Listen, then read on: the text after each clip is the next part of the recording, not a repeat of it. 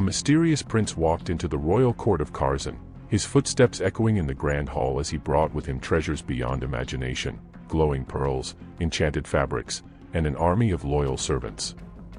Princess Nia, known for her beauty and her rejection of countless suitors, found herself captivated. But little did she know, the man standing before her wasn't here for love or wealth, he had come with a far darker purpose. Instead of seeking a marriage proposal, Prince Baku had come to claim her hand in a dangerous ritual that would unleash a dark army from the depths of the sea.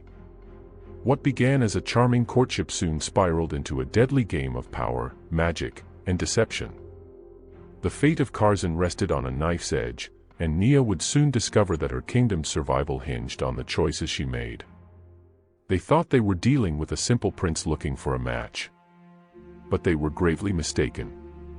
Prince Baku was no mere noble, he was a ruthless merman warlord, backed by his powerful sea witch mother, and his charm hid the brutality of his intentions.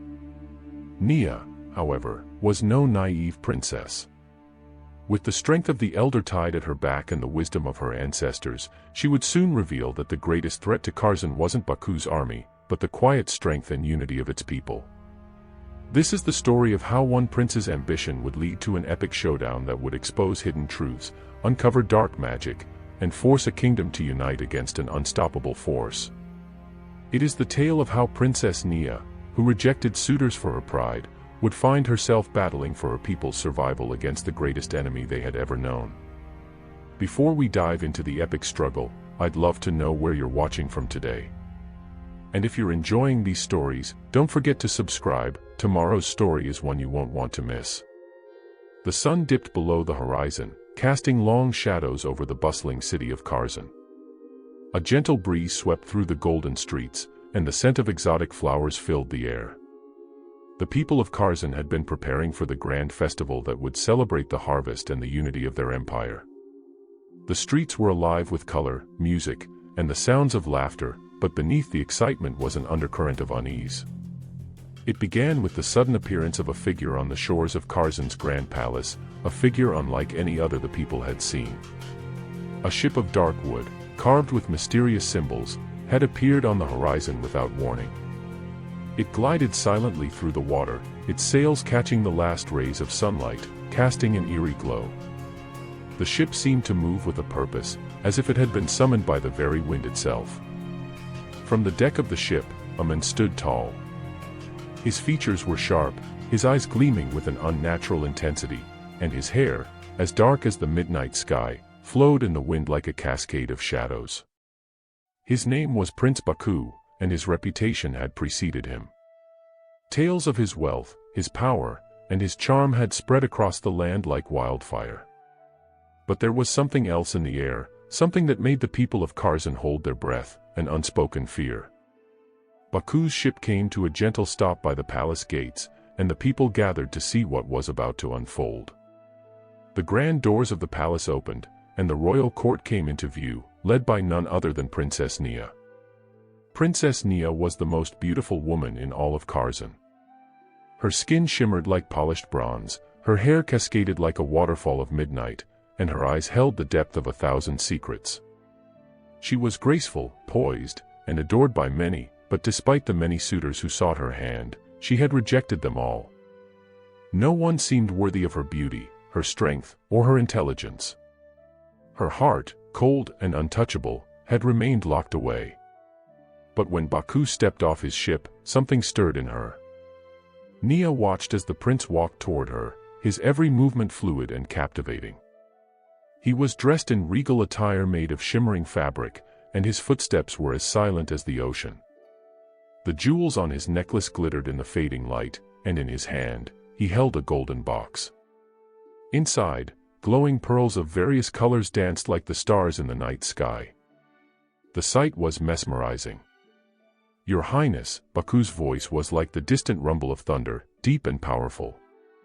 "I come bearing gifts, as a sign of respect for the great empire of Karzan and its remarkable ruler." Princess Nia, intrigued but ever so cautious, raised an eyebrow. "You come from afar, Prince Baku. What is it that you seek in my land?" Baku's smile was as smooth as silk, yet there was a dangerous glint in his eyes. "I seek the honor of your hand in marriage, your highness. Together, we can unite our powers, and Karzan will become even greater than it already is." The court gasped. Princess Nia was used to suitors, but none had ever spoken with such confidence, such power. And yet, something about Baku felt different. There was a dark undertone in his words that sent a shiver down her spine.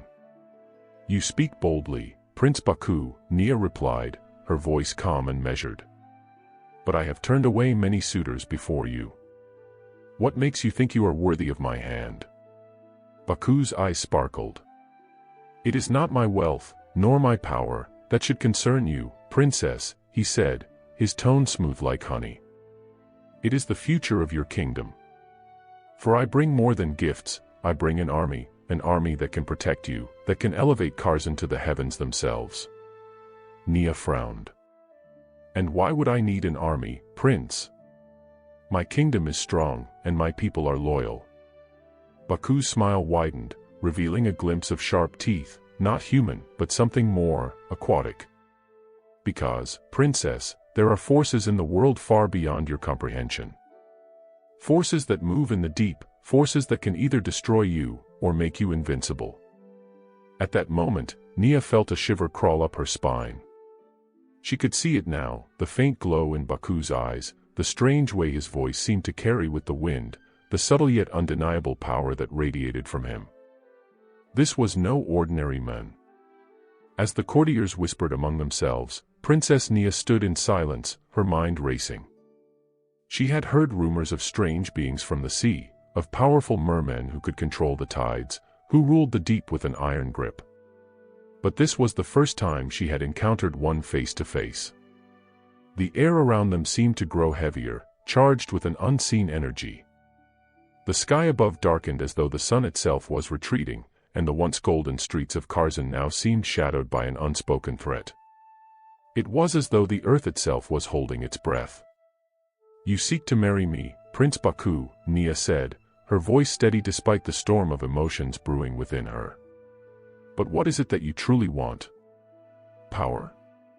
Wealth? Or something more?" Baku's smile faltered, just for a moment, before it returned with even greater intensity. "What I want, princess, is something that only you can give me." The golden box in his hand glowed brighter, casting an eerie light on Nia's face. She felt a strange pull toward it, a pull that whispered in the depths of her mind. "It is your hand in marriage, princess," Baku continued, his voice low and haunting. "And with it, the completion of a ritual that will unlock the portal to the depths of the sea. A portal that will bring my people, my army, to your kingdom. And when they arrive, your kingdom will be ours." Nia's eyes widened in shock, but she quickly masked her fear with a calm expression. She knew that the mermen of the deep were ruthless, that they enslaved entire kingdoms and claimed their lands as their own. But why would Baku come to her with such an offer? Her thoughts raced. She knew she had to act quickly, but she wasn't sure what to do. If she refused, would Baku unleash his army upon Karzan? If she accepted, would she be sealing the fate of her people? For a moment, the world seemed to stand still. The gentle breeze had stopped, and the murmur of the crowd faded into silence. The only sound was the pounding of Nia's heart. But before she could speak, a voice echoed from the shadows. "You must be careful, princess," a low, gravelly voice warned. Nia turned to see an old woman emerging from the crowd, her wrinkled face lined with age and wisdom. She was cloaked in tattered robes, her eyes sharp and knowing. The woman's name was Goma, a seer who had lived in the kingdom for as long as anyone could remember. "Do not be deceived by his charms, princess," Goma continued, her voice carrying the weight of countless years. "Baku is not what he appears. He is a prince of shadows, a merman warlord who seeks to bring ruin to your kingdom." The crowd gasped in shock, but Baku's smile never faltered. "The old woman speaks of things she does not understand," he said, his tone dismissive. But Nia's heart raced.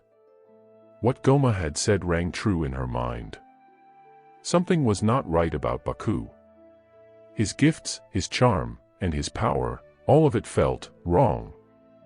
Baku stepped closer, his dark eyes locking with Nia's. "You will make the right choice, princess," he said, his voice soft but menacing.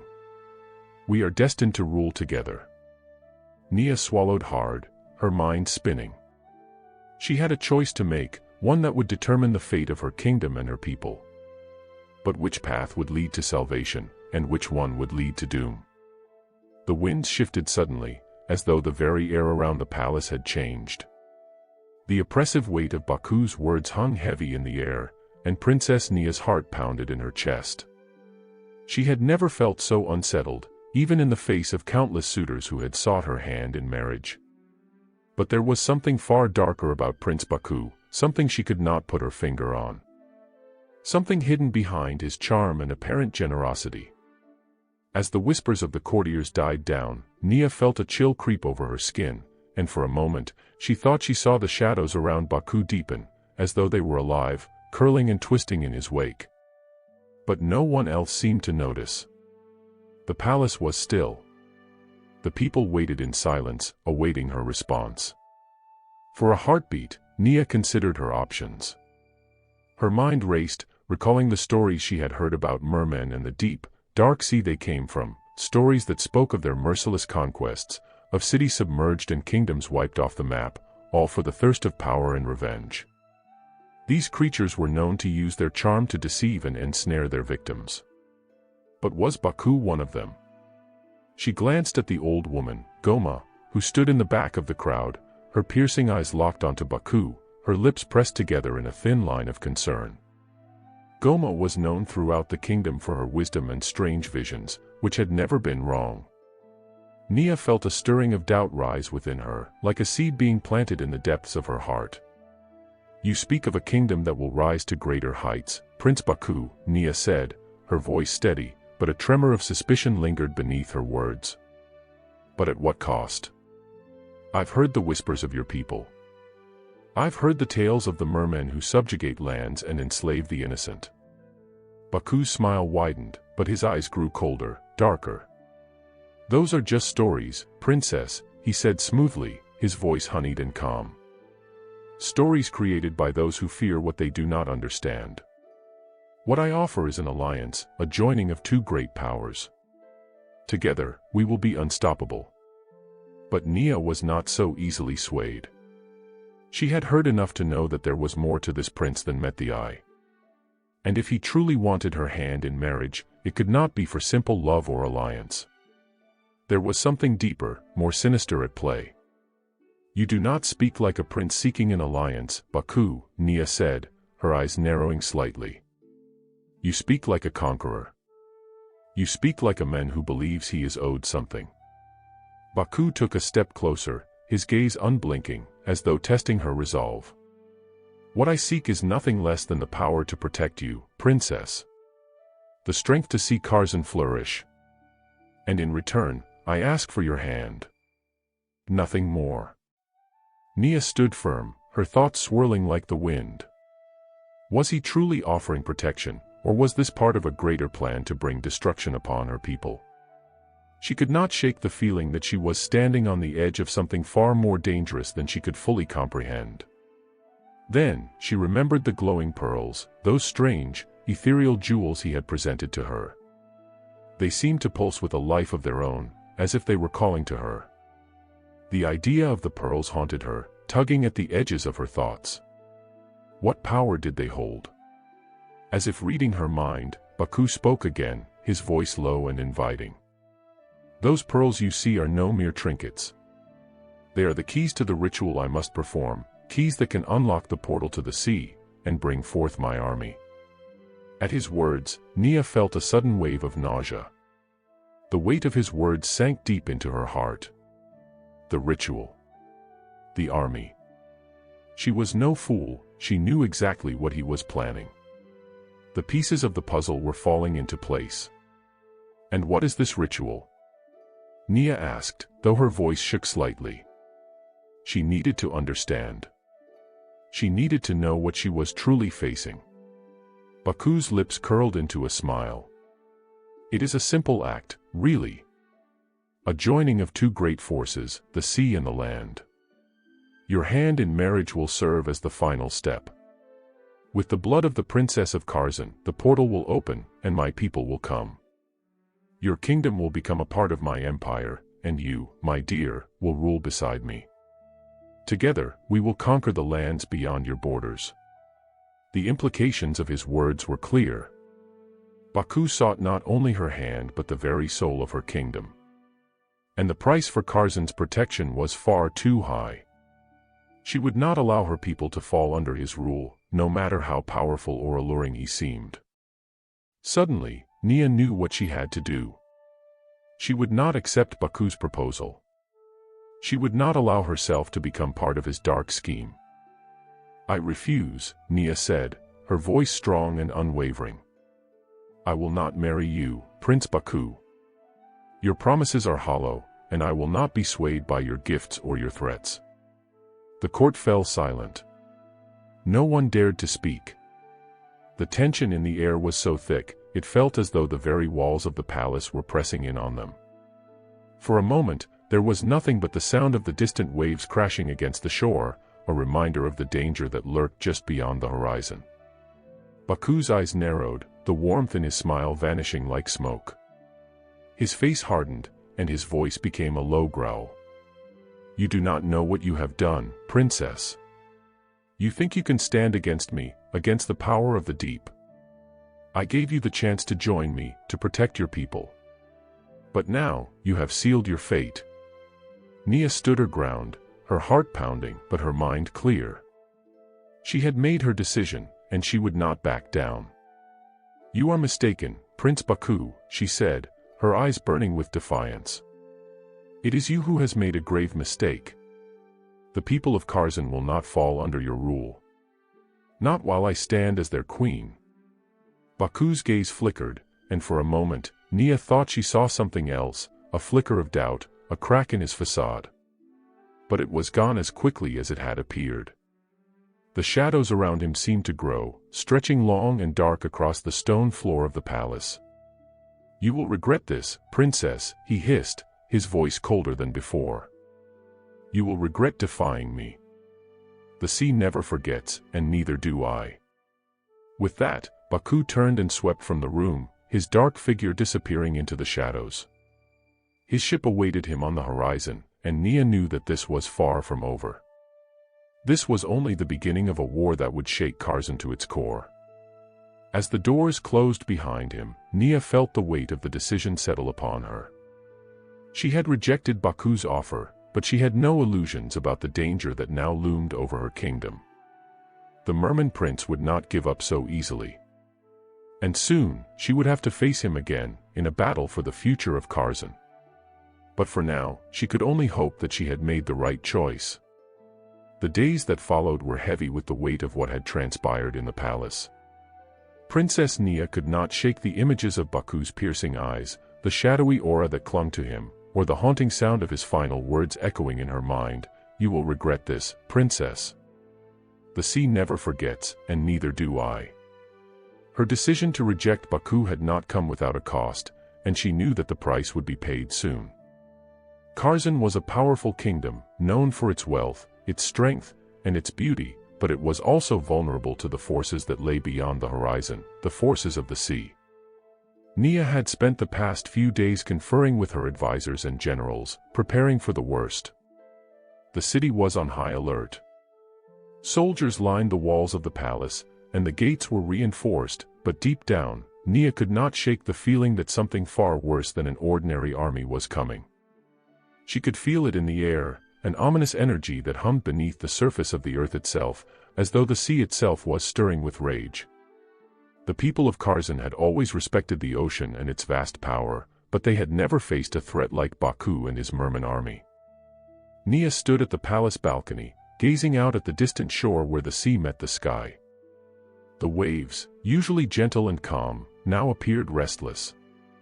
The horizon seemed darker, and the water churned, as though it were alive with a dark force. The wind carried with it a salty tang, but it was different this time, sharp, cold, like the warning of a storm. "Princess," a voice broke through her thoughts, and Nia turned to see her trusted advisor, Commander Demba, approaching her with a worried look on his face. Demba was a tall, broad-shouldered man with a calm, unwavering presence. He had served her father before him and had been a constant source of strength in times of crisis. "Commander," Nia said, her voice steady but laced with concern. "What news do you bring?" Demba hesitated for a moment before answering. "We have received word from the Coast Guard, Your Highness. There has been an unusual disturbance in the sea, strange whirlpools, the appearance of shadows beneath the waves. Some fishermen have gone missing, and there are reports of dark figures moving beneath the surface." Nia's heart sank. She had feared as much. Baku's threat was not an empty one. The sea, it seemed, was indeed responding to his call. "How long do we have?" she asked, her voice sharp as steel. "Not long, Princess," Demba replied grimly. "If Baku's army is truly coming, we will need to prepare for an attack. They will not wait much longer to strike." Nia nodded, her mind racing. She had to act quickly, but she knew the strength of the merman's forces was beyond anything Curzon had ever faced. What could they possibly do to stop an army that came from the depths of the sea itself? "We must not falter," she said, her voice resolute. "Send word to every village along the coast. We must fortify the gates and prepare for battle. Assemble our best warriors. We will stand strong against this threat, no matter the cost." Demba nodded and turned to leave, but before he could take more than a step, Nia called out to him. "Commander," she said, her voice softer now. "There is one more thing." Demba paused and turned back to face her. "Anything, Princess." Nia took a deep breath. "We need more than soldiers. We need allies. I need to know if there are any kingdoms nearby that may aid us. Curzon cannot fight this battle alone." Demba's brow furrowed in thought. "I will see to it immediately, Princess." As he left to carry out her orders, Nia returned her gaze to the sea. The water was now dark, almost black, and the wind had picked up, whipping through her hair. She could feel the pressure building, as though the ocean was holding its breath, waiting for something, waiting for Baku's next move. In the distance, the outline of a ship appeared on the horizon. It was a sleek, dark silhouette against the fading light, its sails as black as night. Nia's pulse quickened. She knew that ship, she recognized the way it moved, as though it was gliding through the very fabric of the wind itself. It was Baku's vessel. The Sea Prince was coming, and he would not stop until Curzon had fallen. That night, Nia couldn't sleep. The tension in the air was unbearable, and her mind wouldn't quiet. She spent hours in her chamber, pacing the floors, thinking of every possible way to defend her people. But no matter how many strategies she devised, none seemed to be enough.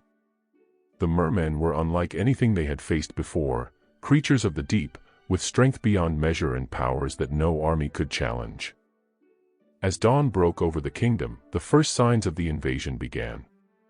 A fleet of shadowy ships appeared on the horizon, their dark sails billowing in the wind, and the sea around them seemed to churn and boil. The ships moved in perfect formation, as though they were guided by an unseen hand, and the air was thick with the ominous sound of the waves crashing against the shore. Nia stood at the edge of the palace, her heart pounding in her chest as she watched the approaching fleet. She could feel the weight of her responsibility bearing down on her. This was it. This was the moment she had feared. "Your Highness," Commander Demba's voice called from behind her, and she turned to see him standing with a group of soldiers. "The enemy is nearly upon us. What are your orders?" Nia took a deep breath, steadying herself. She had never felt more vulnerable, yet more determined. The fate of Curzon rested in her hands, and she would not let it fall. "We will meet them at the shore," she said, her voice steady despite the turmoil within her. "We will stand and fight. Our kingdom will not fall to the likes of Baku and his army." Demba nodded, his face set in grim determination. "At your command, Princess." The city of Karzan had long been a symbol of strength, and it would not be taken so easily. Nia turned to face the ocean once more, watching as Baku's fleet drew nearer. Her heart pounded in her chest, but her resolve was unshakable. She would not allow Karzan to fall. She would not let Baku's dark ritual succeed. The battle was about to begin, and Nia was ready to lead her people into the fray. The first waves of the invasion struck with the fury of a storm. The air was thick with tension as Nia stood at the edge of the palace walls, watching the distant fleet of dark ships approach. The sea, once a calm expanse of water, was now a churning mass of violent waves, crashing against the rocks with an intensity that mirrored the growing threat. The very earth beneath her feet seemed to tremble in anticipation. As the ships drew closer, the people of Karzan gathered along the shore, preparing for what was sure to be a battle that would determine the fate of their kingdom. Nia's heart beat loudly in her chest, but she held herself steady, her mind focused on one thing: protecting her people. "Commander Demba," Nia called, her voice sharp and commanding. Demba, ever the reliable soldier, appeared at her side almost instantly. "Yes, Princess." "Have all the warriors taken their positions?" Nia asked, her gaze scanning the horizon. "Yes, Your Highness," Demba replied. "The walls are fortified, and our best soldiers are stationed along the coastline. We've also sent scouts to monitor the waters. But the enemy moves swiftly. It will be hard to anticipate their every move." Nia nodded grimly. The mermen, led by Baku, were creatures of the sea, accustomed to swift, sudden strikes. They would not come at them with conventional warfare, they would strike where least expected. "We must be vigilant," she said. "We need to anticipate the enemy's movements. Keep your forces on high alert, and do not underestimate them." Demba bowed his head in agreement, but Nia could see the uncertainty in his eyes. Even the most seasoned soldiers had never faced an enemy like this. The mermen were not just skilled warriors, they were masters of the sea, able to strike from beneath the waves, using the ocean itself as a weapon. As if to prove her point, a sudden roar broke the silence, and a massive wave surged toward the shore, crashing with an intensity that rattled the very foundations of the palace. The sea seemed to rise up against them, as though it had come alive, fueled by Baku's dark magic. Nia's breath caught in her throat as she watched the wave crash against the shore, sending spray into the air. The mermen's ships were now close enough for the people of Karzan to see the dark figures aboard them. They were tall, lean creatures, their bodies rippling with the strength of the ocean itself. Their eyes gleamed with a cold, unearthly light, and their long, webbed hands gripped tridents that shimmered with an ominous glow. "Get ready," Demba shouted to the soldiers, his voice carrying across the walls. Nia's heart raced, but she knew there was no turning back now. She had to face Baku's army, no matter how formidable. She turned to her people, her warriors, her citizens, and saw the same fear in their eyes that she felt in her own heart. But she also saw determination. They would not fall without a fight. As the first of the mermen soldiers began to disembark from their ships, the battle erupted. The clash of metal against metal rang out as Karzan's warriors met the mermen's forces head-on. The ground shook with the force of the battle, and the air was thick with the sounds of war, the screech of tridents, the clash of swords, and the war cries of the fighters. Nia's eyes darted across the battlefield, her mind calculating the best course of action. Her people were brave, but the mermen were relentless. They fought with the power of the ocean at their backs, and their speed and agility made them nearly impossible to outmaneuver. "Princess!" Demba shouted, rushing to her side. "The enemy's forces are too strong. We need to fall back and regroup." But Nia would not retreat. Not yet. Not when Karzan's future hung in the balance. "No," she said firmly. "We hold our ground. We fight. We protect what is ours." With a swift motion, she drew her sword, a gleaming blade forged from the finest steel in Karzan. The sword felt like an extension of her will, and she lifted it high, rallying her soldiers. "Fight for Karzan. "Fight for our freedom," she cried, her voice ringing out above the chaos. Her warriors, fueled by her words, pushed forward with renewed vigor. The battle was fierce, but Nia could see that they were beginning to gain ground. The mermen were strong, but they were not invincible. With the right tactics and determination, they could be defeated. However, just as hope seemed to rise within Nia's heart, a shadow fell over the battlefield. From the heart of the ocean, a great and terrible form emerged, a massive creature, larger than anything Nia had ever seen. It was a sea serpent, its scales gleaming like dark jewels, its eyes glowing with a malevolent light. The serpent's long, serpentine body twisted and writhed as it rose from the depths, its massive tail creating waves that crashed violently against the shore. The serpent's roar was deafening, and its mere presence sent a wave of terror through the ranks of Curzon's soldiers. Nia's blood ran cold as she realized what this creature was, a creature born of Baku's dark magic, summoned to turn the tide of battle in his favor. The serpent lashed out with its enormous tail, knocking entire groups of soldiers aside like they were nothing more than rag dolls. Its eyes burned with hatred, and its mouth opened wide, revealing rows of sharp, jagged teeth that gleamed in the light. "No!" Nia shouted, her heart pounding in her chest. "We cannot let this beast overwhelm us." But as she watched the creature wreak havoc on her people, she knew they were in danger of being crushed beneath its power. The battle was slipping out of their grasp.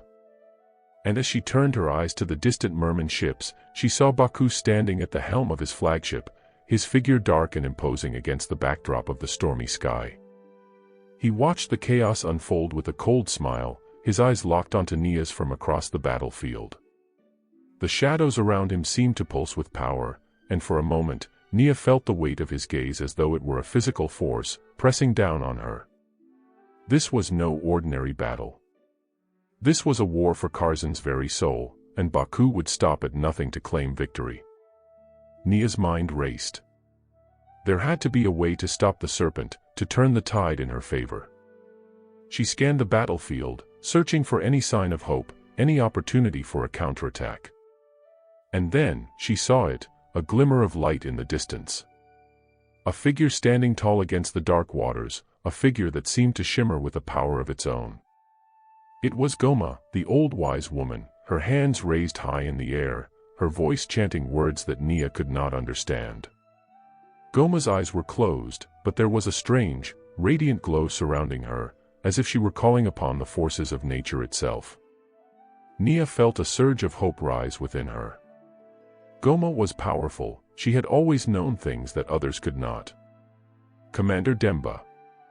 Nia called out urgently. "Gather our best warriors. We must support Goma. If she can stop the serpent, we may have a chance." Demba nodded without hesitation. "At once, Princess." As Nia rushed toward Goma, her heart pounding with both fear and hope, she knew that this battle was far from over. The forces of the deep were relentless, but Curzon was not ready to give up its fight. Not while she still breathed.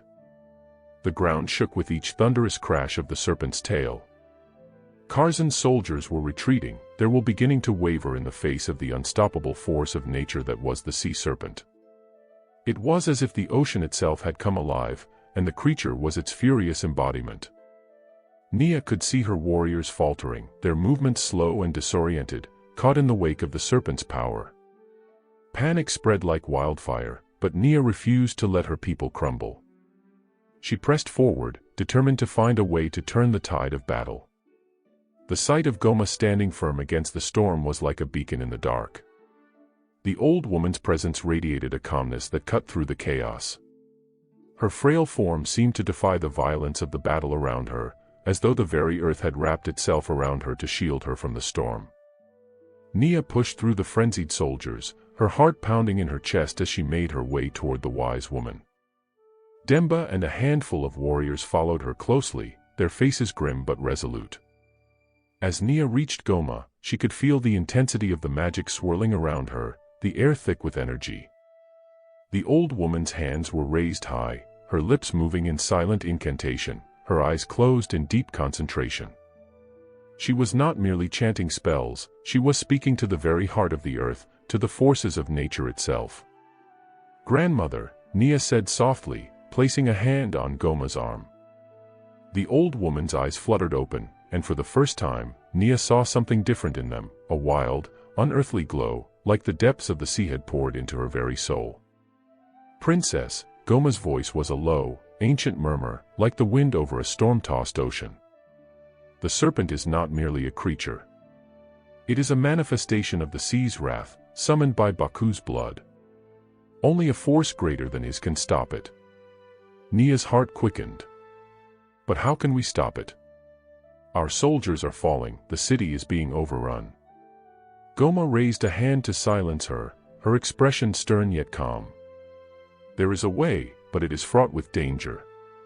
To stop the serpent, you must enter the sea. You must face Baku in the depths, where his power is strongest. Only then will the creature cease its wrath." Nia's breath caught in her throat. "Enter the sea. To face Baku, the Prince of Shadows, where his dark magic flowed like an unbreakable current."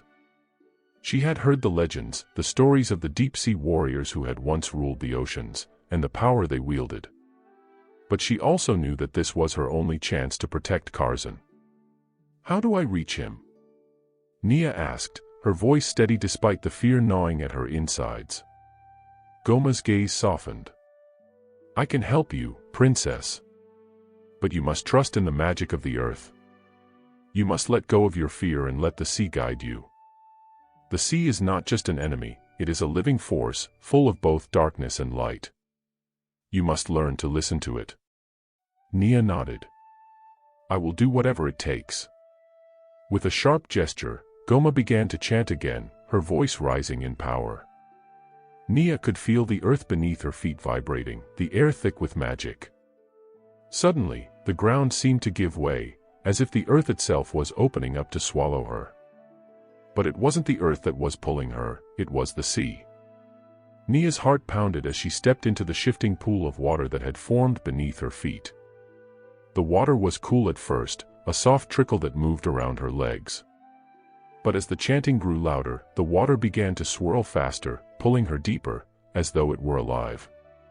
The sky above her darkened, and the air grew thick with the scent of salt. "Do not fight it, princess," Goma's voice echoed in her mind, even though the old woman was now far behind. "Let the water carry you. The sea will guide you, but you must be brave enough to follow." Nia closed her eyes and took a deep breath, letting the sea's pull take her.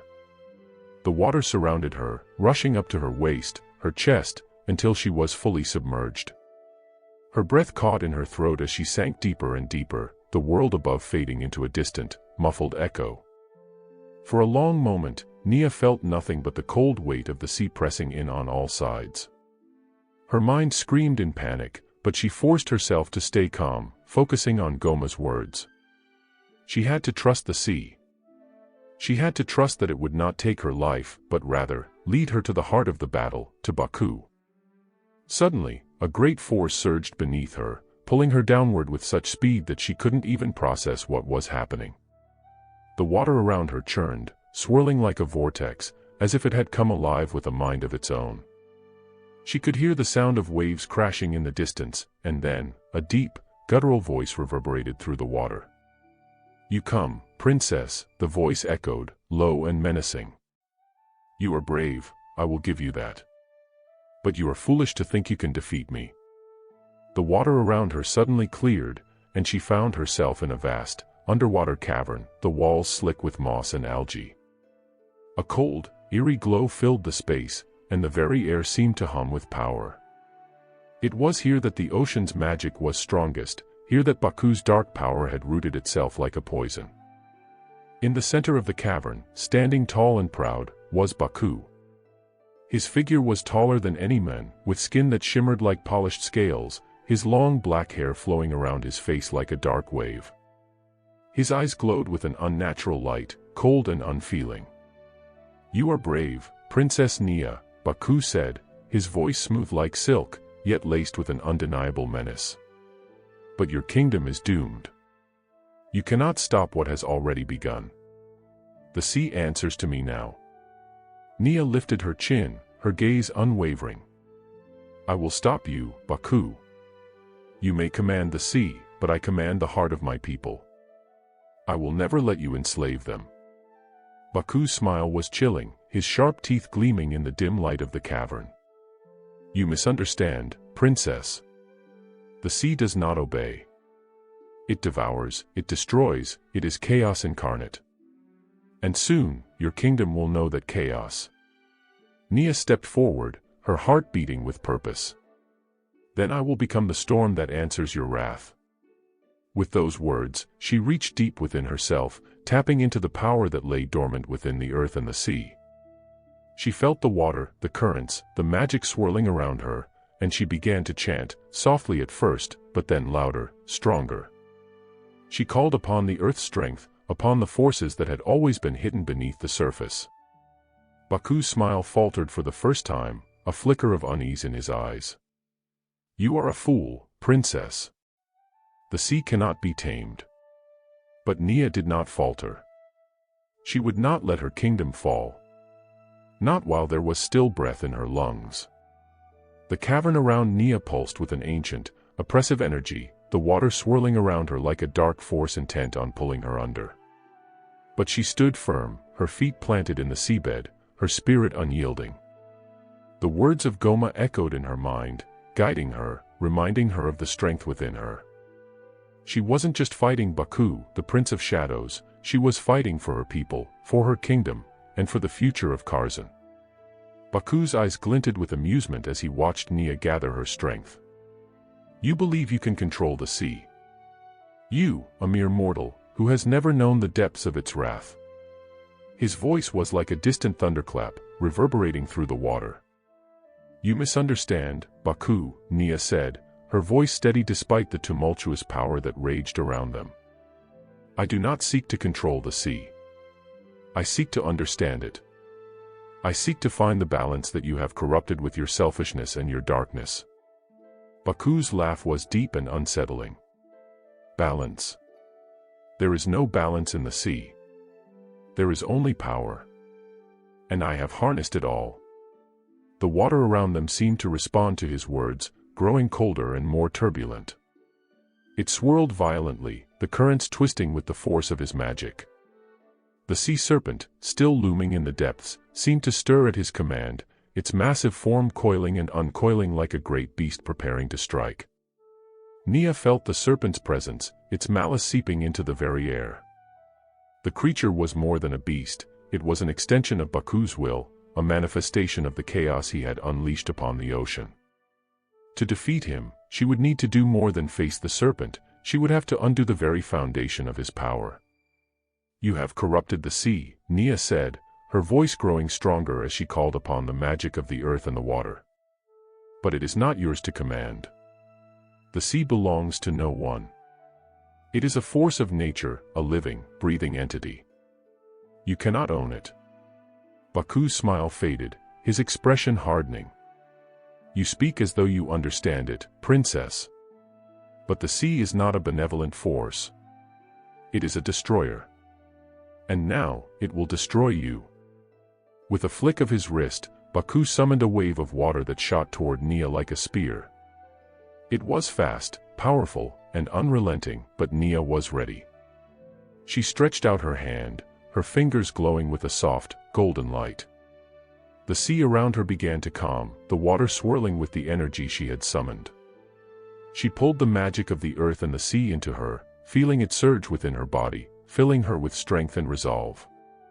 The wave of water that Baku had conjured crashed against her, but Nia held her ground, the force of her magic dispersing the water as if it were nothing more than mist.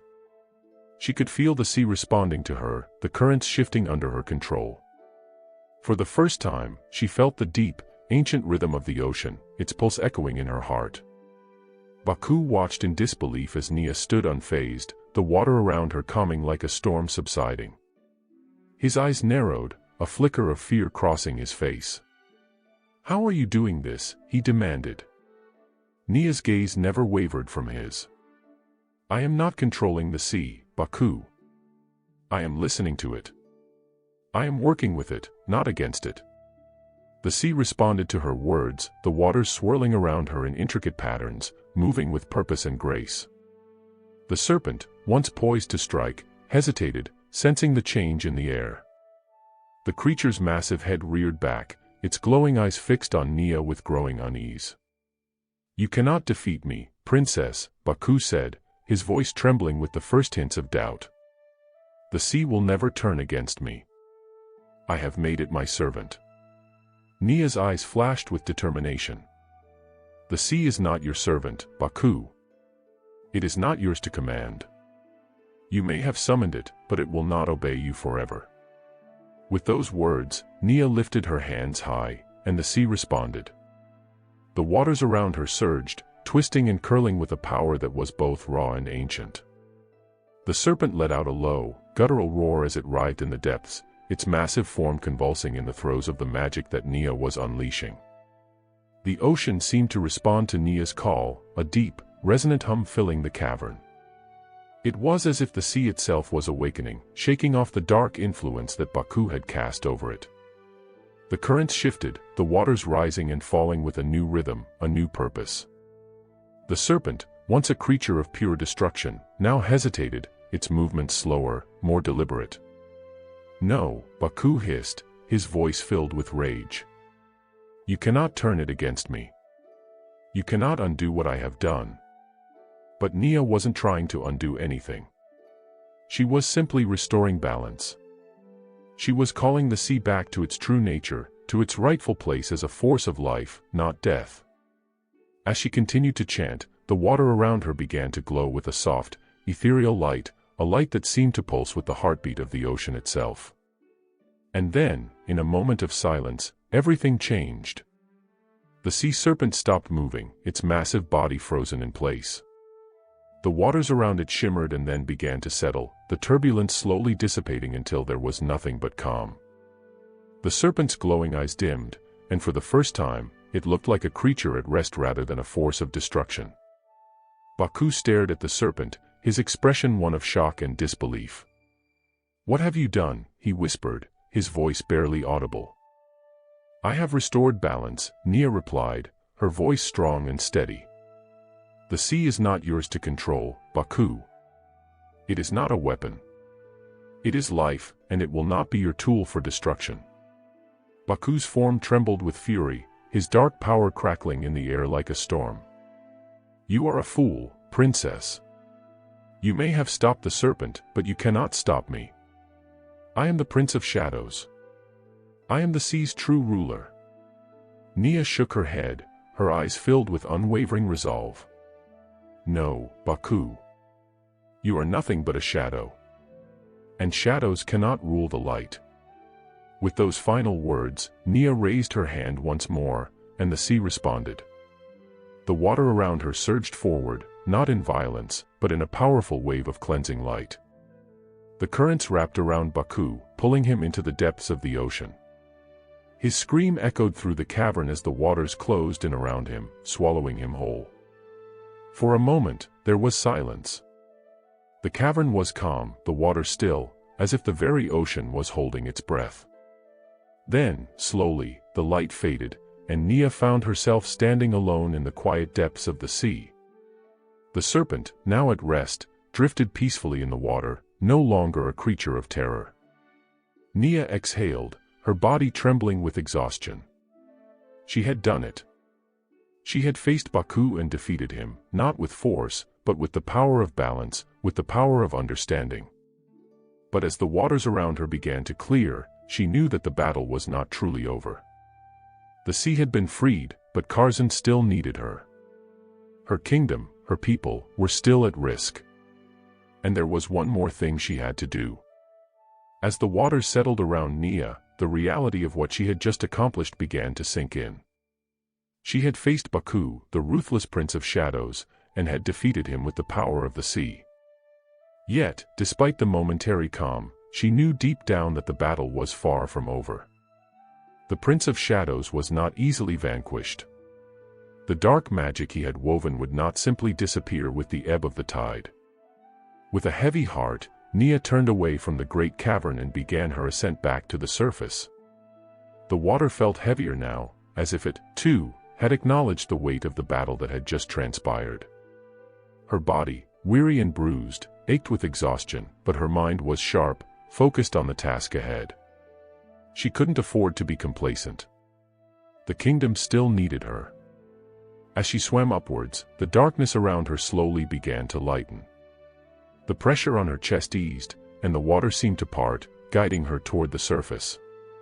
The calmness of the sea that had embraced her during the battle was now a distant memory, replaced by the heavy sense of urgency that clawed at her.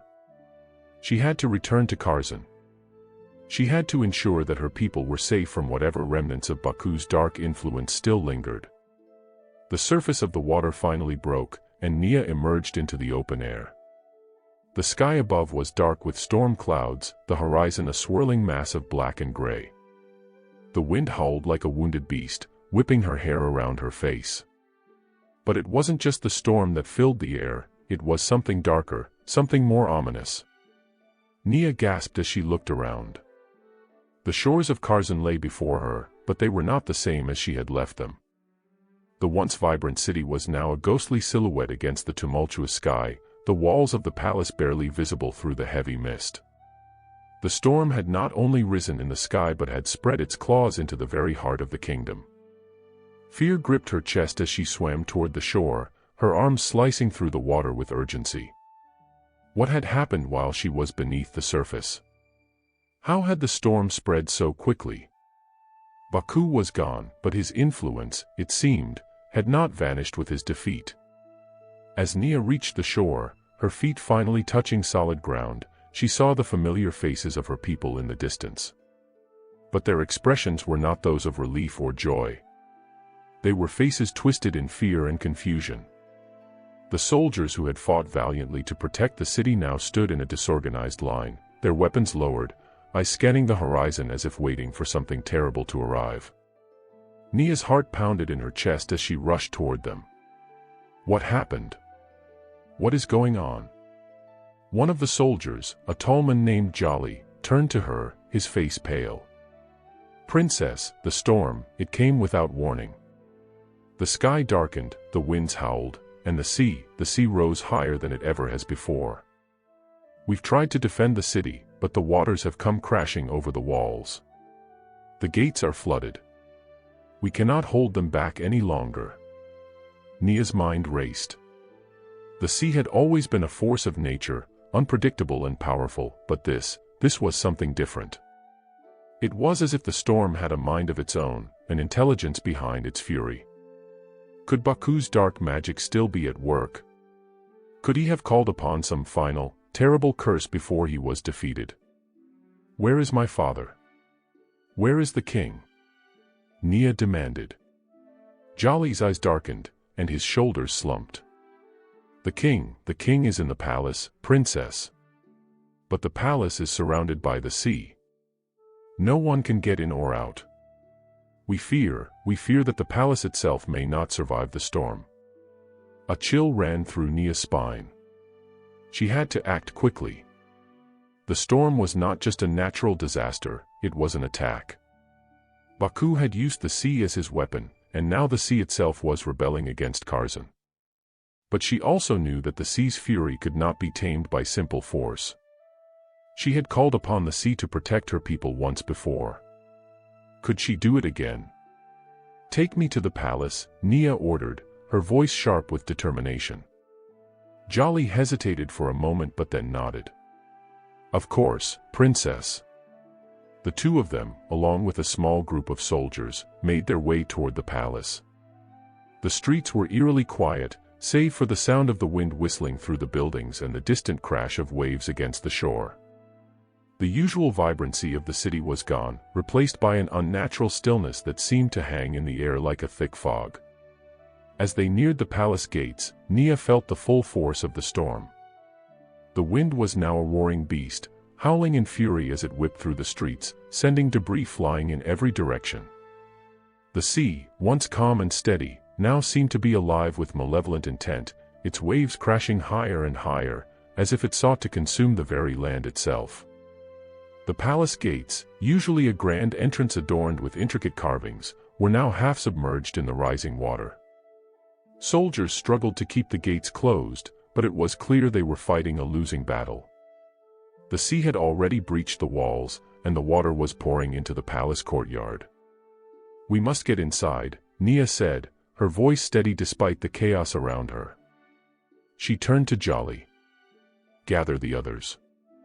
We will make our way through the side entrance." Jolly nodded, and within moments, they were moving swiftly through the side streets, taking the lesser-known paths that would lead them to the back of the palace.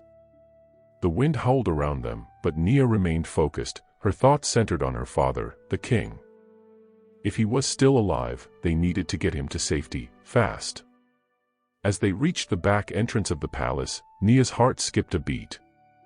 The doors were open, and she could see shadows moving inside. But it wasn't just the royal guards or her father's advisors. No, there was something darker in those shadows. A figure emerged from the depths of the palace, silhouetted against the faint glow of lantern light. "Nia," the voice was low and dangerous. Nia's heart froze as the figure stepped forward, revealing himself in the dim light. It was Baku. His once regal appearance was now twisted, his skin blackened as if scorched by the very flames of the underworld. His eyes were a molten red, glowing with dark magic. The aura around him was thick with power, and the storm above them seemed to answer his call, the winds picking up once again as if they were extensions of his will. "You should have stayed beneath the sea, princess," Baku sneered, his voice dripping with malice. "You may have won your battle, but the war is far from over. The storm you see is my final gift to your kingdom. The sea will never be your ally again." Nia stood her ground, her body tense with both fear and defiance. "You are wrong, Baku," she said, her voice steady. "The sea may have answered your call for a time, but it answers to something greater. It answers to balance, and I will restore that balance once more." Baku laughed, a cruel, hollow sound. "Balance? You truly believe that you can undo what I have done? The sea belongs to me now, and there is nothing you can do to stop it." Nia's heart raced as she realized the truth. This storm was not just an attack on Curzon. It was a manifestation of Baku's vengeance, his final attempt to destroy everything she held dear. But she could not let him win. Not now, not after everything she had fought for. With a deep breath, Nia stepped forward, her hand reaching toward the storm above. The winds howled, and the waters rose higher, but she knew that the power of the earth and the sea still ran through her veins. It was time to face Baku once and for all. Nia's heart hammered in her chest as she faced Baku, who stood before her, his form more monstrous than ever. The storm raged above, its fury seemingly drawn from his every word and gesture. The air crackled with dark energy, the sea rising and falling in chaotic waves as though it, too, had become a pawn in Baku's twisted game. "You should have stayed where you were safe, princess," Baku sneered, his voice like the sound of thunder. "But now, you've come to face your doom. The storm is mine to command, and your kingdom will fall under its wrath. There is no one left to save you." Nia clenched her fists, feeling the steady pulse of power within her. She had faced the sea's fury before, but this was different. This wasn't just a storm, it was the culmination of Baku's magic, his vengeance on a scale she had never imagined. But it was also a manifestation of his fear and desperation. She had defeated him once, and she could do it again. "You are wrong, Baku," she said, her voice steady despite the chaos around them. "You may have the storm, but you do not have the sea. The sea does not answer to you, it answers to balance, to life, not to destruction." Baku's eyes glowed brighter, a cruel laugh escaping his lips. "Balance? You still do not understand, do you? The sea is chaos. It is a destroyer. And I have made it my ally. The storm is my gift, and Curzon will drown in it." The wind howled louder, and the sea surged higher, its waves crashing over the palace walls. Nia could feel the weight of the storm pressing down on her, but she did not waver. She had seen the true nature of the sea, the balance that lay beneath its violent surface. It was not a destroyer, as Baku claimed. It was a force of nature, yes, but it could also heal, renew, and protect. If only she could restore that balance. "I know the sea better than you ever will," Nia said, her voice strong with conviction. "I understand its rhythms, its heart. And I will not let you twist it into a weapon. You may have summoned the storm, but it is not your storm. It is the storm of a broken soul, a soul that seeks to control what cannot be controlled." With those words, Nia stretched her hands out toward the swirling chaos above. The wind screamed in protest, but Nia stood firm, her feet grounded in the earth. She could feel the power of the storm, its raw, untamed energy, but she also felt something else, something deeper. Beneath the storm, beneath the waves, there was a pulse, a rhythm that was older than the sea itself. The ocean had a heartbeat, and Nia could feel it resonating in her chest. As she focused, her breathing slow and steady, she reached out with her mind, calling to the sea. It was not a call for power, but a call for understanding, for harmony. She had learned to listen to the sea, to feel its currents, its tides. And now, she would do so again, but this time, she would call for it to return to its true nature, its natural balance. The storm above them raged on, but Nia could sense a shift, a subtle change. The winds began to slow, the waves growing less violent. The sea, which had once been an agent of destruction, now seemed to pause, as if waiting for Nia's next move. "Do you really believe you can stop me?" Baku spat, his eyes burning with rage. He raised his arms, and the storm seemed to intensify once more, the winds howling louder and the waves crashing even higher. Nia's heart beat in time with the rhythm of the sea. She closed her eyes and took a deep breath. "I don't have to stop you, Baku. I only need to remind the sea of its true purpose." With that, Nia's magic surged, not as an explosion of power, but as a steady, flowing force that spread through the air, through the storm, and into the very heart of the sea. She could feel the sea's pulse, its rhythm, its breath. She wasn't controlling it. She was sinking with it, becoming one with its eternal flow. And in that moment, the storm began to settle, the winds dying down and the waves retreating. Baku's face twisted in fury as the storm began to lose its grip on the kingdom. "No," he shouted, his voice cracking with desperation. "This cannot be. I am the master of the sea." "You never were," Nia replied, her voice calm and unyielding. "You only thought you could control it.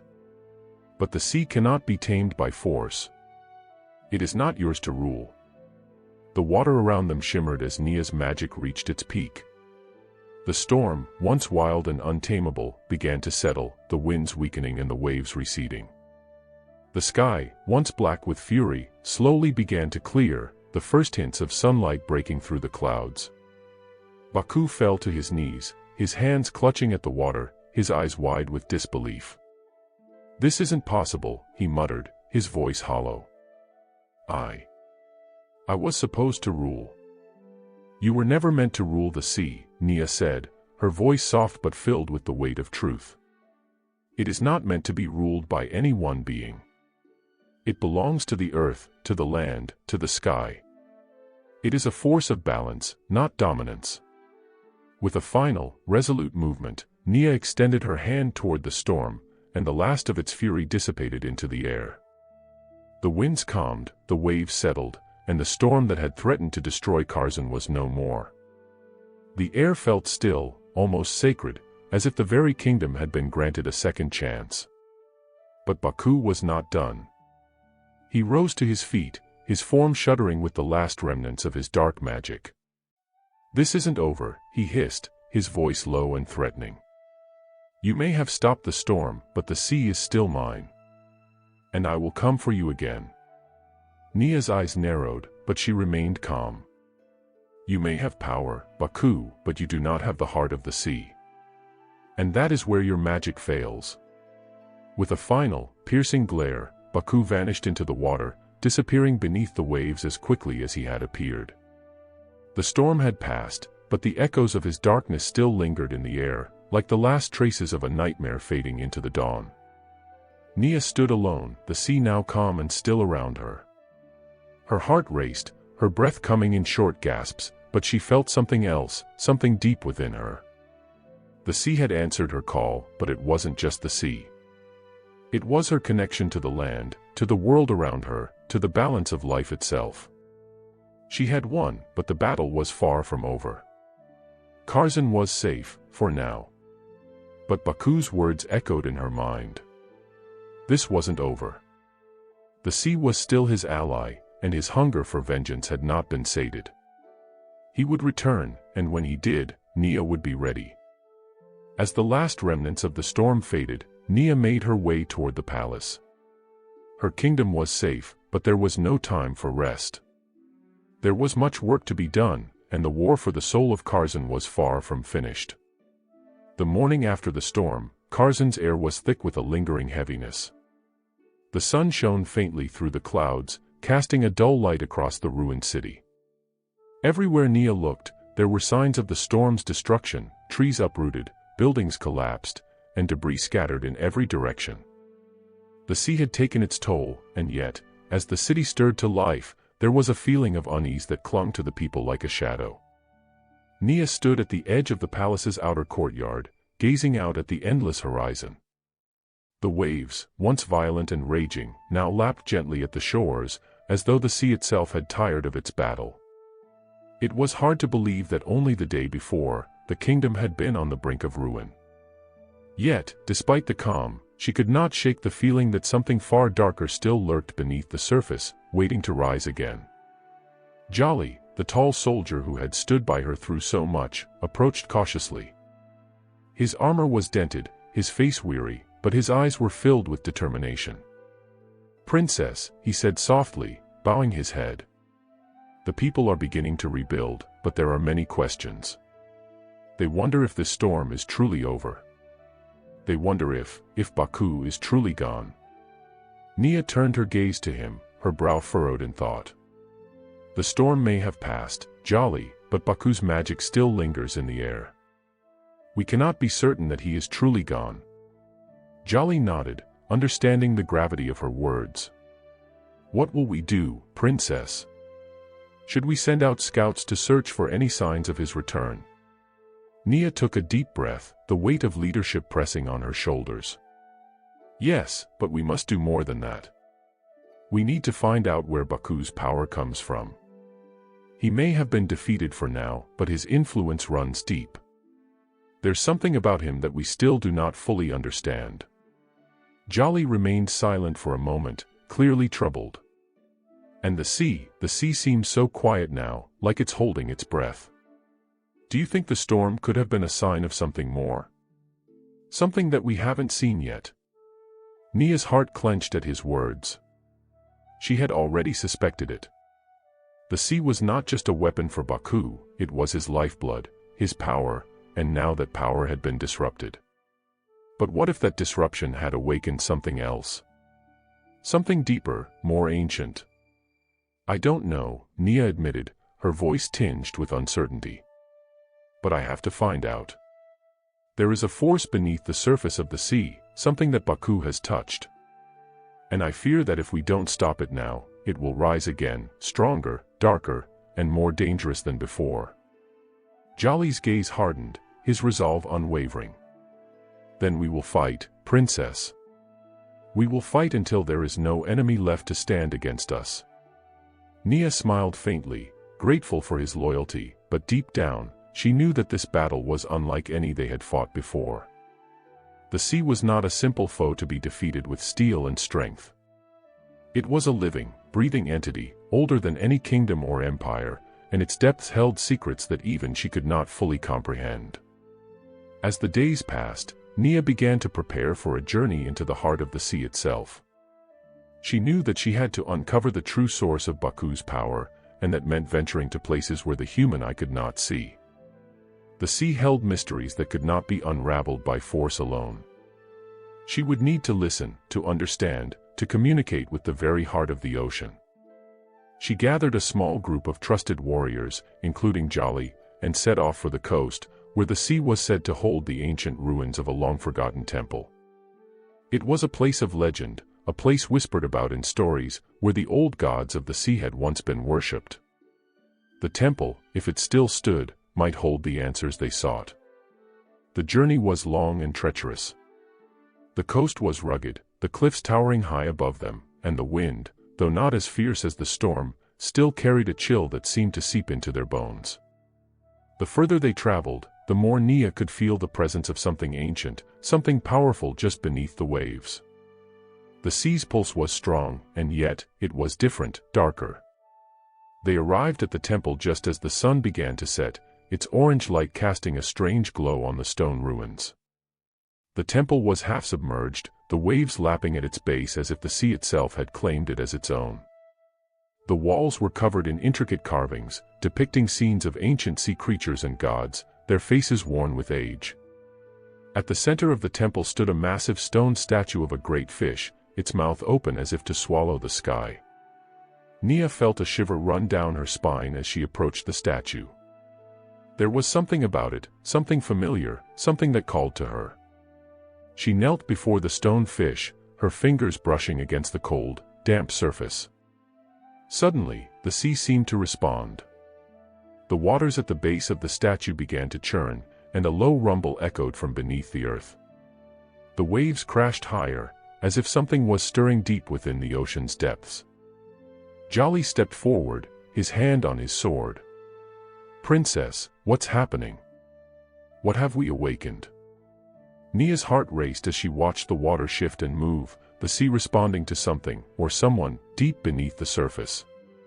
The air grew thick with tension, and the ground beneath her feet seemed to tremble.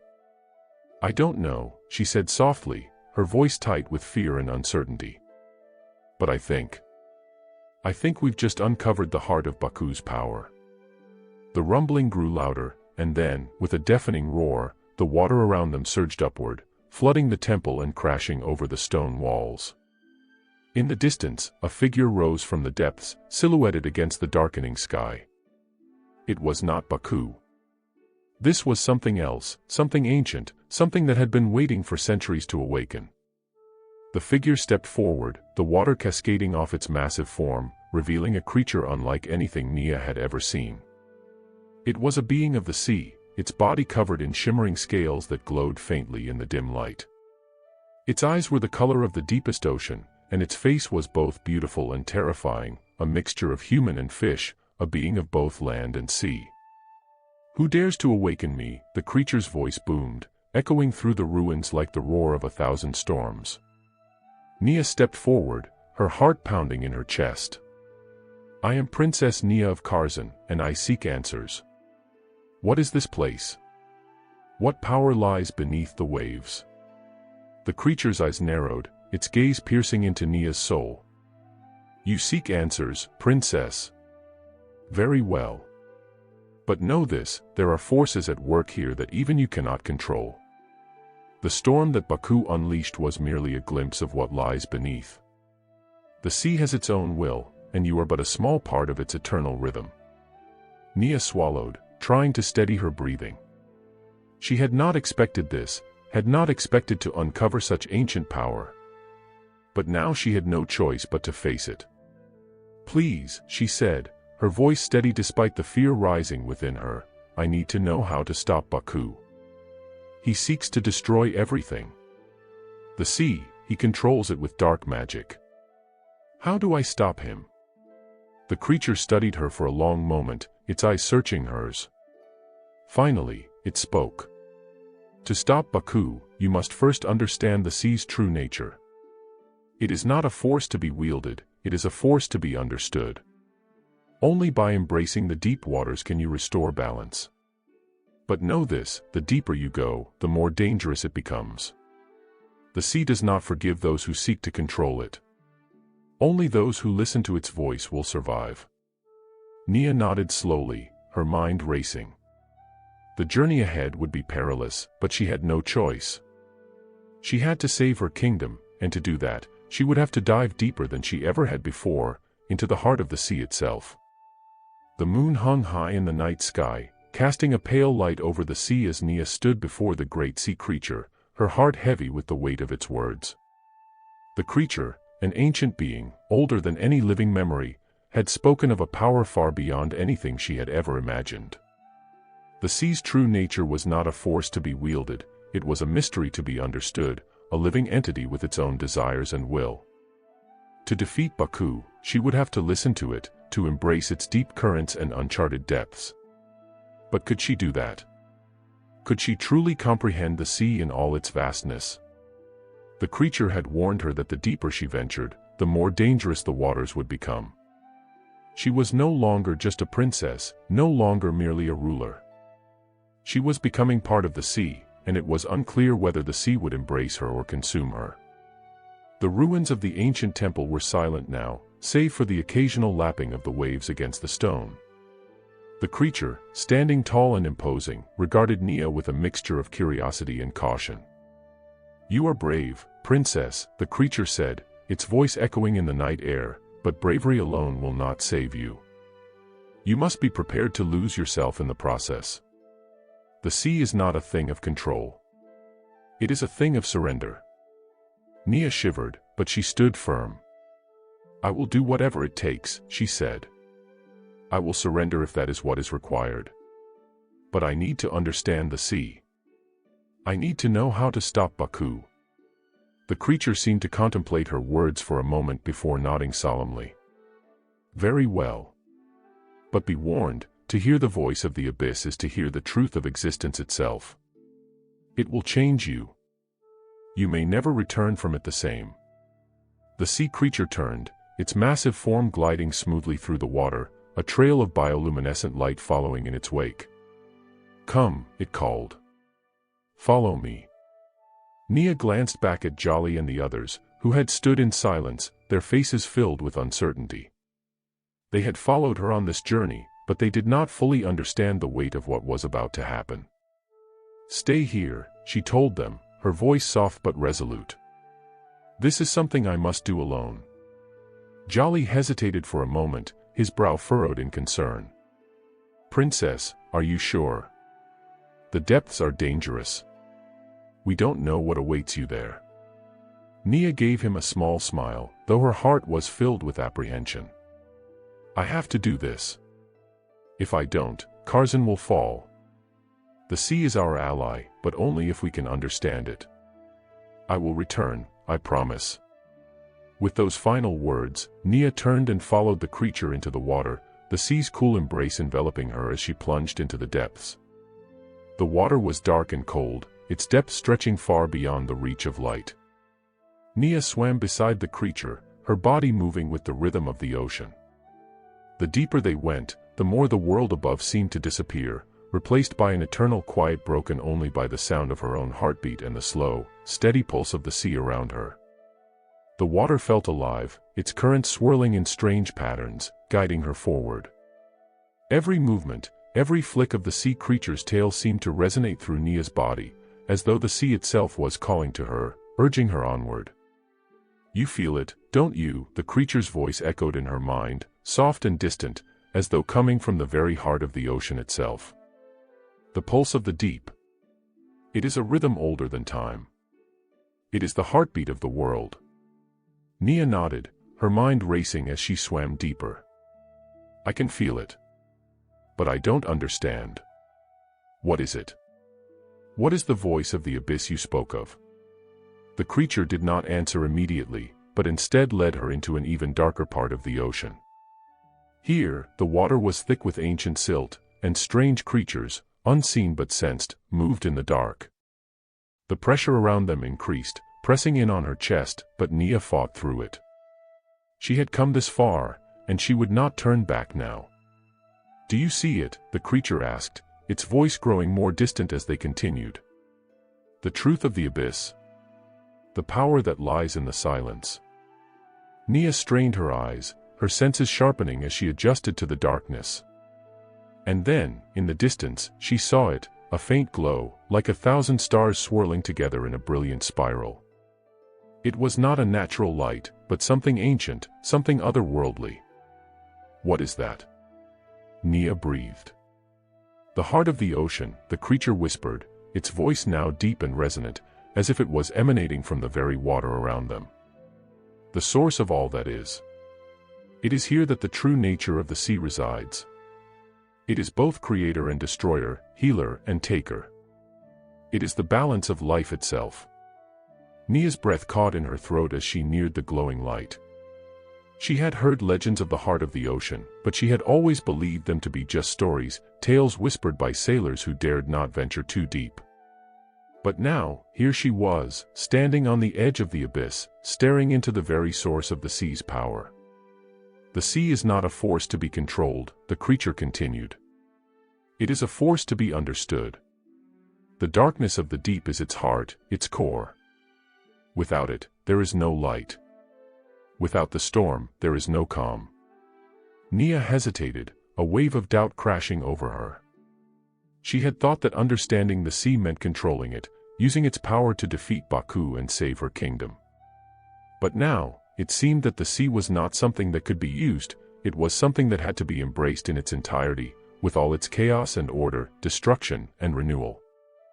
She turned to the creature, her voice trembling. How do I stop Baku, then? He has twisted the sea's power for his own ends. How do I undo the damage he has done? The creature's eyes glowed with a deep, ancient knowledge. You must return to the source. You must find the balance. Only by embracing the abyss, by surrendering to the depths, can you restore the harmony that Baku has broken. But be warned, the deeper you go, the more you risk losing yourself. Nia's heart pounded in her chest as she realized the truth. To save Karzan, to stop Baku, she would have to face the very heart of the sea. She would have to surrender herself to its mysteries, its power, and trust that the balance she sought was within her grasp. I'm ready, she said, her voice steady now, filled with resolve. I will face the abyss. I will find the balance. The creature nodded, its eyes softening. Then go. And remember, there is no light without darkness. There is no peace without chaos. The sea is both, and you must become one with it. With those final words, the creature stepped back, disappearing into the darkness of the deep, leaving Nia alone in the heart of the ocean. The glow of the abyss pulsed around her, and Nia took a deep breath. She was no longer just a princess. She was a part of the sea now, bound to its mysteries, its power, its truth. And she would face whatever came next, no matter the cost. Nia stood before the pulsing heart of the sea, the glowing light radiating around her, casting eerie reflections on the dark waters. It was beautiful, in its own terrifying way. The light shimmered in slow, rhythmic waves, like the heartbeat of the ocean itself. The depths below were unfathomable, and the vastness of it all pressed against her chest. There was northwest escape from this place, no way back to the surface. She had crossed into a realm where the laws of the world above had no power, where time seemed to stretch and bend like the water itself. The air, if it could be called air, was thick, heavy with the weight of ancient knowledge. The deeper she went into the abyss, the more she felt her own thoughts slipping away, lost in the sheer magnitude of the force surrounding her. This was not the sea she had known. It was something far older, far more powerful, and it called to her. Nia's heartbeat was steady, but it felt as if it was echoing through the water, reverberating with the pulse of the ocean. She had to steady herself, for this was Northwest ordinary place. This was the very source of the sea's magic, the place where all the elements met, the calm, the storm, the darkness, the light. You stand at the crossroads of existence, Princess Nia, a voice echoed through the depths, both gentle and thunderous at once. Here, there are no easy choices. You must choose the path that aligns with the true rhythm of the sea. Nia's eyes searched the water, trying to locate the source of the voice.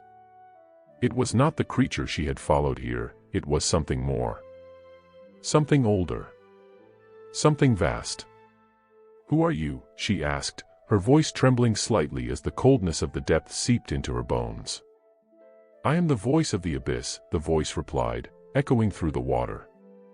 I am the keeper of balance, the guardian of the deep. I have watched the world above and the world below, and I have seen the consequences of those who sought to control the sea's will. You are not the first to seek its power, but you may be the last to truly understand it." Nia felt a shiver of fear run through her. "What do you mean? How do I stop Baku?" "The sea is not a weapon, princess. It is a force of nature, like the storm that blows across the land or the fire that scorches the earth. It cannot be tamed, only understood." The mistake Baku made was not understanding this truth. He sought to control what he could not. And now, he has summoned the wrath of the ocean.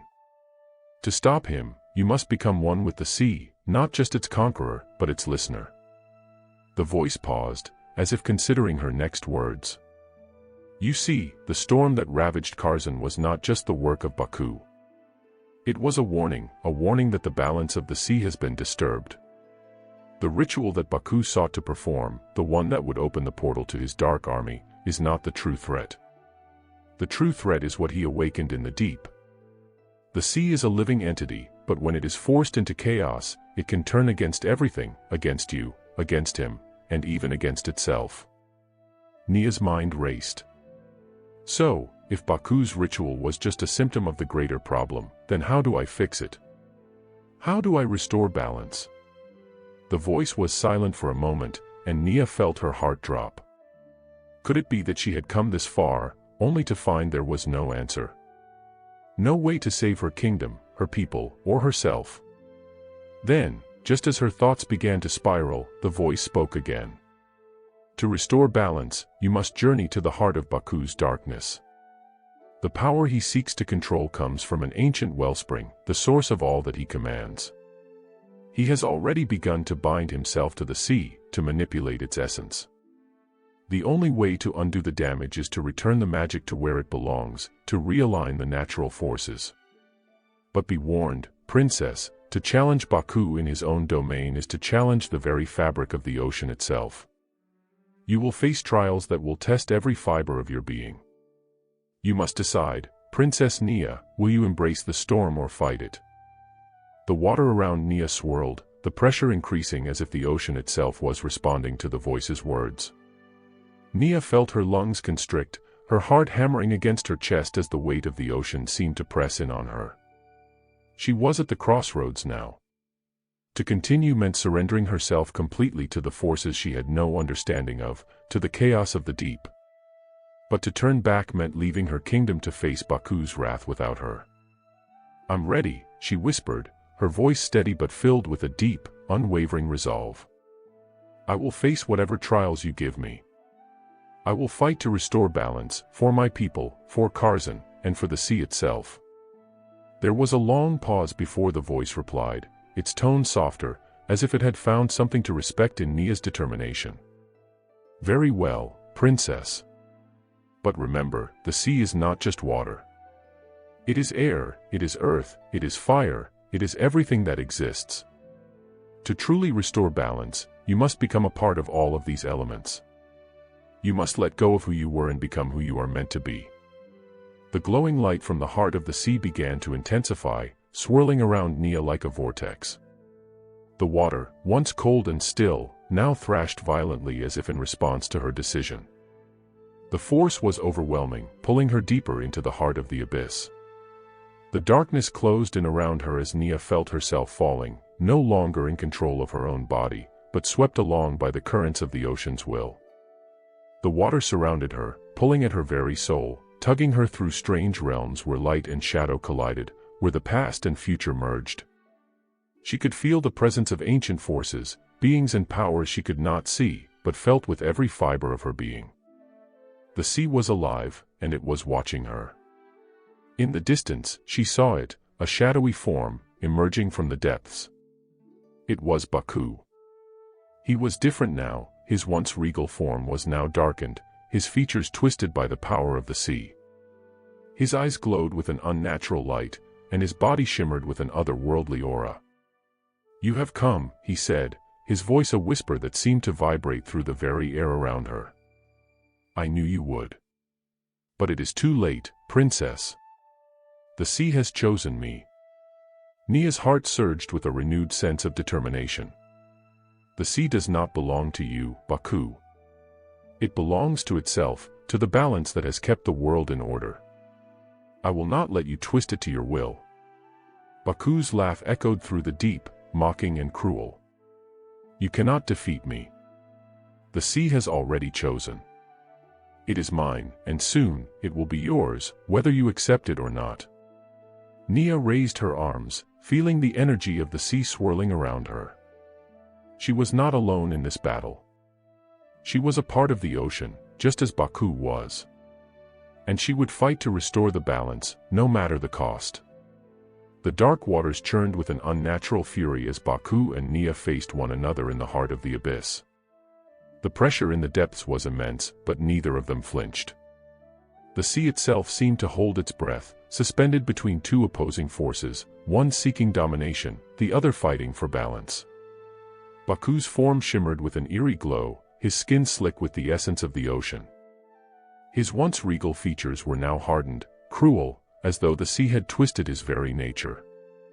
His eyes, glowing with the light of the deep, stared at Nia with an intensity that sent a chill down her spine. You don't understand, princess, Baku's voice echoed through the depths, carrying with it the weight of his conviction. The sea is not something you can control, something you can tame. It is chaos. It is power. And I have become its master. Nia steadied herself, her heart pounding in her chest as the sea swirled violently around her. She had heard these words before, but now she knew the truth. They were not just Baku's words. They were the voice of the abyss itself, a voice that whispered to every being that dared to listen, promising strength and dominion in exchange for surrender. No, Baku, she replied, her voice unwavering despite the swirling chaos. The sea is not chaos. It is life, it is balance. You have twisted it, corrupted it, but you cannot break it. The sea will never belong to anyone. It belongs to itself, and to those who understand it, who respect it. I will stop you, no matter the cost. Baku's laugh was low and mocking, his form growing ever darker, more threatening. He reached out, his hand glowing with an eerie energy that seemed to crackle with the power of the deep. You think you can stop me? You are nothing but a child playing in the shallows, Nia. The sea has already chosen me, and soon, all will kneel before its true master. Even you. With a swift motion, Baku thrust his hand toward Nia, and the water around her seemed to bend and shift, becoming a living thing. Tendrils of water lashed out like serpents, wrapping around her limbs and pulling her toward Baku. She struggled, but the pressure of the water was overwhelming, and she could feel herself being dragged toward the darkness of the deep. For a moment, panic gripped her heart. Was she too weak to stop him? Had she been wrong to think she could restore balance? The water closed around her, dark and cold, suffocating her as Baku's voice rang in her ears, louder now, taunting and cruel. You cannot escape, princess. This is the end. The sea belongs to me now. But then, just as all seemed lost, Nia felt a spark deep within her, a flicker of light that defied the darkness. The sea was not her enemy. It was a part of her, a part of everything. And she had learned to listen to it, to understand its will. The balance she sought was not something she could force. It was something she had to become. With a burst of determination, Nia summoned the energy of the sea, the power that flowed through her veins, the connection she had forged with its very heart. The water around her responded, shifting and churning, but this time, it did not seek to trap her. It sought to fight alongside her. She raised her arms, calling upon the forces of the deep, and the water around her exploded with energy, sending Baku's tendrils flying in every direction. The pressure of the ocean lifted, and Nia surged forward, breaking free from the grip of the abyss. Baku staggered back, his eyes wide with shock. What are you doing? I am not here to control the sea, Baku, Nia said, her voice fierce and unwavering. I am here to restore its balance. And you will not break it.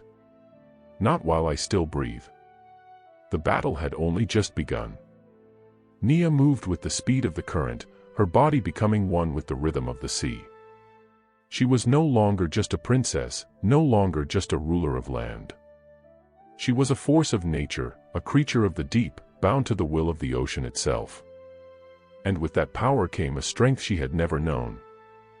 Baku, enraged, summoned the dark magic of the sea once again, his hands crackling with the energy of the deep. The waters around him twisted, coiling like serpents as he lashed out with all the fury of the ocean itself. A massive tidal wave rose from the depths, crashing toward Nia with a force that could destroy everything in its path. But Nia was ready. She held out her hands, calling upon the power of the sea to meet the wave head-on. The two forces collided with a deafening roar, the water around them erupting in a fury of foam and spray. For a moment, it seemed as though the sea itself would tear apart, but Nia's will held strong. The wave began to recede, the water parting as if it was being controlled by an invisible hand. Baku's eyes narrowed with disbelief as his power faltered. "You cannot win, princess," he snarled. "You are nothing. The sea is mine." "No, Baku," Nia said, her voice calm but filled with power. "The sea is not yours. It is a part of the world, a part of every living thing. And it will not be bent to your will." With a sudden surge of energy, Nia pushed forward, her body a blur as she swam toward Baku. She reached out, her hands glowing with the light of the sea's power, and with one swift motion, she touched his chest. The magic she summoned was not forceful, it was pure, raw, and true to the essence of the ocean. It flowed through Baku, pulling at the dark magic he had harnessed.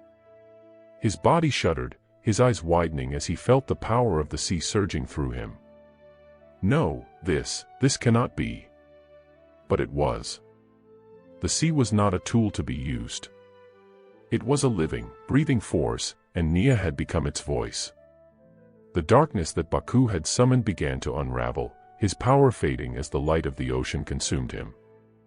The very fabric of his magic began to tear apart, and the ocean, once tainted by his corruption, began to heal. With a final scream of frustration, Baku's form collapsed into the depths, his body disintegrating into the darkness. The sea, free once again from his grasp, calmed, the storm dissipating and the waves returning to their natural rhythm. Nia floated there for a moment, the silence of the deep surrounding her. She was exhausted, her body drained from the battle, but there was a deep sense of peace now. The sea had been saved. The balance had been restored. But even as the darkness faded and the ocean began to heal, Nia knew that her journey was far from over. Baku had been defeated, but the sea's magic was still powerful, and there were those who would seek to control it again. She had learned the truth, she was not the master of the sea. She was its guardian. The ocean was a force of nature, and it would always need a protector. The ocean, once tumultuous and filled with the swirling forces of Baku's dark magic, was now eerily calm. The waves lapped gently against Nia's skin, the warm, salty air filling her lungs with a sense of peace. She floated on the surface of the sea, feeling the ripples of energy that still lingered in the water. The battle was over, Baku had been defeated, but the weight of the victory settled heavily on her shoulders. There was no time to rest, no time to bask in the fleeting moments of peace. A new storm was coming. Nia's heart beat steadily, but beneath her calm exterior, there was a deep storm of her own. The depths of the ocean were vast, far greater than she had ever realized. The power she had just touched, the forces she had tapped into, were not things she could fully understand. It was as if she had only scratched the surface of the ocean's true might, and the knowledge she had gained was both a blessing and a curse. She closed her eyes for a moment, feeling the ebb and flow of the sea beneath her. She had become one with it, yet there was still so much to learn. The power that ran through her veins now was not just the gift of the sea, it was the responsibility of it. The ocean could be a protector, a provider, a healer, but it could also be a destroyer, a force of untold fury. She could feel the darkness that still lingered in its depths, the remnants of Baku's corruption. The sea was healing, but it was not yet whole. As she drifted, her thoughts turned to Karzan, her kingdom. She had saved it from the grip of Baku, but at what cost? Her people had witnessed the storms, the fury of the ocean that had torn through their lands. They had seen her step into the depths and emerge victorious, but they did not understand the true nature of the battle she had fought. They did not know what she had become, what she was still becoming. A ripple in the water caught her attention, pulling her from her thoughts. It was not the gentle flow of the ocean's rhythm. This was something else, something unnatural, something that sent a shiver down her spine. The water beneath her stirred, churning, as though a new force was emerging from the depths. Nia's eyes snapped open, and her heart raced. She reached out with her senses, trying to understand what was happening. There was something in the water, something powerful, but it was not Baku. This was different. The ocean was alive, but now it seemed as if it was whispering to her, calling to her, warning her. Before she could react, a figure emerged from the depths, rising from the water like a shadow. Nia gasped as she recognized the form. It was not a man, not a creature of flesh and blood, it was a spirit, an entity that had no shape but was made entirely of the sea itself. Its form shifted and twisted like the waves, its eyes glowing with the same eerie light that had burned in Baku's gaze. But unlike Baku, this being exuded an aura of calm power, an ancient, deep wisdom that seemed to radiate from it like the very core of the ocean. You are not of this world," Nia whispered, her voice filled with awe and fear. The figure's voice was like the rumble of thunder beneath the sea, deep and resonant. "I am the voice of the depths. I am the keeper of the ancient waters, the guardian of what lies beneath. You have defeated the one who sought to control the sea, but there are others who would seek to bend it to their will." Nia's heart pounded in her chest. "Who are you?" "I am the spirit of the ocean itself," the being answered. "I was here long before the kingdoms of men, before the kings and queens who sought to harness the sea for their own desires. I am the essence of the deep, the primal force that lies beneath the surface. And I have been watching you, Princess Nia." Nia felt her breath catch in her throat. "Watching me? Why?" "You are the guardian now," the voice of the depths replied, its form shimmering in the moonlight. "You have embraced the sea's power, but you are not yet ready to understand its full scope. The sea is not just a force of nature.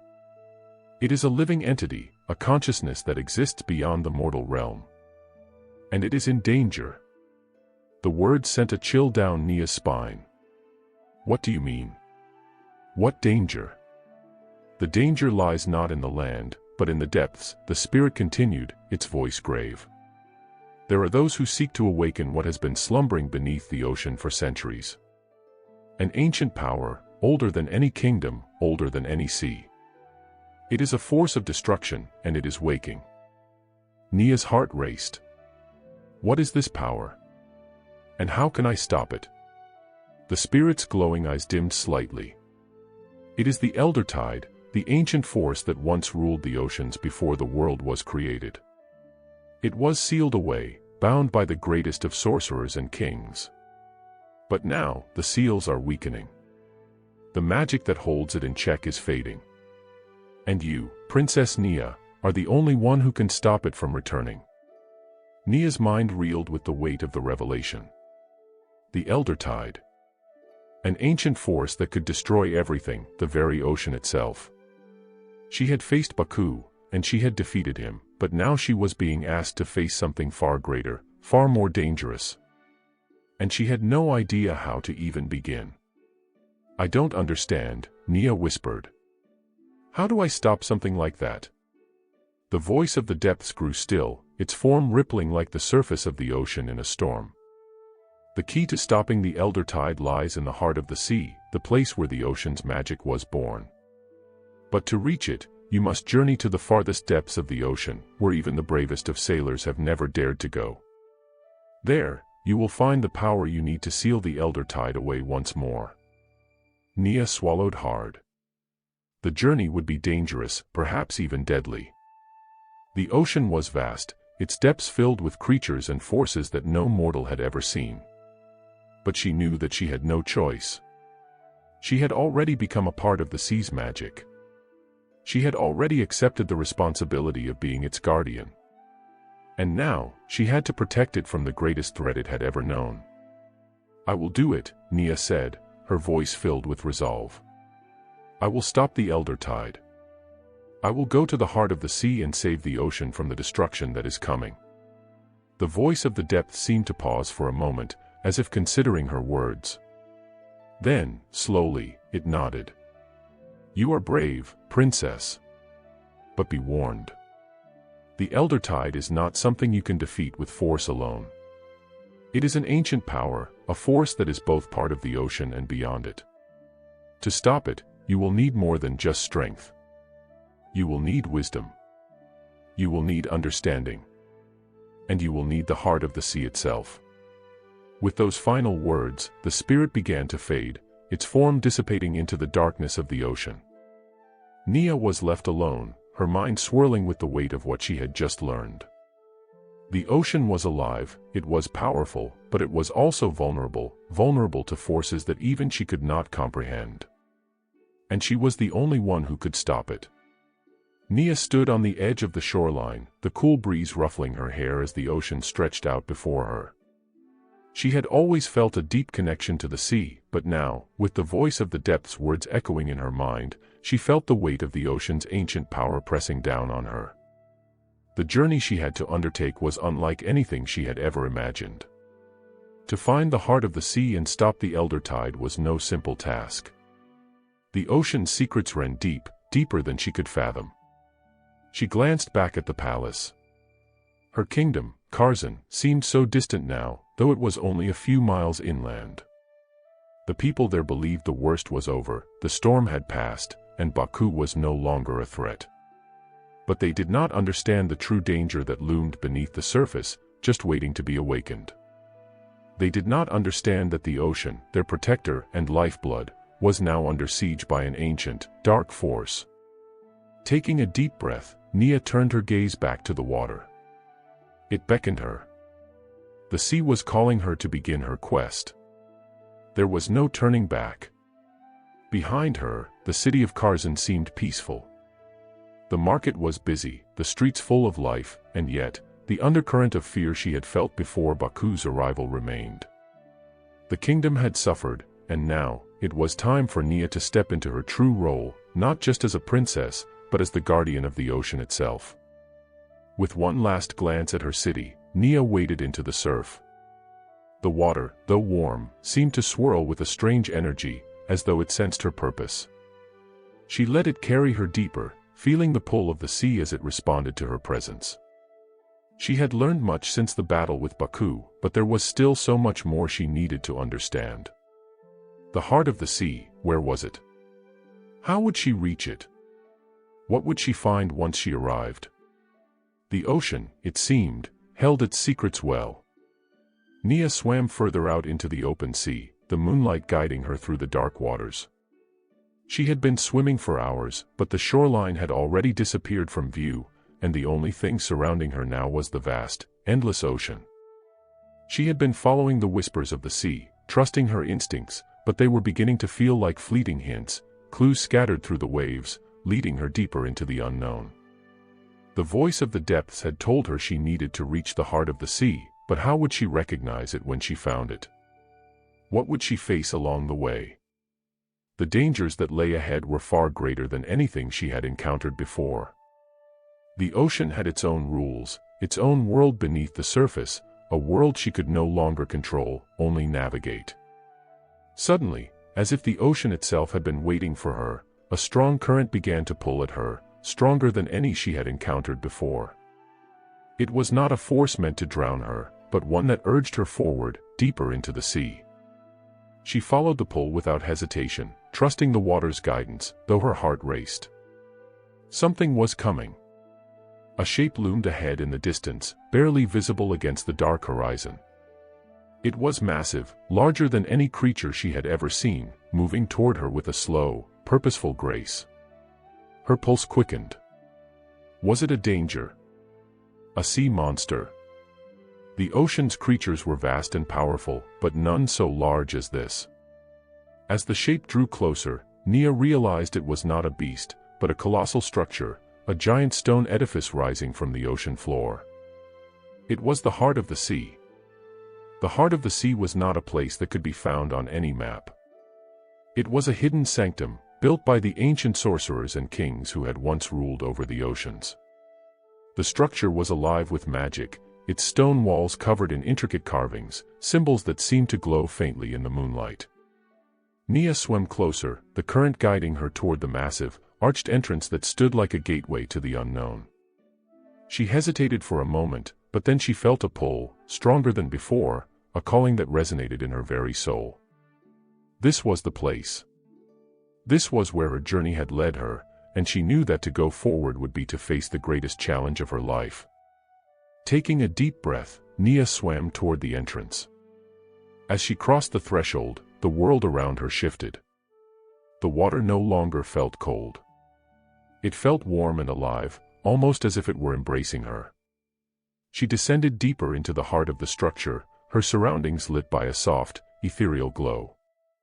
The walls of the sanctum were lined with ancient, luminescent crystals, casting their pale light on the dark waters. At the center of the heart of the sea was a massive, glowing crystal, pulsing with an energy that seemed to match the rhythm of Nia's heartbeat. She knew instinctively that this was the source of the ocean's magic, the heart of the deep. It was both beautiful and terrifying, a force beyond her understanding. But as she swam closer, the crystal began to tremble, and a voice echoed through the waters, a voice that was not of the sea, but of something older, more primal. "You seek to stop the elder tide," the voice intoned, deep and resonant, filling every corner of the sanctum. "But know this, the elder tide is not an enemy. It is the beginning of all things. The ocean's true power, its most primal force, has been locked away for eons. The one who awakens it will become one with the ocean, with all its power. To stop it is to deny the very essence of life itself." Nia's heart clenched. This was not what she had expected to hear. The elder tide was a force of destruction. It was the very thing that threatened to unravel everything. How could it be the beginning of all things? How could it be a part of the ocean's essence? The voice continued, its tone both sorrowful and knowing. "The ocean is not just water. It is life. It is balance. It is chaos. The elder tide represents that chaos, the storm before the calm. To deny it is to deny the ocean's will. To awaken it is to embrace the full cycle of life." Nia swam forward, her resolve firming as she approached the glowing crystal. But the elder tide is too dangerous. It cannot be allowed to destroy everything. "The choice is yours, princess," the voice replied. "You can stop the elder tide, but in doing so, you will stop the ocean's true power. You will halt the cycle.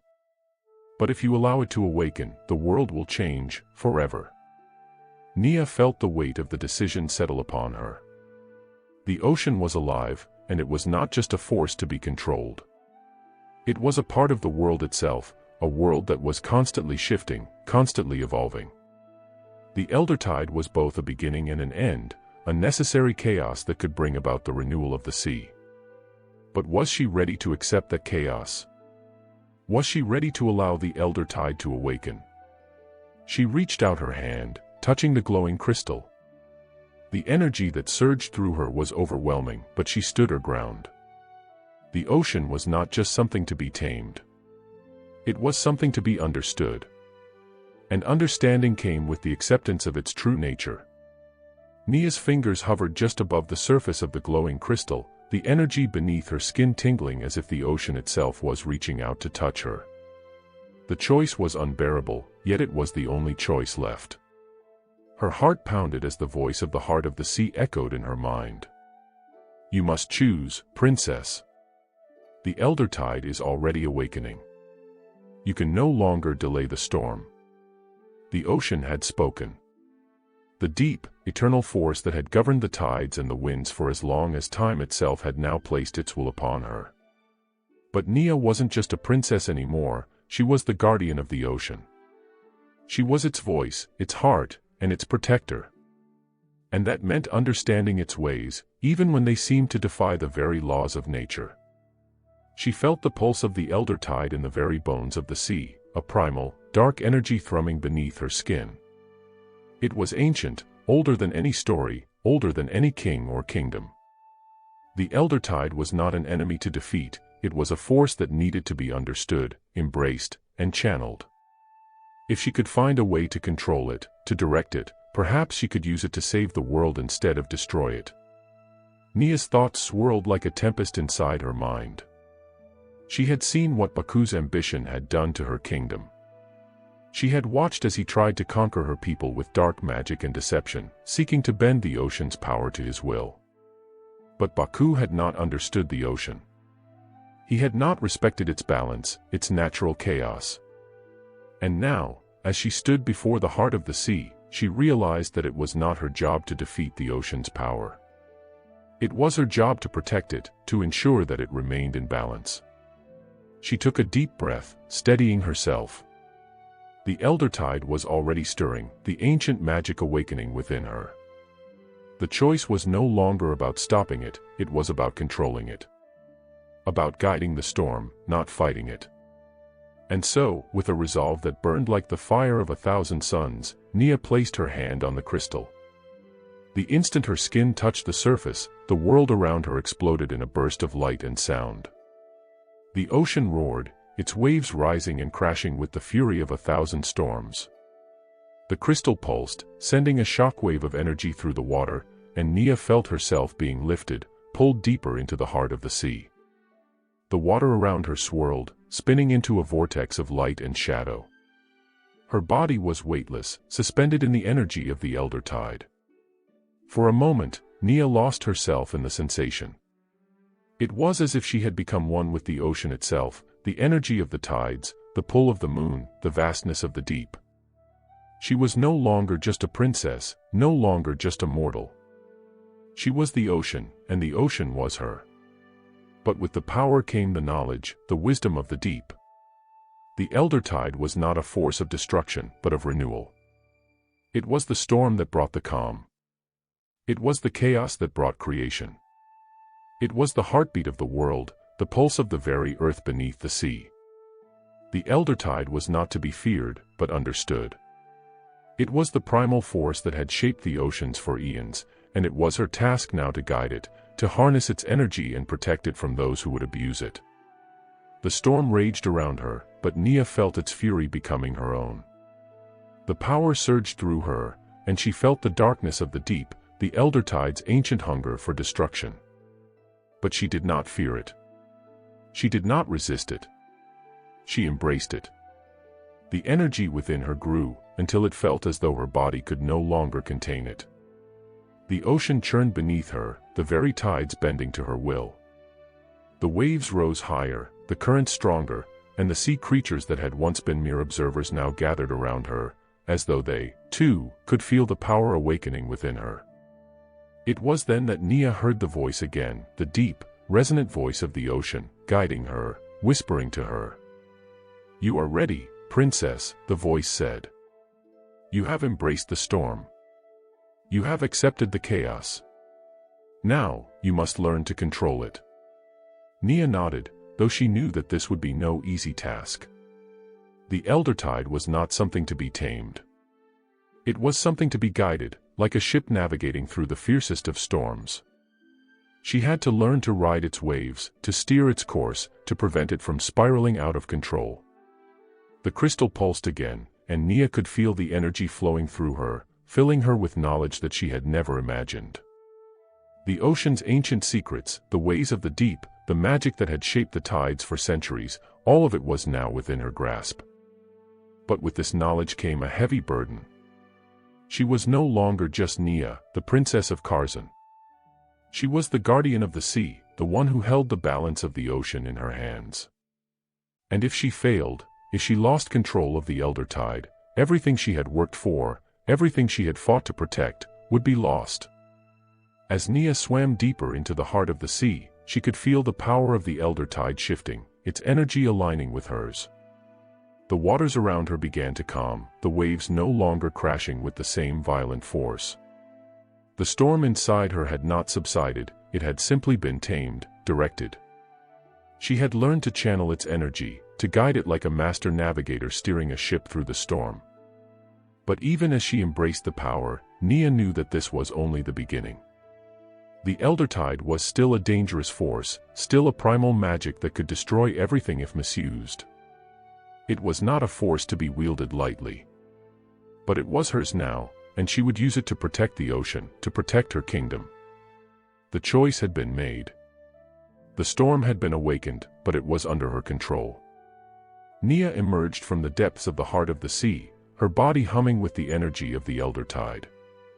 The ocean, once turbulent and chaotic, now seemed to mirror her calm resolve.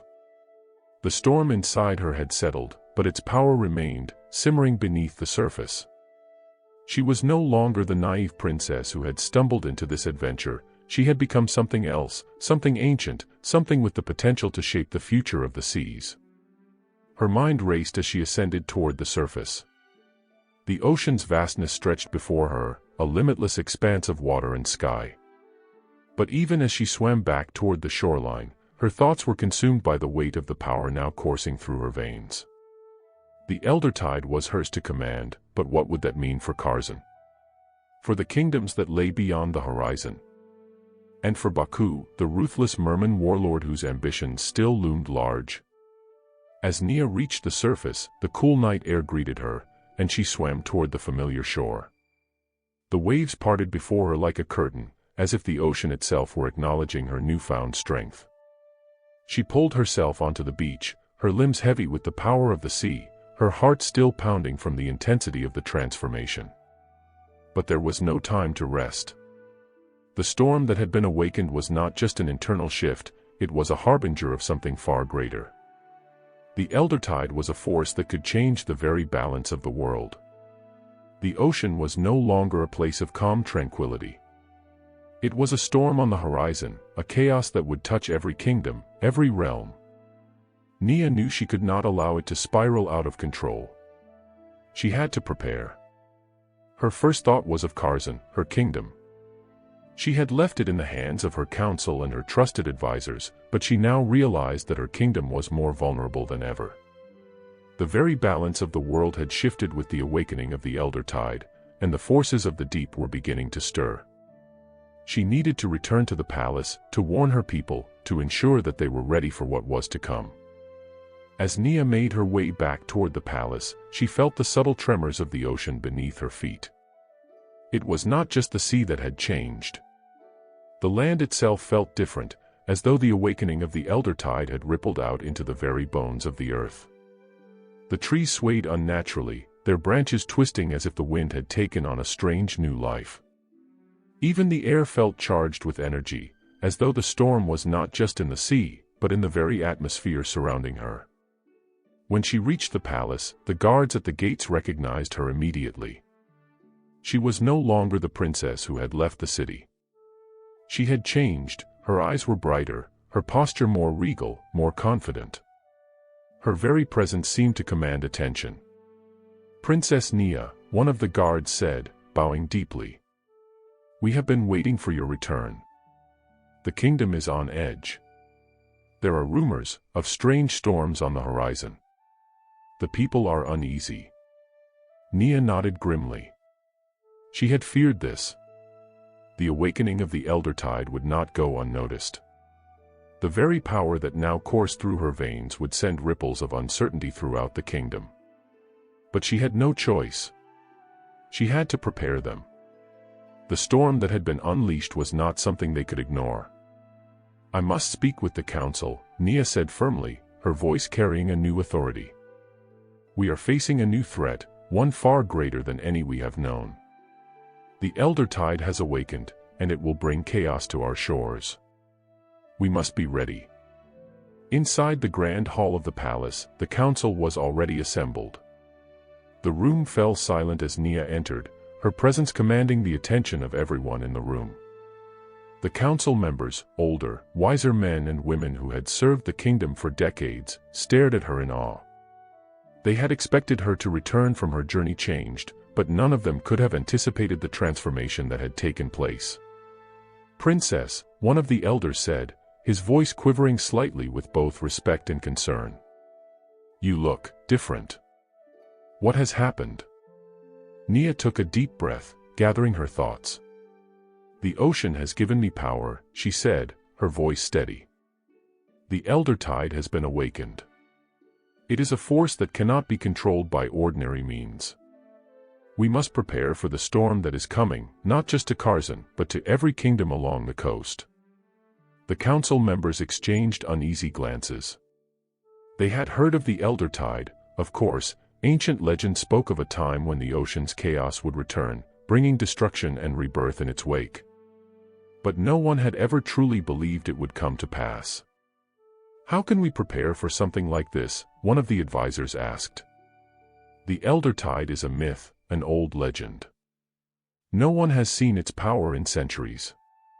What do we do if it returns? We must unite with the sea, Nia said, her voice rising with conviction. We must understand the elder tide, not fear it. It is both destruction and rebirth.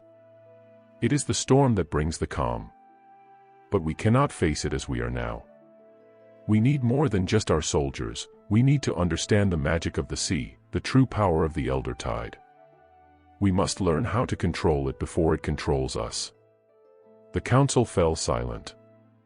They had never seen their princess speak with such authority. It was as though she had tapped into some ancient wisdom, some deep power that was beyond their comprehension. They were all familiar with the ocean's magic, but Nia had become a part of it in a way that none of them could understand. "What is it you propose, princess?" one of the elders asked. "How can we harness this power? How can we ensure the safety of the kingdom?" Nia's eyes burned with determination. "I do not know all the answers," she said. "But I will learn.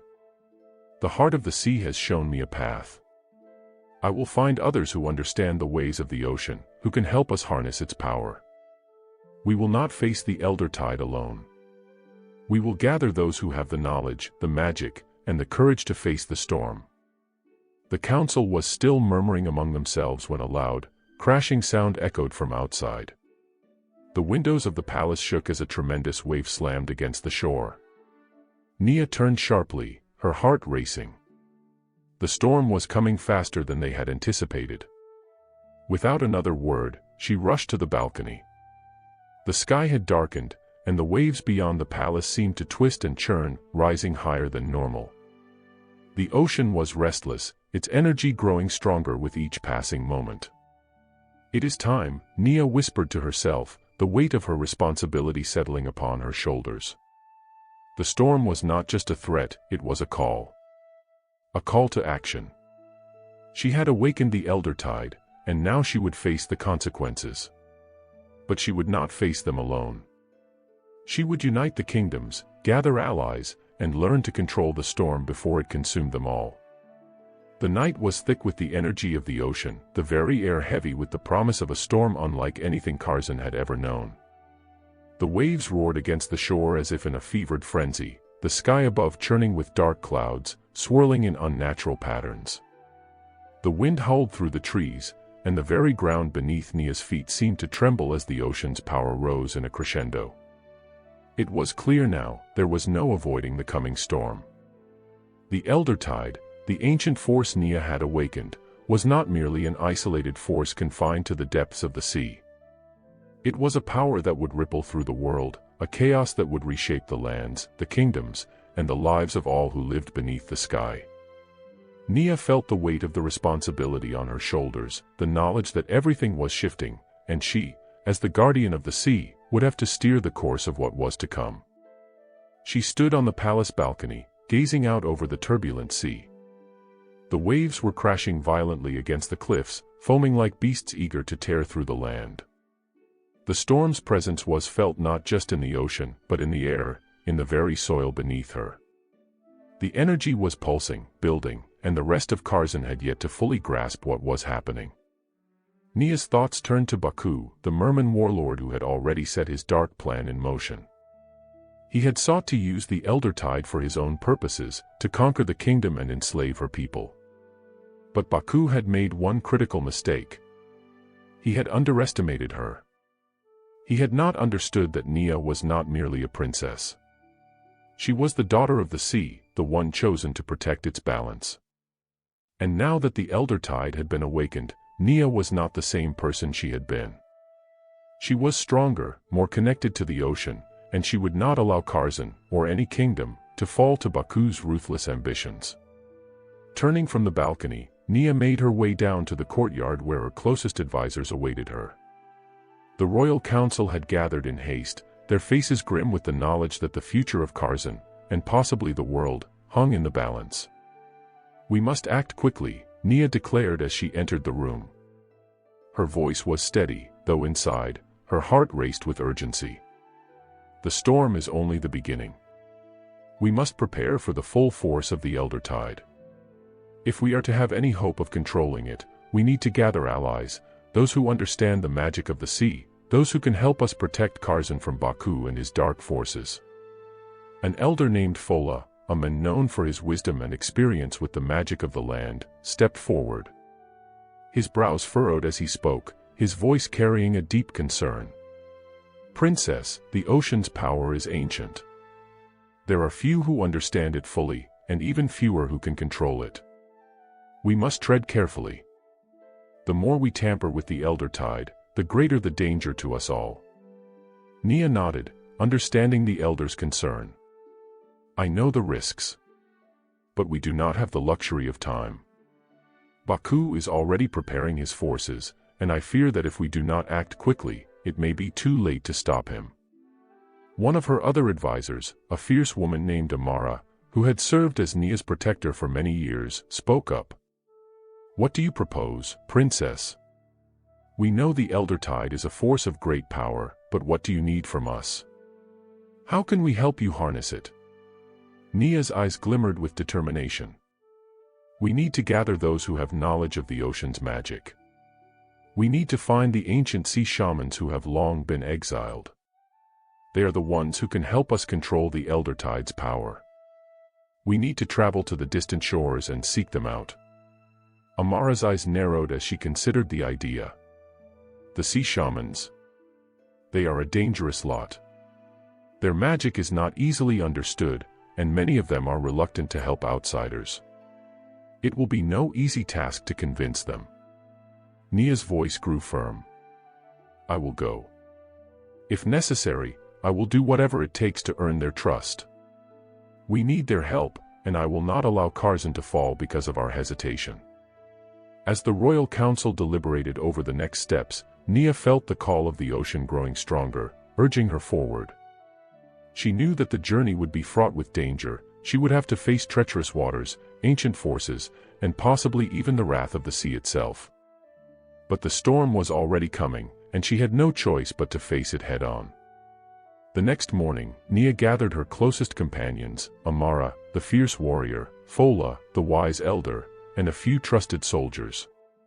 Together, they would set out on a perilous journey to seek the sea shamans, those who held the key to understanding the elder tide and controlling its power.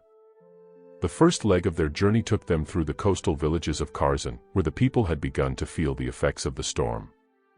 The air was thick with tension, and the villagers whispered in fear, unsure of what the elder tide would bring. Some spoke of strange dreams, of visions of a dark sea rising to swallow the land. Others claimed to have seen figures in the waves, dark shapes that seemed to watch them from the water's depths. Nia could feel the ocean's pull, the currents shifting beneath her feet as she traveled. It was as though the very sea was guiding her, pulling her toward the unknown. The waves seemed to follow her path, parting like a veil as she moved closer to the farthest reaches of the kingdom. But with each step, Nia also felt the darkness growing, the power of the elder tide stirring beneath the surface. At the edge of Karzan, they arrived at the first of many coastal villages, a small settlement known as Mankila. The village was perched on the edge of a rocky cliff, overlooking the vast expanse of the sea. It was here that the journey to find the sea shamans would begin. As Nia and her group entered the village, the people watched them with wary eyes. The storm's presence had already begun to unsettle the villagers, and many of them believed the coming chaos to be a sign of the end times. But Nia's resolve was unwavering. She approached the village elder, a woman named Binta, who was known for her knowledge of the sea and its ancient ways. You seek the sea shamans, princess? Binta asked, her voice soft but filled with the weight of understanding. You must be careful. The ocean is not something to be trifled with. It can be a friend, but it can also be a foe. The elder tide is not a force to be controlled, it is a force that demands respect. I understand, Nia replied. But I have no choice. If I do not seek their help, Karzan, and all of the kingdoms, will fall. Binta studied Nia for a long moment, as if weighing her very soul. Then, finally, she spoke. I will guide you to the shores where the sea shamans are said to reside. But beware, princess. The journey will test you. The ocean does not give its gifts easily. As they set out on the journey, Nia could feel the weight of Binta's words echoing in her heart. The ocean was not just a force of nature, it was a living entity, ancient and powerful. And it would not be tamed without a cost. The winds grew colder as they traveled further from the safety of Karzan, and the seas became more treacherous, the waves rising higher, crashing against the cliffs with a deafening roar. Nia's heart pounded in her chest as they sailed farther from the land, deeper into the heart of the ocean. And yet, despite the danger, she pressed on. There was no turning back now. She had made her choice. The elder tide was awakening, and she was the only one who could control it. The sea was no longer a tranquil expanse of water. It had become a living, breathing entity, wild, untamed, and unpredictable. The journey toward the sea shamans had taken Nia and her companions farther from the safety of the shore and into the heart of the ocean's most treacherous waters. The skies had darkened to an ominous shade of black, and the wind howled through the sails like the cries of forgotten spirits. Each wave that rose and crashed against their boat seemed to carry a warning from the depths, a reminder of the power that Nia had awakened. The farther they traveled, the more the ocean seemed to push back against them. The waves were taller, more aggressive, and the sea seemed to rise in fury, as if aware of their intrusion. Nia could feel the elder tide's power growing stronger with each passing moment. The ocean was shifting, as though it too had become aware of her presence and the change she had set into motion. By the time they reached the shore where the sea shamans were said to reside, the storm had reached its peak. Lightning crackled across the sky, illuminating the darkened horizon. The sea was alive with energy, its waters swirling and frothing, as if the very elements themselves were in revolt. But even amidst the chaos, Nia remained resolute. Her boat scraped against the rocky shore, the sound of its hull grinding against the stones reverberating in the air. Nia jumped from the boat first, her feet sinking into the soft sand. The air was thick with the scent of salt and seaweed, and the waves crashed violently against the shore behind her. She turned to her companions, her expression grim. "This is it," Nia said, her voice steady despite the storm. "The sea shamans should be here. We must find them quickly." Amara, ever the protector, scanned the darkened landscape. "I don't like this," she muttered. "This place, it feels wrong. The ocean is restless here, and it's not just the storm." Nia nodded, feeling the weight of Amara's words. There was something unnatural about this place. The very air seemed to hum with ancient energy, a power that felt both familiar and foreign. It was as if they had crossed into another world, one where the ocean's magic reigned supreme and the boundaries between the physical and spiritual were blurred. "Stay close," Nia instructed, as she led the way inland. The path before them was rocky, the ground uneven and treacherous, but they pressed on. The storm continued to rage, its fury growing with every step. After what felt like hours, they reached a narrow cliffside, where the sound of crashing waves echoed from below. At the base of the cliffs, hidden in the shadow of a massive rock formation, was a small cave, its entrance barely visible from the distance. It was there that Nia felt a sudden pull, a magnetic force that seemed to beckon her toward it. Without hesitation, she approached the cave, and her companions followed closely behind. As they entered the cave, the air grew thick with an eerie stillness, a quiet that contrasted sharply with the chaos outside. The walls of the cave were slick with moisture, and the faintest glow emanated from within. The deeper they went, the more the glow intensified, casting strange shadows on the walls. The cave seemed to stretch on forever, winding and twisting as though it was alive, shaping itself to their presence. At the farthest point of the cave, Nia saw them, 3 figures standing in a circle, their forms cloaked in robes made from the very fibers of the ocean itself. Their eyes glowed with an unnatural light, their expressions unreadable as they stood silently, waiting for her. The leader of the sea shamans, a tall woman with skin like polished obsidian, stepped forward. Her voice was like the sound of the ocean itself, deep, resonant, and ancient. "Princess Nia," she said, her words carrying a weight that seemed to echo through the cave. "You have come, but do you truly understand what you seek? The Elder Tide is not something to be controlled. It is a force of the ocean, a power that predates all kingdoms, all empires. It is the ocean's vengeance for the harm done to its depths, the price of disturbing its balance." Nia stood tall, her heart pounding in her chest. She had come here to seek the shaman's help, but now that she stood before them, she felt the magnitude of the ocean's power pressing down on her. These were the ones who understood the true nature of the Elder Tide, and their warning was clear. "I understand," Nia replied, her voice firm. "The Elder Tide is a force of both creation and destruction. But it is also my responsibility. I awakened it, and I will find a way to control it before it destroys everything I hold dear." The shaman regarded her with an unreadable expression, then spoke again, her voice softer this time. "You are not the first to seek control over the Elder Tide, Princess. Many have tried. The price of such power is always too great." Nia stepped forward, her eyes locked onto the shaman's. "What price? What must I do to control it?" The shaman sighed, a sound like the wind through the trees. "The price is your soul, Princess. The Elder Tide does not answer to those who seek to wield it for their own gain.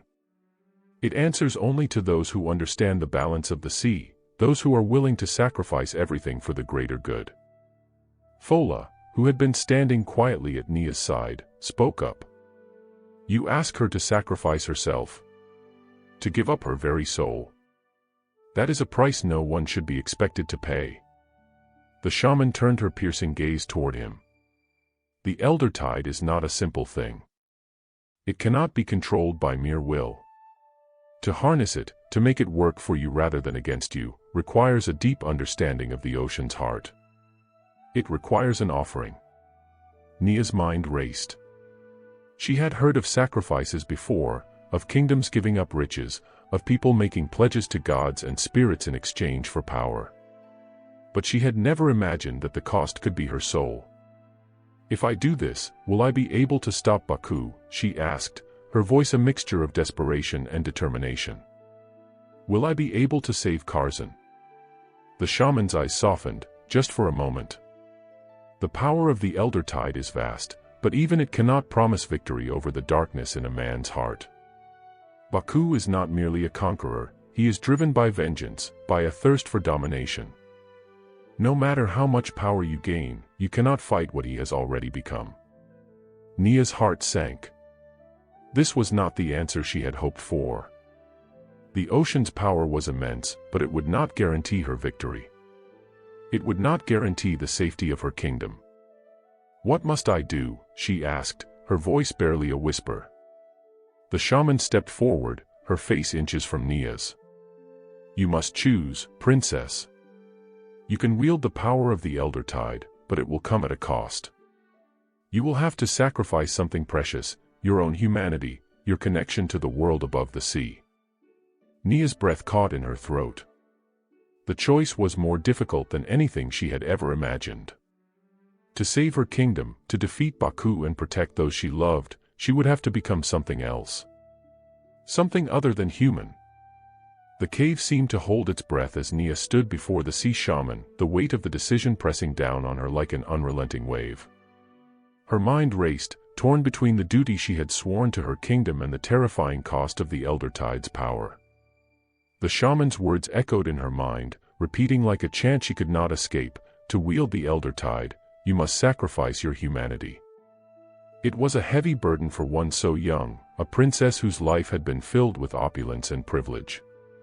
She had never known true hardship, not like the common folk who suffered under tyrants or the distant kings who had been overthrown. Yet now, standing before the very essence of the ocean's magic, Nia realized that everything she had known could be lost. The life she had lived, the world she had once understood, could slip away, replaced by something far darker, far more dangerous. "Do you understand, princess?" The shaman's voice broke through her swirling thoughts, grounding her once more in the present. "The elder tide can give you power beyond anything you've ever known. But it will change you. It will pull you deeper into the sea's embrace. You will no longer be merely a princess. You will be a creature of the deep, bound to the ocean's will. You will carry its weight, its fury, its hunger." Nia's heart pounded in her chest. The thought of becoming something other than herself was almost unbearable. She had always prided herself on her strength, her ability to lead her people with compassion, even if her vanity had clouded her heart in the past. Could she truly forsake her humanity to save Karzan? Amara, who had been silently watching from the shadows of the cave, stepped forward, her brow furrowed with concern. "What if you don't do this, princess? What if you walk away from the ocean's power? What will happen to Karzan then? To your people?"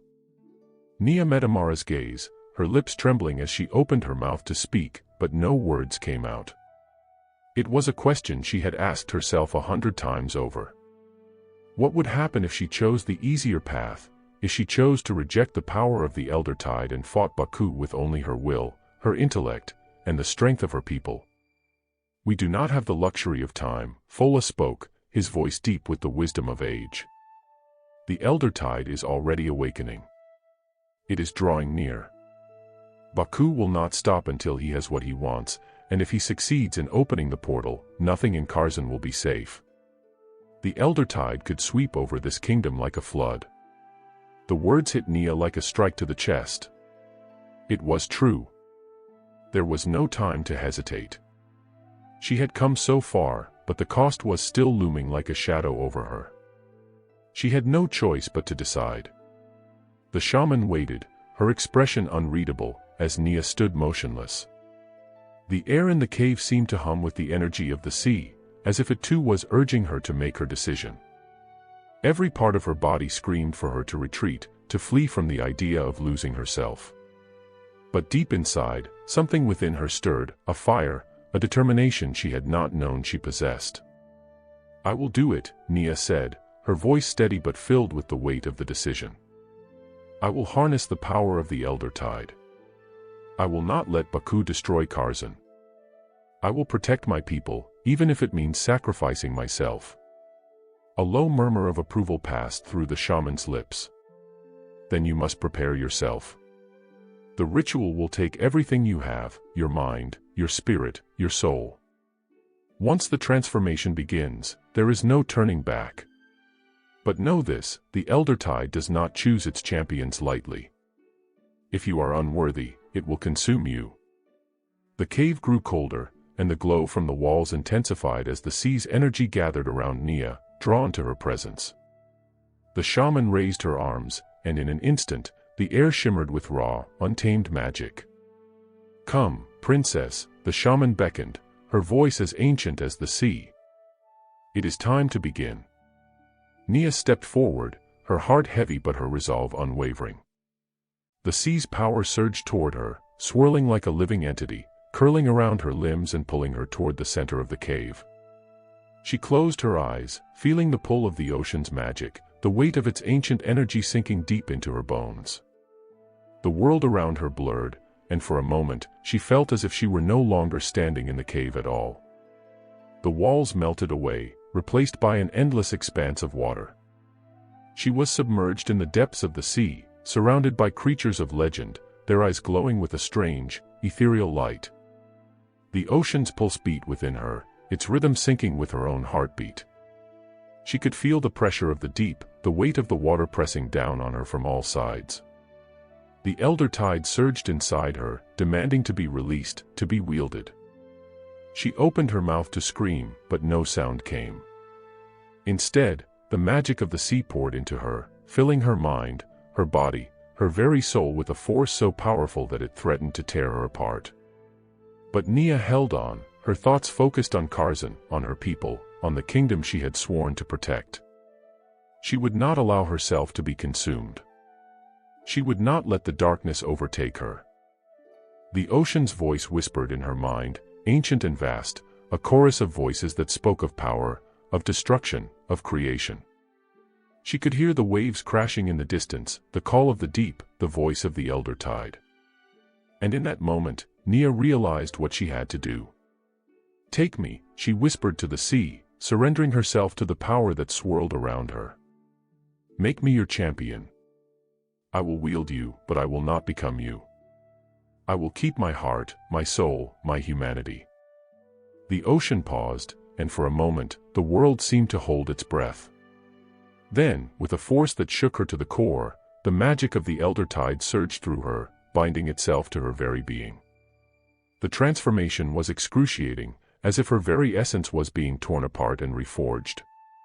Her skin tingled, her muscles burned, and her mind felt as if it were being stretched to its limits. And then, just as suddenly as it had begun, it was over. Nia collapsed to her knees, gasping for air, her body trembling with the aftereffects of the ritual. The cave around her seemed to pulse with energy, the walls vibrating with the power she had just absorbed. Her hands trembled, but she could feel the elder tide's power coursing through her veins, filling her with a strength she had never known. "Rise, princess," the shaman said softly. "You have accepted the elder tide's power. You are now bound to it, and it to you." Nia stood slowly, her legs unsteady beneath her. She could feel the ocean's call, its power, swirling within her. But it was not all-consuming, as she had feared. She had not lost herself to the deep. She had kept her humanity, her essence, intact. The sea had not taken everything from her. It had simply made her stronger. "Thank you," Nia said, her voice filled with a newfound strength. "I am ready." The shaman nodded, a faint smile flickering across her face. "You are not the same as you were before, princess. The path ahead will not be easy. But you are ready to face the storm." Nia's transformation had been both exhilarating and terrifying. The immense power that now flowed through her veins was unlike anything she had ever felt before. It was as if the very essence of the ocean had merged with her, making her both its champion and its servant. The sea's endless energy surged through her every breath, yet she remained steadfast in her purpose. She would use this power not to conquer, but to save. As Nia stood in the cave, her heart still racing from the ritual, she took a deep breath, feeling the cool air of the cave against her skin. The storm outside had finally calmed, and the winds had died down, but the ocean still called to her, urging her to embrace her new strength. "I can feel it," Nia whispered, her voice steady despite the awe she felt. "The sea, it's inside me." Amara, who had been watching from the shadows, stepped forward, her expression a mixture of awe and concern. "You've changed, princess," she said, her voice quiet. "I can see it in your eyes. There's a power there now, a depth to you that wasn't there before." Nia nodded, her fingers gently tracing the markings on her skin, markings that now glowed faintly with the same energy that surged within her. The ritual had left its mark on her body, not in a way that was visible to the outside world, but in the way she felt, stronger, more attuned to the rhythm of the sea. "I feel it too," Nia replied, her voice steady but tinged with a hint of wonder. "But I still don't know if I am truly ready. The power of the elder tide is vast. What if I can't control it? What if it overwhelms me?" Fola, who had been silent until now, stepped forward and placed a hand on Nia's shoulder. "The fact that you are asking shows that you are already in control," he said, his voice full of quiet wisdom. "True power is not about domination. It is about understanding the responsibility that comes with it." Nia took a deep breath, her eyes narrowing as she focused on the task ahead. Baku was out there, preparing for his invasion. She could feel the tremors of his dark power reaching out to her, challenging her, testing her resolve. But now, armed with the Elder Tide's power, she was ready to face him. "We need to return to Karzan," Nia said firmly. "The longer we wait, the more dangerous Baku becomes. I can feel him, closing in on the kingdom. The sea has given me the strength I need, but I still need the support of my people." Amara nodded, her expression determined. "Then let's go. The kingdom needs you, and we will stand by your side." With that, the group set out from the cave, making their way back to their boat. The ocean seemed calmer now, as if it too had acknowledged Nia's newfound strength. The storm had passed, and the sky was clear, the stars twinkling overhead. But beneath the surface of the sea, Nia could feel the stirring of something much darker, a force that was steadily gaining power. The journey back to Karzan was swift, thanks to Nia's newfound connection to the ocean. With a single thought, the sea seemed to part before them, guiding their boat through the waters with ease. The waves, which had once been hostile, now seemed to carry them gently, as if the ocean itself was aiding their cause. As they neared the shore of Karzan, Nia's heart began to race. The kingdom was in sight, its towering walls and gleaming towers visible against the horizon. But she also sensed something else, an energy, a dark presence that loomed just beyond the city. It was Baku, no doubt, preparing to strike. "Prepare yourselves," Nia said to her companions, her voice low but filled with urgency. "We will not have much time once we land. The portal will not remain closed for long, and Baku's forces are already gathering." As their boat touched the shore, Nia's heart beat faster. She could feel the Elder Tide's power pulsing within her, urging her forward. She stepped onto the sand, her feet sinking into the soft earth, and looked up at the towering gates of Karzan. The city seemed peaceful from a distance, but she knew that peace would not last long. "We must get to the royal court," Nia said. "I will need the support of the council. The people must be rallied to defend Karzan. If we wait too long, Baku will have the advantage." With Amara and Fola by her side, Nia made her way toward the palace. The streets of Karzan were bustling with activity, but there was an underlying sense of tension in the air.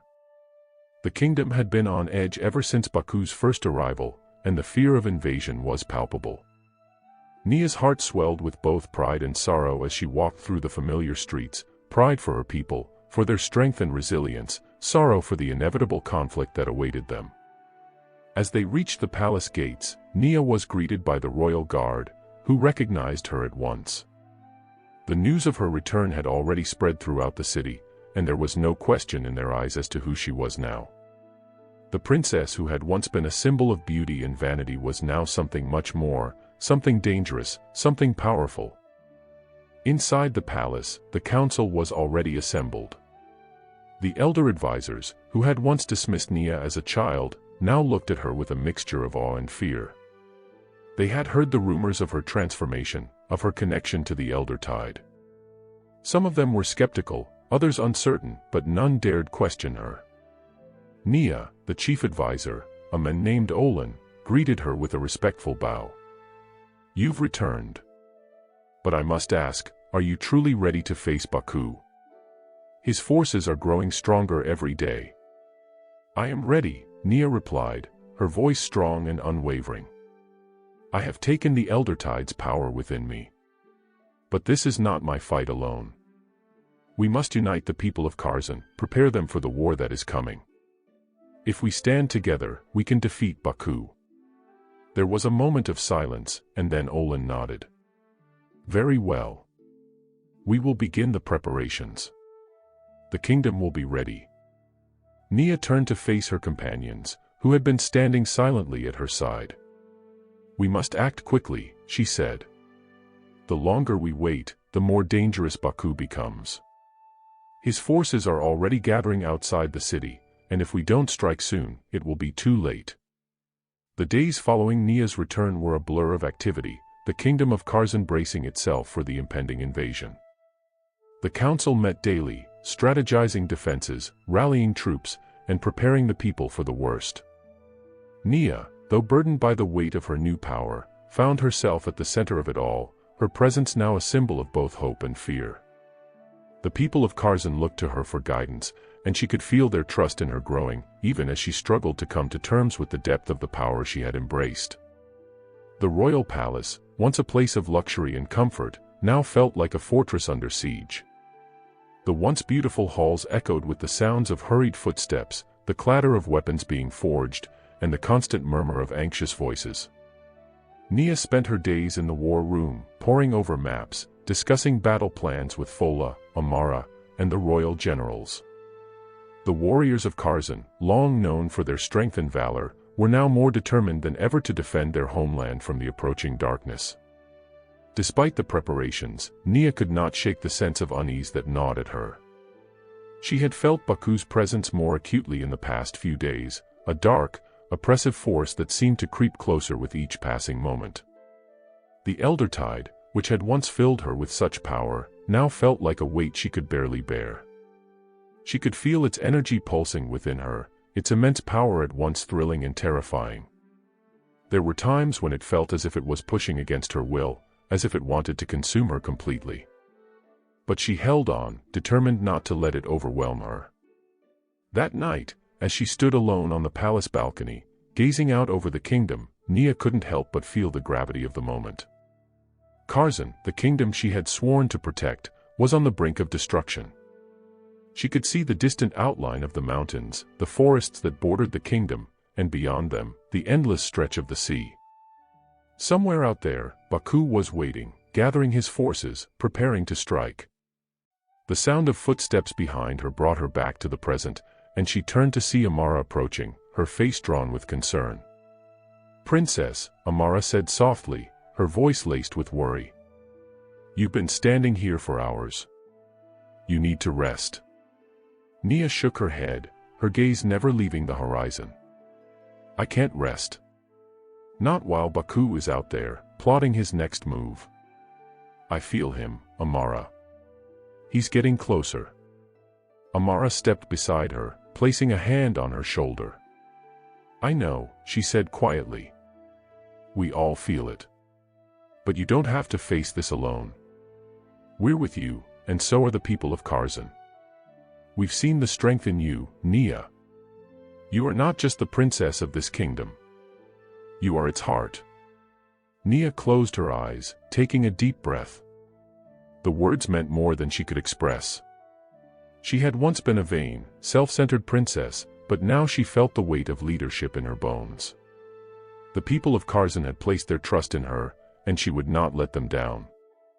"I don't know if I'm ready for this," Nia admitted softly. "The power of the elder tide is so much greater than I ever imagined. What if I fail?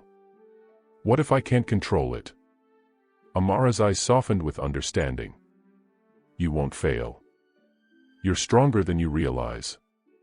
We all are." Nia looked at her companion, her heart swelling with gratitude. Amara had always been there for her, even when Nia had been nothing more than a spoiled, selfish princess.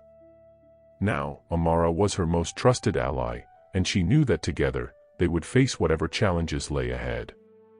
Suddenly, a sharp cry echoed from the palace gates, breaking the stillness of the night. Nia's heart skipped a beat as she turned toward the sound, instinctively reaching for the blade at her side. Amara's hand shot out to stop her, her expression urgent. "It's the scouts," Amara said. "Something's happening." Without another word, Nia followed Amara down the corridors of the palace, her mind racing. Had Baku already arrived?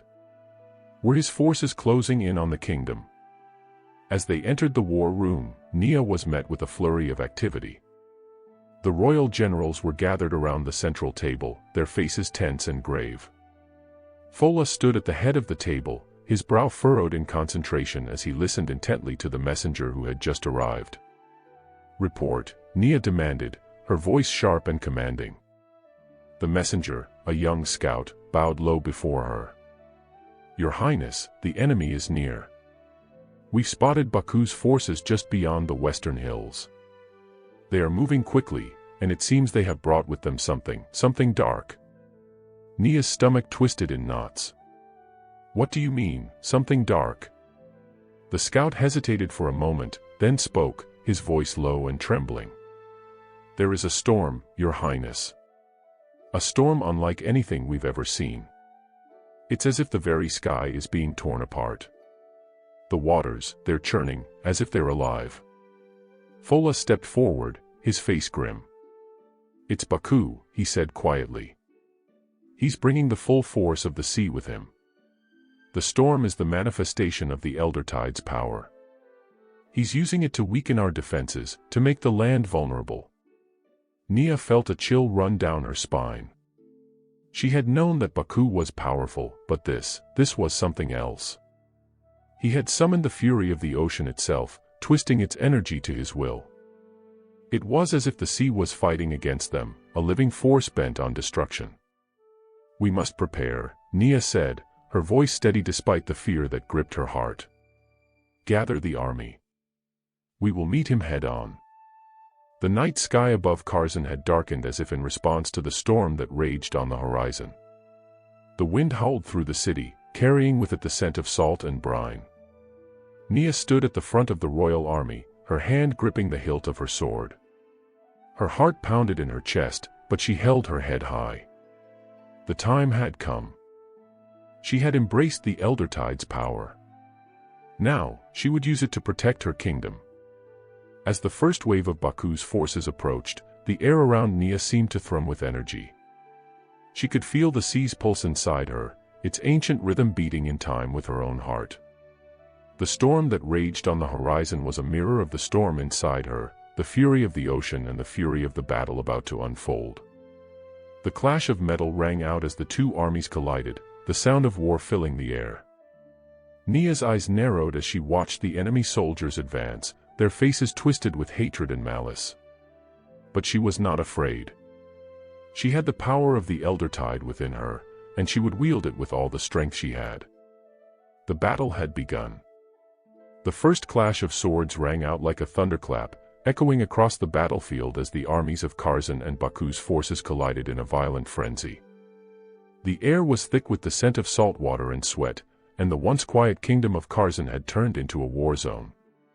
On one side stood the brave soldiers of Karzan, fierce and loyal, armed with shields and spears, their faces determined but filled with the weight of the coming battle.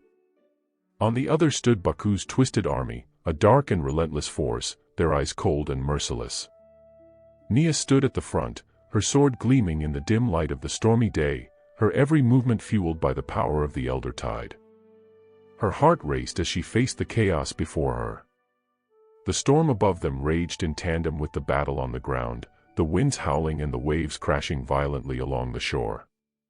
The sea had become a wild beast, its energy twisting and surging under Baku's control, and it felt as though every drop of water was infused with a darkness that threatened to consume everything in its path. "Steady, my warriors," Nia called out, her voice ringing across the battlefield. "Hold your ground. The sea is with us, but we must fight with all our strength." With her words, the soldiers of Karzan rallied, their spirits lifted by the power of their princess, their hearts burning with determination. They fought fiercely, their spears striking true, their shields deflecting the blows of Baku's soldiers. But the enemy was relentless, their numbers overwhelming, and the storm that raged overhead only added to the chaos. Waves of dark water crashed over the shoreline, threatening to drown everything in their path. Nia felt the pull of the Elder Tide growing stronger within her. She could feel the rhythm of the ocean, its tides, its currents, its fury. It was as if the sea itself was alive, its power coursing through her veins, urging her to unleash its full force. Her hand tightened around the hilt of her sword as she called upon the sea, commanding its strength. "Rise," she shouted, her voice carrying over the roar of the storm. "Rise up, O mighty sea, and strike down our enemies." The waters at her feet began to churn and writhe as if answering her call. A great wave, towering and menacing, surged forward, crashing into Baku's army with the force of 100 storms. Soldiers were swept away, their cries lost in the roar of the water. The ground trembled beneath Nia's feet as the sea responded to her command, its power at her fingertips. But Baku was not so easily defeated. As Nia watched, she saw him standing at the back of his army, his eyes glowing with a fierce, unnatural light. He raised his hand high, and with a single gesture, the storm above them grew even fiercer. The winds howled, the waves grew taller, and the sky darkened, as if the very heavens had been torn apart by his will. "You cannot defeat me, Nia," Baku's voice echoed across the battlefield, a cruel, mocking laugh following his words. "The Elder Tide is mine to control. You are nothing but a child playing with forces far beyond your understanding." Nia's heart clenched as she faced him across the battlefield, his presence like a dark cloud that overshadowed everything around them. She could feel the weight of his power pressing against her, like an invisible force trying to crush her spirit. But she would not back down. She could feel the power of the sea within her, and she knew that she could control it, if only she could push past the fear that threatened to consume her. "Your power is born of darkness, Baku," Nia called out, her voice steady despite the storm that raged around them. "The sea does not belong to you. It belongs to all who live with respect for it. You will not enslave my people. You will not destroy Karzan." Baku's eyes narrowed, and he raised his hand once more. This time, the sea responded to him, rising in a massive wave, taller than anything Nia had ever seen. It surged toward her, crashing with the force of a tidal wave, threatening to wash her away. For a moment, Nia's heart stopped as the wave towered over her, the water's power threatening to consume her whole. But she did not falter. She called upon the Elder Tide, focusing every ounce of her strength on the sea's power within her. She could feel the pull of the water, its currents fighting against her, but she held firm, her eyes locked on Baku's. "You cannot control me, Baku," she whispered fiercely. "You cannot control the heart of the sea." With a forceful shout, Nia thrust her sword into the air, calling upon the deepest, most ancient power of the Elder Tide. The ocean responded with a deafening roar, and the wave that had been rushing toward her stopped in its tracks. For a moment, everything seemed still, as if the world held its breath. Then, with a force that shook the ground beneath their feet, Nia turned the wave back on Baku's army. The water crashed into them, sweeping away soldiers and sending the enemy scattering in all directions. The power of the sea, harnessed by Nia's will, had become an unstoppable force. But even as the wave receded, Nia knew that the battle was far from over. Baku's forces were not easily defeated, and his dark power still lingered in the air, thick and oppressive. Baku himself stood at the edge of the battlefield, his eyes blazing with fury. He was no longer the charming, regal prince that had once captivated Nia's people. Now, he was a warlord consumed by his desire for power, his soul twisted by the darkness he had embraced. His very presence seemed to warp the world around him, the storm above them growing ever more violent. "You may have won this round, Nia," Baku's voice was filled with hatred, but also something else, something that made Nia's blood run cold. "But the battle is far from over. The Elder Tide belongs to the sea. And I will have it."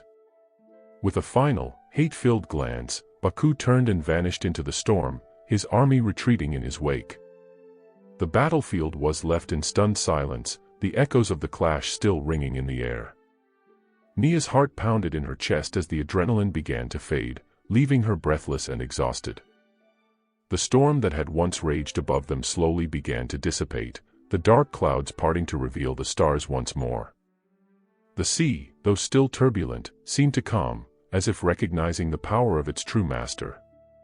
But Nia knew that this was only the beginning. Baku would return, and the war for Karzan's future had only just begun.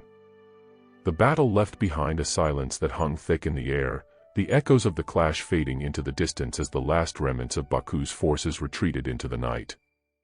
The fields of Karzan were littered with the fallen, both friend and foe, while the air was heavy with the scent of salt water, blood, and fear.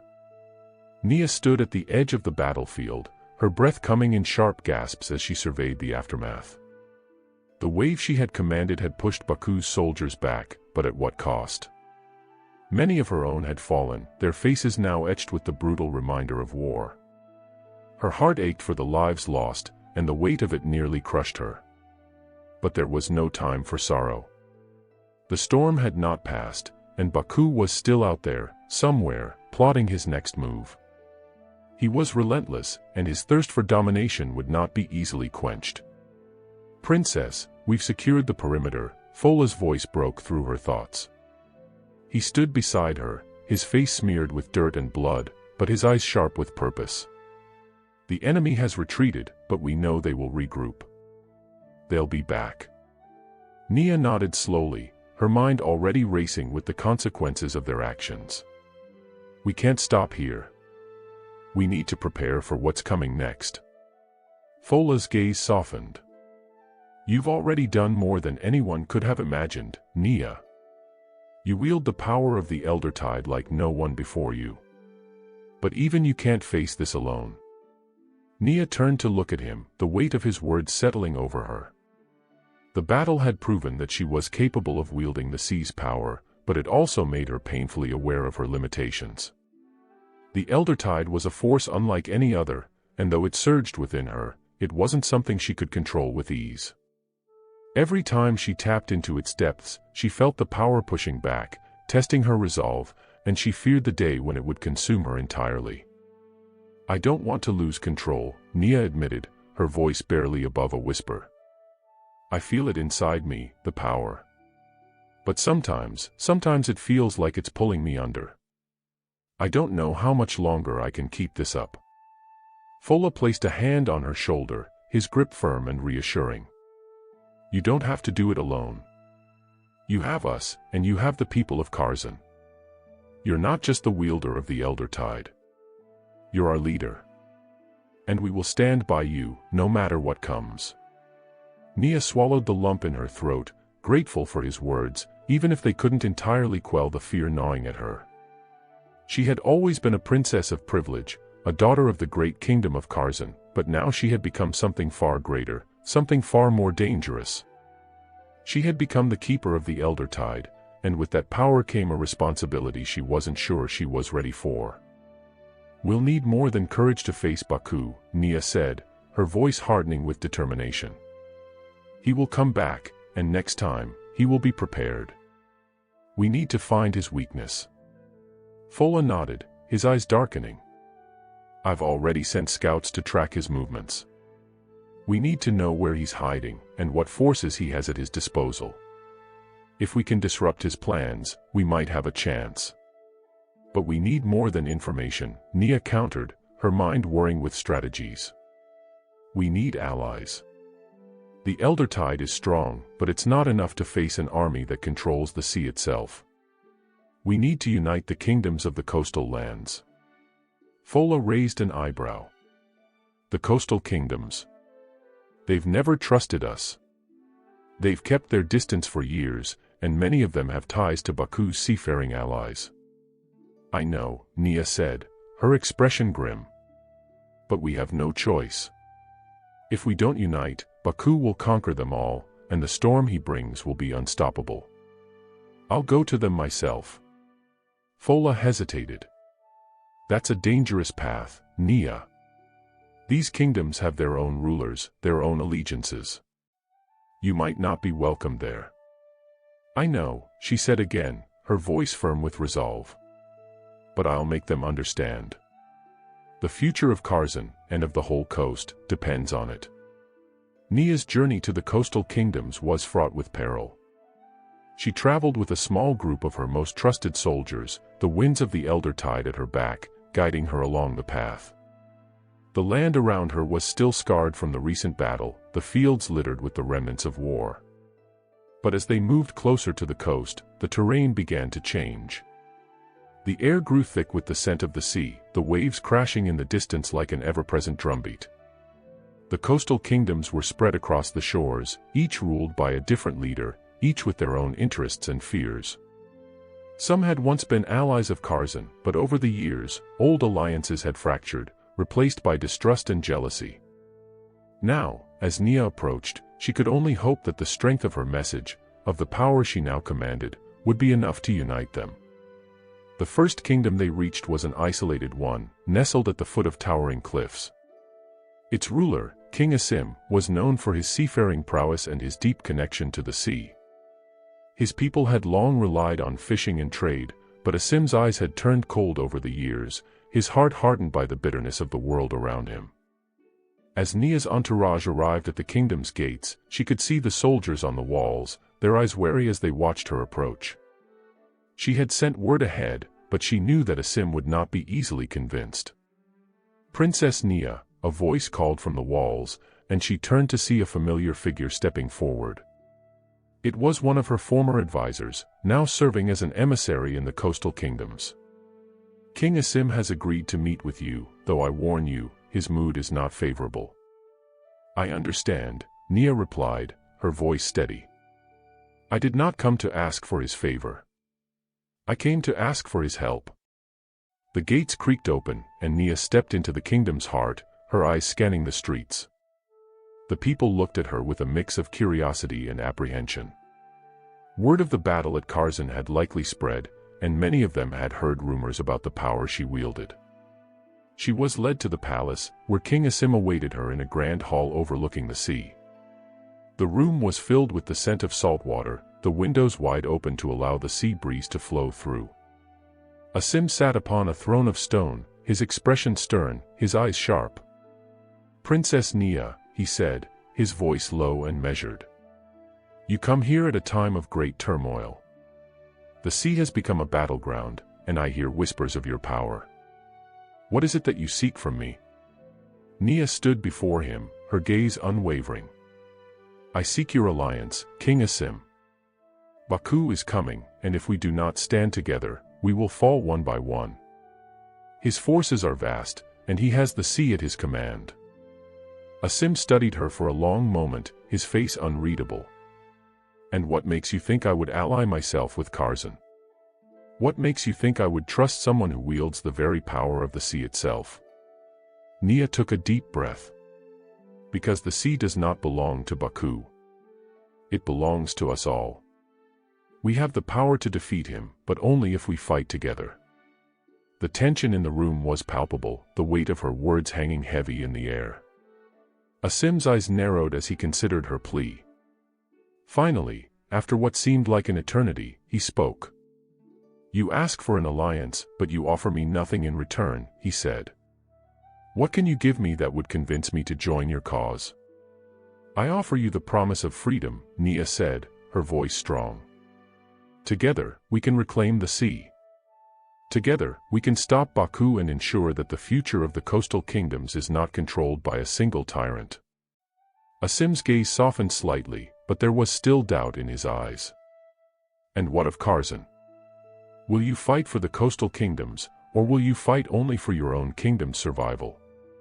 "I will fight for all of us," Nia answered, her voice unwavering.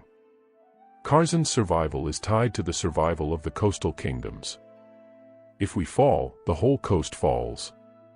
A long silence followed, the sound of the sea crashing against the cliffs below filling the room. Finally, King Asim stood from his throne and extended his hand. "Then we are allies, Princess Nia. But you must prove your strength. The sea is unpredictable, and I will not throw my people into a battle without knowing that we can win." Nia nodded. "I will show you my strength. Together, we will defeat Baku and reclaim the future of the coast." The days that followed Nia's alliance with King Asim were a blur of preparation, strategy, and quiet meetings.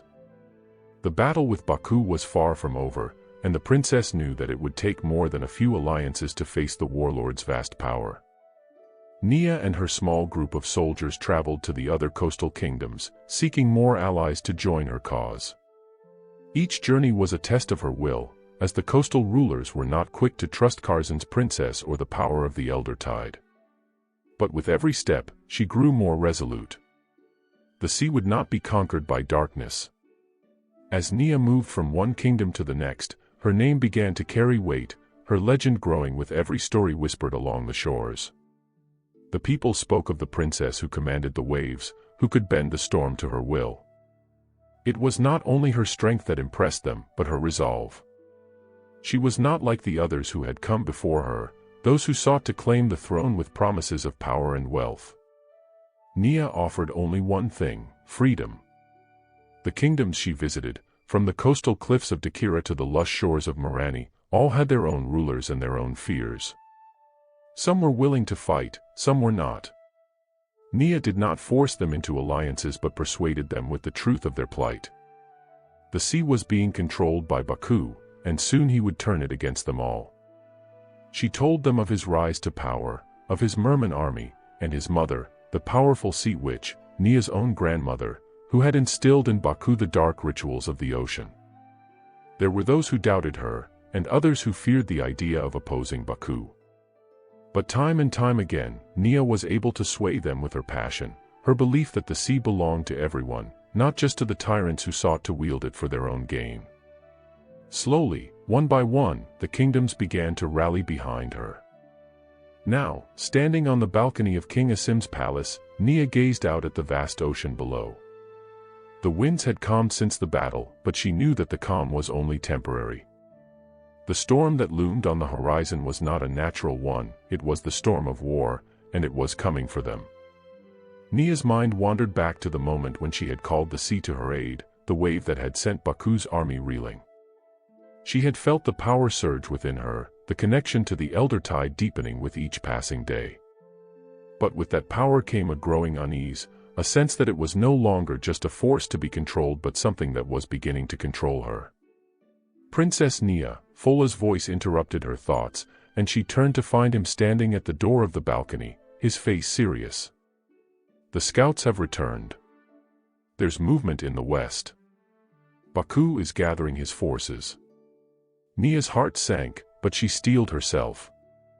She had known this day would come, the day when the calm would be broken and the battle would begin in earnest.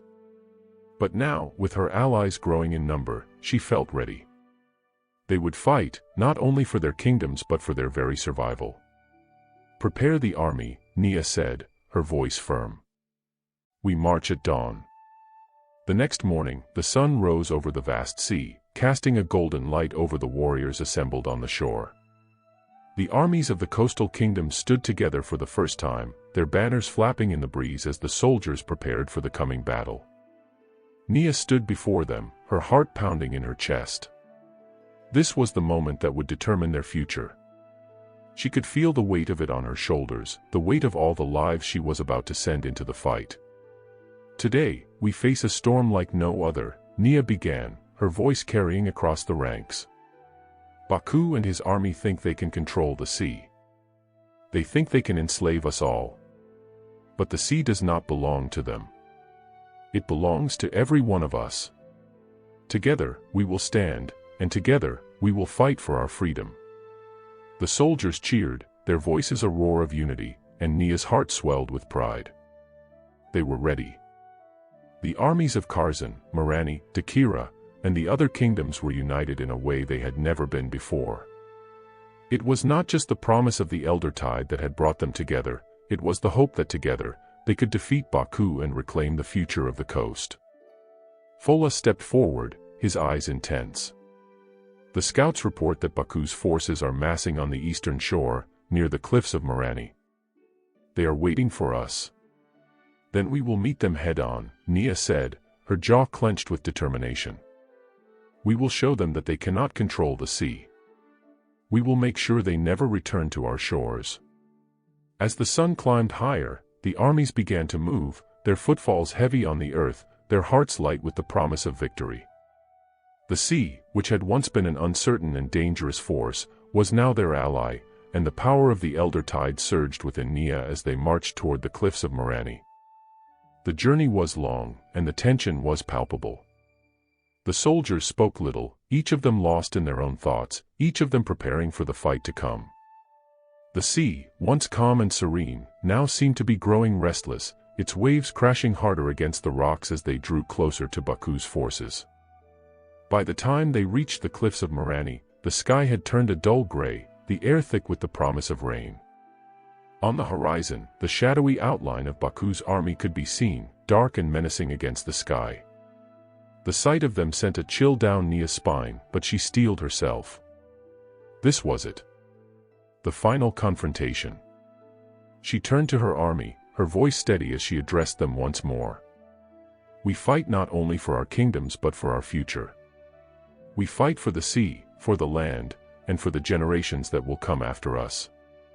Let's make this fight one they will never forget." With a final roar, the armies of Kharzan and its allies charged toward Baku's forces, the sound of their footsteps blending with the crashing waves beneath them. The battle had begun. The sea roared as the armies of Kharzan and its allies gathered on the cliffs of Marani, the waves crashing violently against the rocks beneath them, echoing the tension that hung in the air. The land itself seemed to hold its breath as Nia stood at the front of her army, her heart racing with both anticipation and fear. This was no ordinary battle. This was a clash of titans, an epic struggle between the forces of light and dark, freedom and tyranny. As Nia's eyes swept over the battlefield, she saw Baku's forces lining up on the opposite shore, their dark silhouettes like a rising storm on the horizon. The Merman warlord's army was vast, stretching as far as the eye could see. They were a fearsome sight, sea creatures of all kinds, warriors with scales that shimmered like polished obsidian, and dark magic swirling around them like a storm. Baku's loyal followers were well prepared, and they were ready to conquer all that stood in their way. But Nia had something they didn't, a united front, the strength of the Elder Tide, and the hope of every kingdom that had joined her cause. The storm in the sky was not one created by Baku's dark magic, but one born of the sea's untamed power, stirred by Nia's call. As she raised her arms toward the sky, the winds picked up, howling like the voices of ancient spirits. The waves surged higher, as though answering her call. The sea, her ally, was ready. Fola stood beside her, his eyes scanning the battlefield, his hand resting on the hilt of his sword. "They're not just soldiers.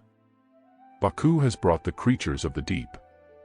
This is a battle of monsters, not just men." Nia nodded grimly.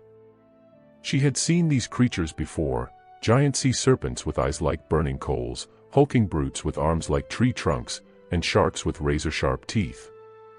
These were the beasts that Baku controlled, the creatures he had bent to his will through dark sorcery. But Nia had no intention of letting them intimidate her. She had the sea's power at her command, and she would use it to protect her people. As the army stood in formation, Baku's voice suddenly rang out across the battlefield, carried by the winds. "You think you can challenge me, Nia? You think you can stand against the power of the ocean?" His voice was deep, commanding, and filled with malice. "You are nothing but a pawn in my game. The sea belongs to me. It always has." Nia's gaze locked onto the figure standing at the head of Baku's army.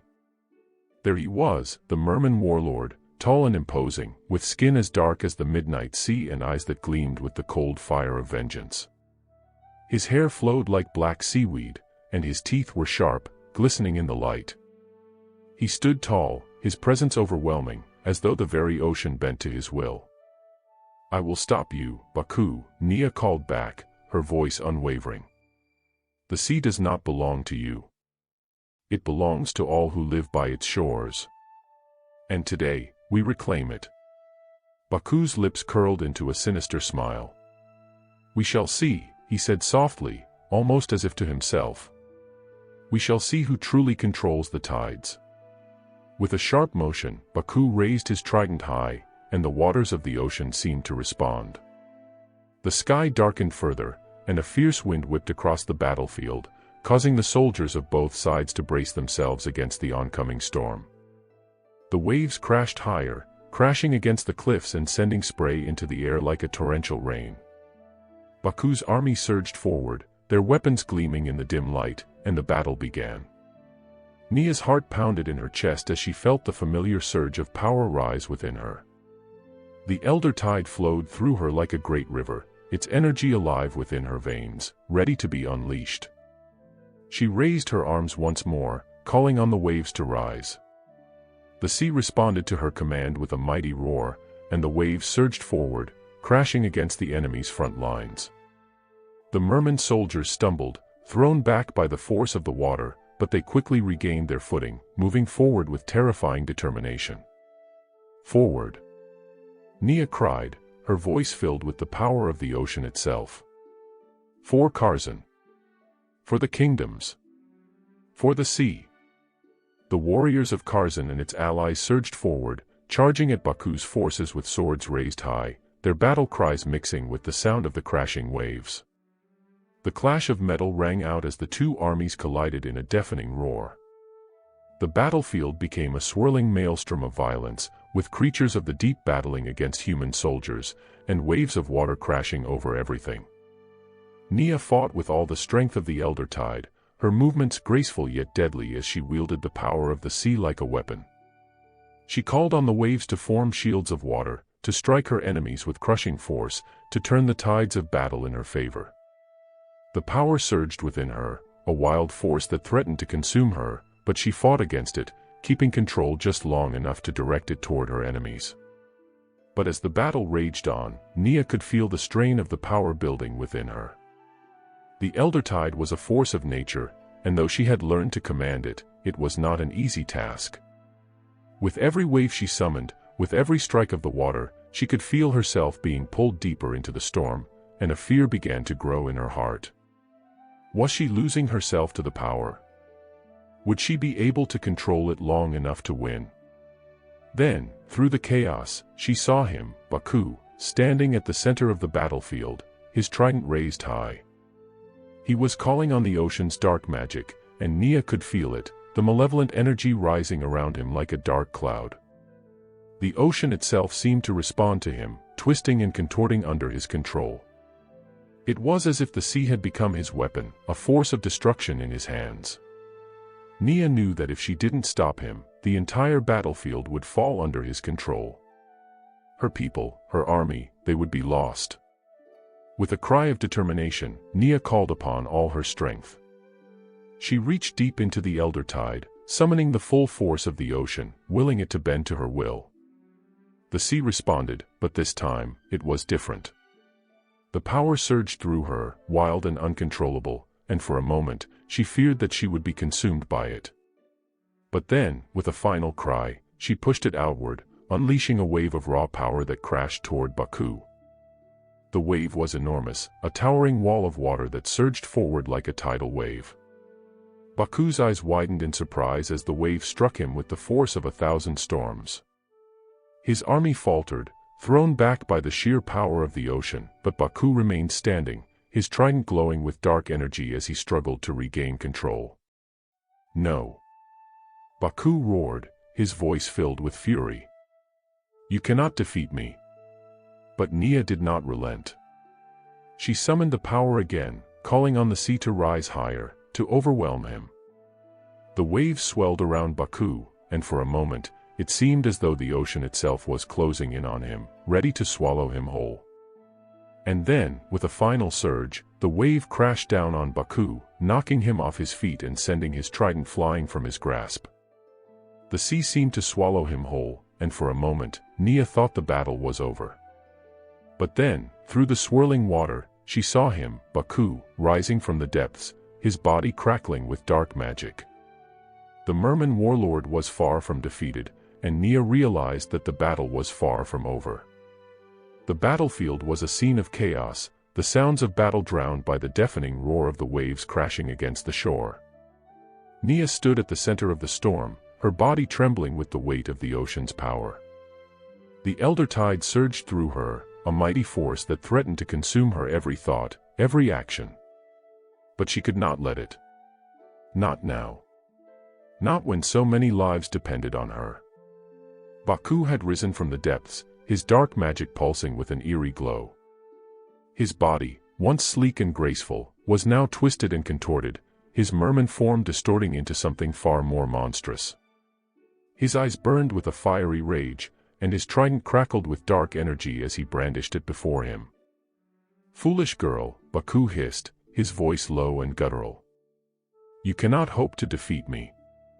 The sea is mine. I control its depths, its currents, its very soul. Nia's heart pounded in her chest as she stared at him, feeling the weight of his words pressing down on her. The sea was indeed powerful, more powerful than any one person could hope to control. But Nia had something that Baku did not. She had the unity of the kingdoms behind her, the strength of her people, and the unyielding will to protect her home. The sea belongs to everyone, Baku, she said, her voice steady despite the storm raging around them. Not just you. Not just your dark magic. We will fight for it. We will fight for freedom. Baku's lips curled into a twisted smile. You're deluded. The sea does not care for your noble words. It only cares for power. With a sudden motion, Baku raised his trident high, and the ocean itself seemed to respond. The waters around him churned violently, swirling like a vortex as dark magic poured from his trident. The sea rose, towering like a monstrous wave, threatening to engulf everything in its path. The force of the water surged toward Nia, pushing her back with its incredible power. But Nia was ready. She summoned the strength of the elder tide, calling on the sea to rise in defense of the kingdoms. The waters around her stirred, and a wall of shimmering, translucent water formed in front of her, shielding her from the deadly wave. The two forces collided with a deafening crash, the impact sending ripples of energy across the battlefield. Your magic is weak, Baku, Nia shouted, her voice rising above the chaos. The sea listens to the heart of those who protect it, not those who seek to control it. With a cry, Nia thrust her hands forward, sending a surge of energy through the wall of water. The elder tide responded, its power amplifying as the waters around her pulsed with light. The sea, once dark and tumultuous, now shone with a brilliant, radiant glow, as if the very heart of the ocean had answered her call. Baku faltered for a moment, his dark magic flickering as Nia's light pushed back against it. The sea seemed to fight against him, the waves pushing him further and further from the shore. His monstrous form writhed in the water, but Nia held her ground, her eyes fixed on him as she summoned all her strength. You cannot control the elder tide, Nia said, her voice filled with the power of the ocean. And you cannot control me. Baku roared in fury, his trident crackling with dark energy as he unleashed a wave of magic toward her. The sea around him writhed in response, as though it were a living creature, and the water surged toward Nia like a tidal wave. The force of the attack was overwhelming, and for a moment, Nia thought she might be swallowed by the tide. But she would not give up. Not now. With a cry, she called upon the elder tide one last time. The sea responded, surging toward her in a wave of light and power. The water rose higher and higher, glowing with a brilliant blue radiance as it surged toward Baku's dark magic. The two forces collided, the light of the elder tide clashing against the darkness of Baku's magic. For a moment, there was silence. And then, with a blinding flash, the two forces exploded in a shockwave that sent ripples across the entire battlefield. When the light faded and the storm settled, Nia found herself standing alone in the center of the battlefield, her body aching from the strain of the magic. The sea was calm once more, the waves gentle and steady as if nothing had happened. But as she looked around, she realized that the battle was far from over. Baku was gone. For now. Nia's heart sank as she scanned the battlefield. The cost of victory had been high. Many soldiers lay fallen, their bodies strewn across the shore. The warriors of Kharzan and its allies had fought bravely, but the toll of the battle was clear. Nia's eyes scanned the horizon, searching for any sign of Baku's return. But there was nothing. The warlord had disappeared into the depths, his army scattered, but Nia knew that it was only a matter of time before he would return. She had won this battle, but the war was far from over. Fola stepped beside her, his face grim as he surveyed the scene. We've won, Nia. For now. But he will be back. We need to prepare. Nia nodded, her gaze distant. Yes. He will return. And when he does, we will be ready. But even as she spoke, a feeling of unease settled deep in her chest. Baku was not just a man, he was a force of nature, a creature born from the depths of the ocean itself.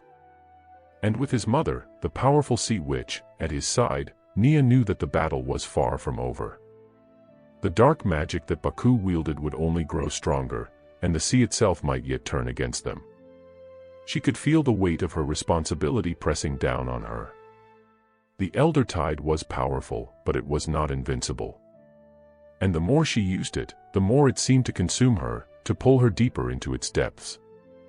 It was a power that could save them, or destroy them all. "Get the wounded to safety," Nia said, her voice weary but resolute. "We need to regroup. This is not the end. It's only the beginning."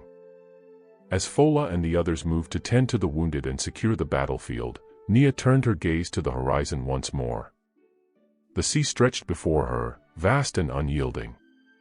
It had been her ally in the battle against Baku, but it was also a reminder of the darkness that lay beneath the surface. The war had only just begun. And Nia was not sure if she could control the elder tide for much longer. The calm that followed the battle was a deceptive one. The air felt thick with tension, as though the entire world was holding its breath, waiting for the inevitable return of Baku. Though the immediate threat had passed, Nia knew that this victory was only temporary. The dark power that Baku wielded, with his twisted magic and monstrous forces, could not be so easily defeated. The warriors of Kharzan worked tirelessly to tend to the wounded and secure the coastline. Nia walked among them, her heart heavy with the weight of responsibility. Her once bright and radiant armor now felt like a burden. She had called upon the power of the elder tide to strike at Baku, but she could feel it draining her, taking more from her with each use. Her thoughts were interrupted by Fola's voice. "Princess, you must rest." Nia turned to face him, her expression weary. "I cannot rest, Fola. There is no time for that." "You have given everything," Fola said gently, his eyes filled with concern. "You've led our forces with great strength. Now, you must conserve your strength. The battle will come again, and we need you at your full power." Nia nodded slowly, though doubt gnawed at her. She knew Fola spoke the truth. She had given everything, but she wasn't sure how much more she could give before the elder tide consumed her completely. The power of the sea was vast and ancient, but it was not hers to command indefinitely. She could feel it, its pull, its hunger, growing stronger within her. "Where is the high priestess?" Nia asked, her voice soft but filled with urgency. "I need to speak with her." Fola hesitated before answering. "She is with the council, princess. They're discussing the next steps." Nia nodded again, her resolve hardening. She had to find a way to end this war, to stop Baku before his dark magic destroyed everything she held dear. But there were whispers in the wind, unsettling murmurs that spoke of a deeper power lurking beneath the surface of the sea. Something even darker than Baku's twisted magic. The sea itself was restless. The waves lapped at the shore in a way that felt wrong, like they were whispering secrets, secrets that Nia was not yet ready to hear. She had to know more about the elder tide, about how to control it before it controlled her. And for that, she would need the high priestess. The journey to the temple was quiet, save for the distant hum of the ocean and the soft footsteps of her guards behind her. Nia's mind was heavy with thoughts of the coming war. She could not afford to fail. Not when so many were depending on her. Her thoughts turned to Baku's mother, the sea witch, the one who had helped Baku create the dark ritual. Nia knew that this was only part of a much larger scheme, one that would stretch far beyond the borders of Kharzan. The temple stood at the edge of a cliff, its towering spires reaching toward the sky like fingers grasping for the clouds. The air was thick with the scent of incense, and the walls were covered in intricate carvings that told the stories of the ancient ones, the spirits of the sea, the protectors of the land. Inside, the high priestess awaited, her presence like a calm breeze in the midst of a storm. The high priestess, Mame, was an ancient woman with silver hair and a face marked by years of wisdom. Her eyes, however, were as sharp as ever, filled with a knowledge that spanned generations. She rose from her seat as Nia entered, her expression softening. "Princess Nia," Mame said, her voice gentle yet powerful. "You have fought with great courage. But the storm is not yet over." "I know," Nia replied, her voice tight. "I need to understand the elder tide. I need to know how to control it, how to stop Baku and his magic. Mame nodded, her gaze steady. The elder tide is a powerful force, princess. It is not something to be controlled easily. It is born of the ocean itself, a living, breathing thing. You do not command the sea, you coexist with it. You must listen to it, understand it, or else it will consume you. Nia's heart raced.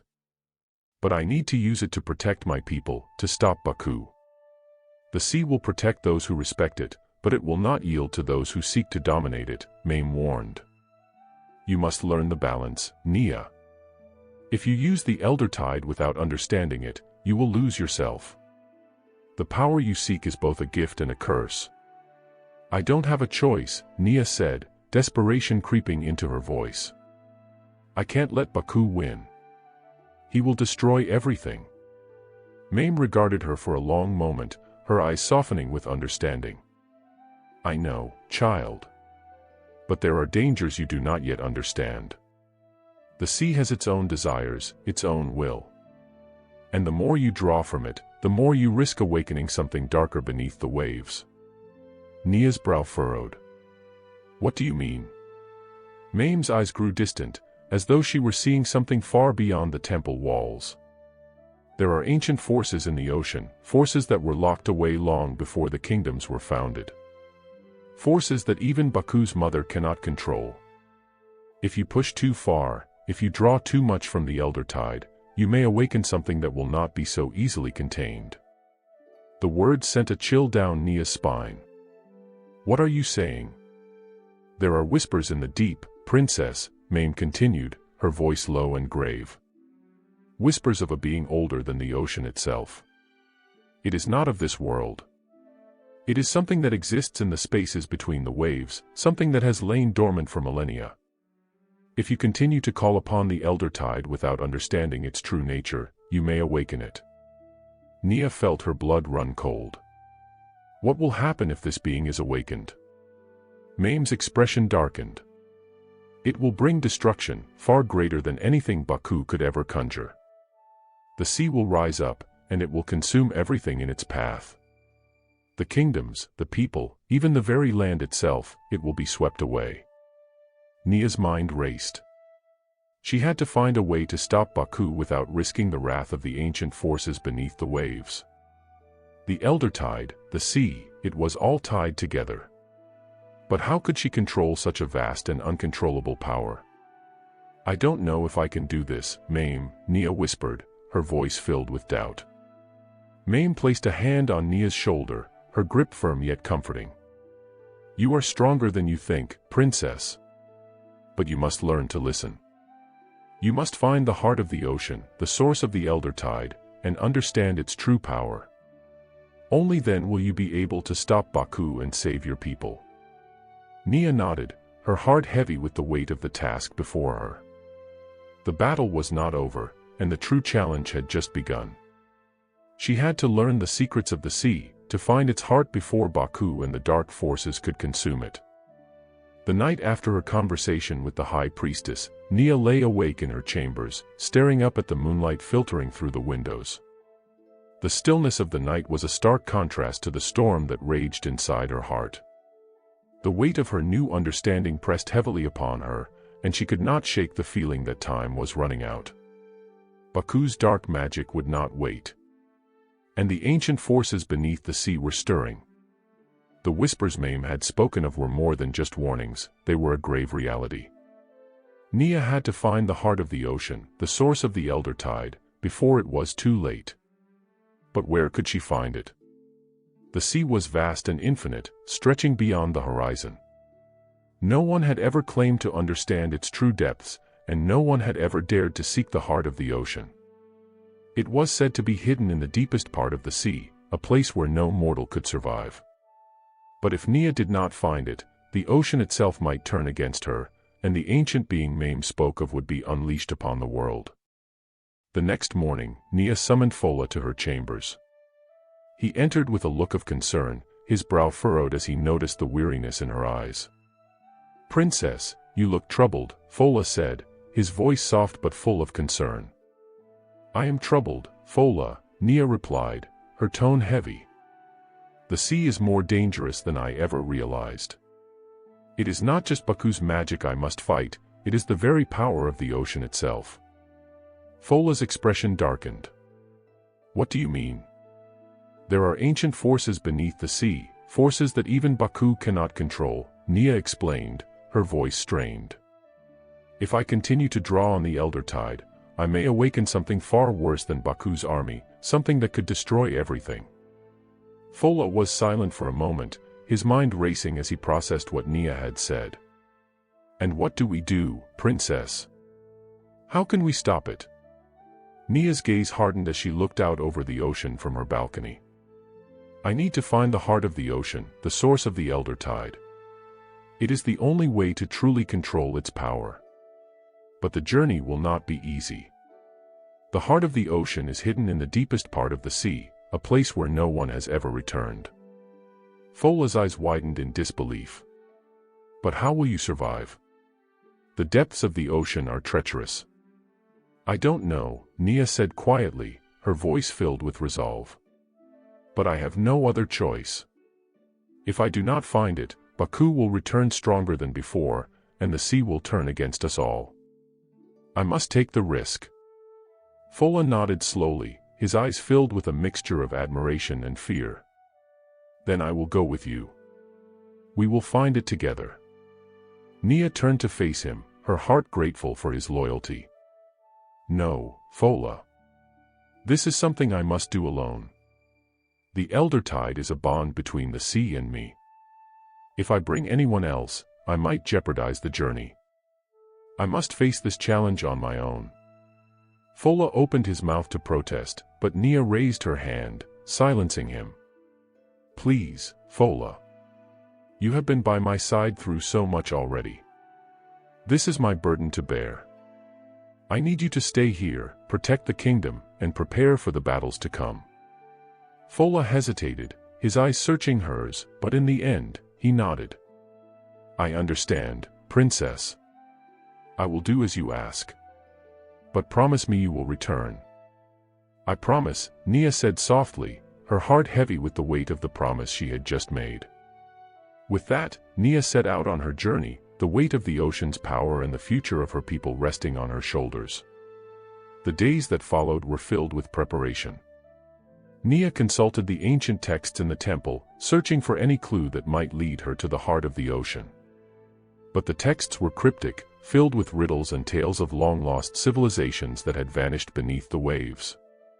The deeper she delved into the ancient knowledge, the more she realized how little she truly understood about the elder tide, and how dangerous it could be.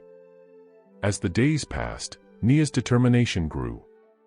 She would not fail. She could not fail. Finally, after what felt like an eternity, the day of departure arrived.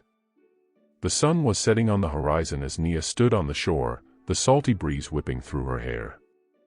A small boat, crafted from the finest wood, awaited her.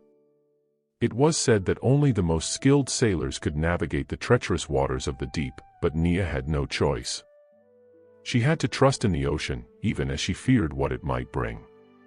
She climbed into the boat, the weight of the elder tide heavy on her chest. With a deep breath, she cast off, the boat drifting out into the open sea.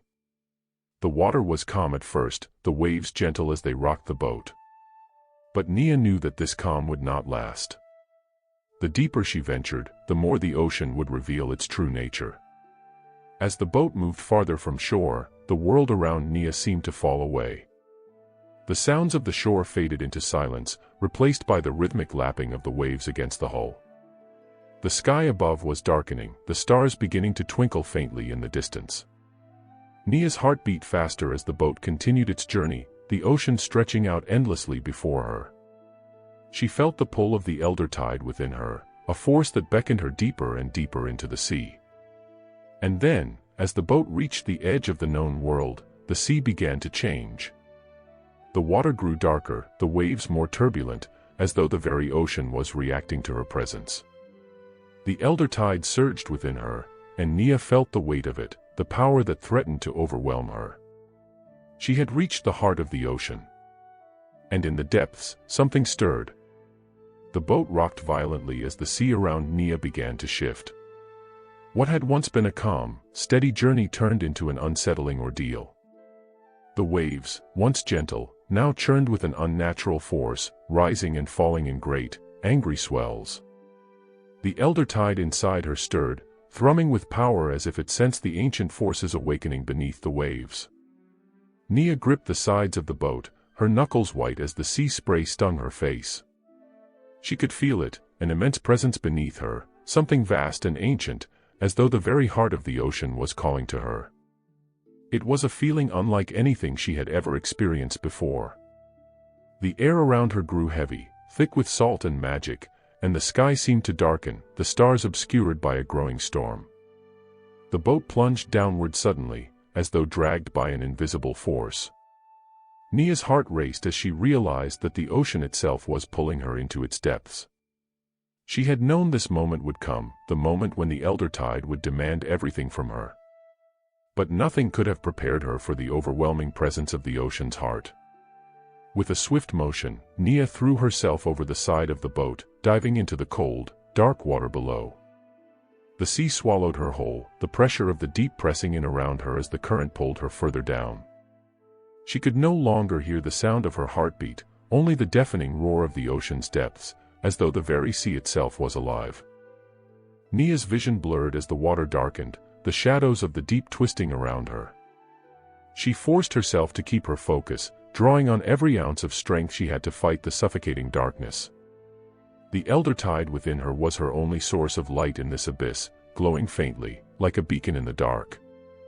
Suddenly, she felt something, an enormous, invisible force, pass by her, sending a wave of pressure through the water.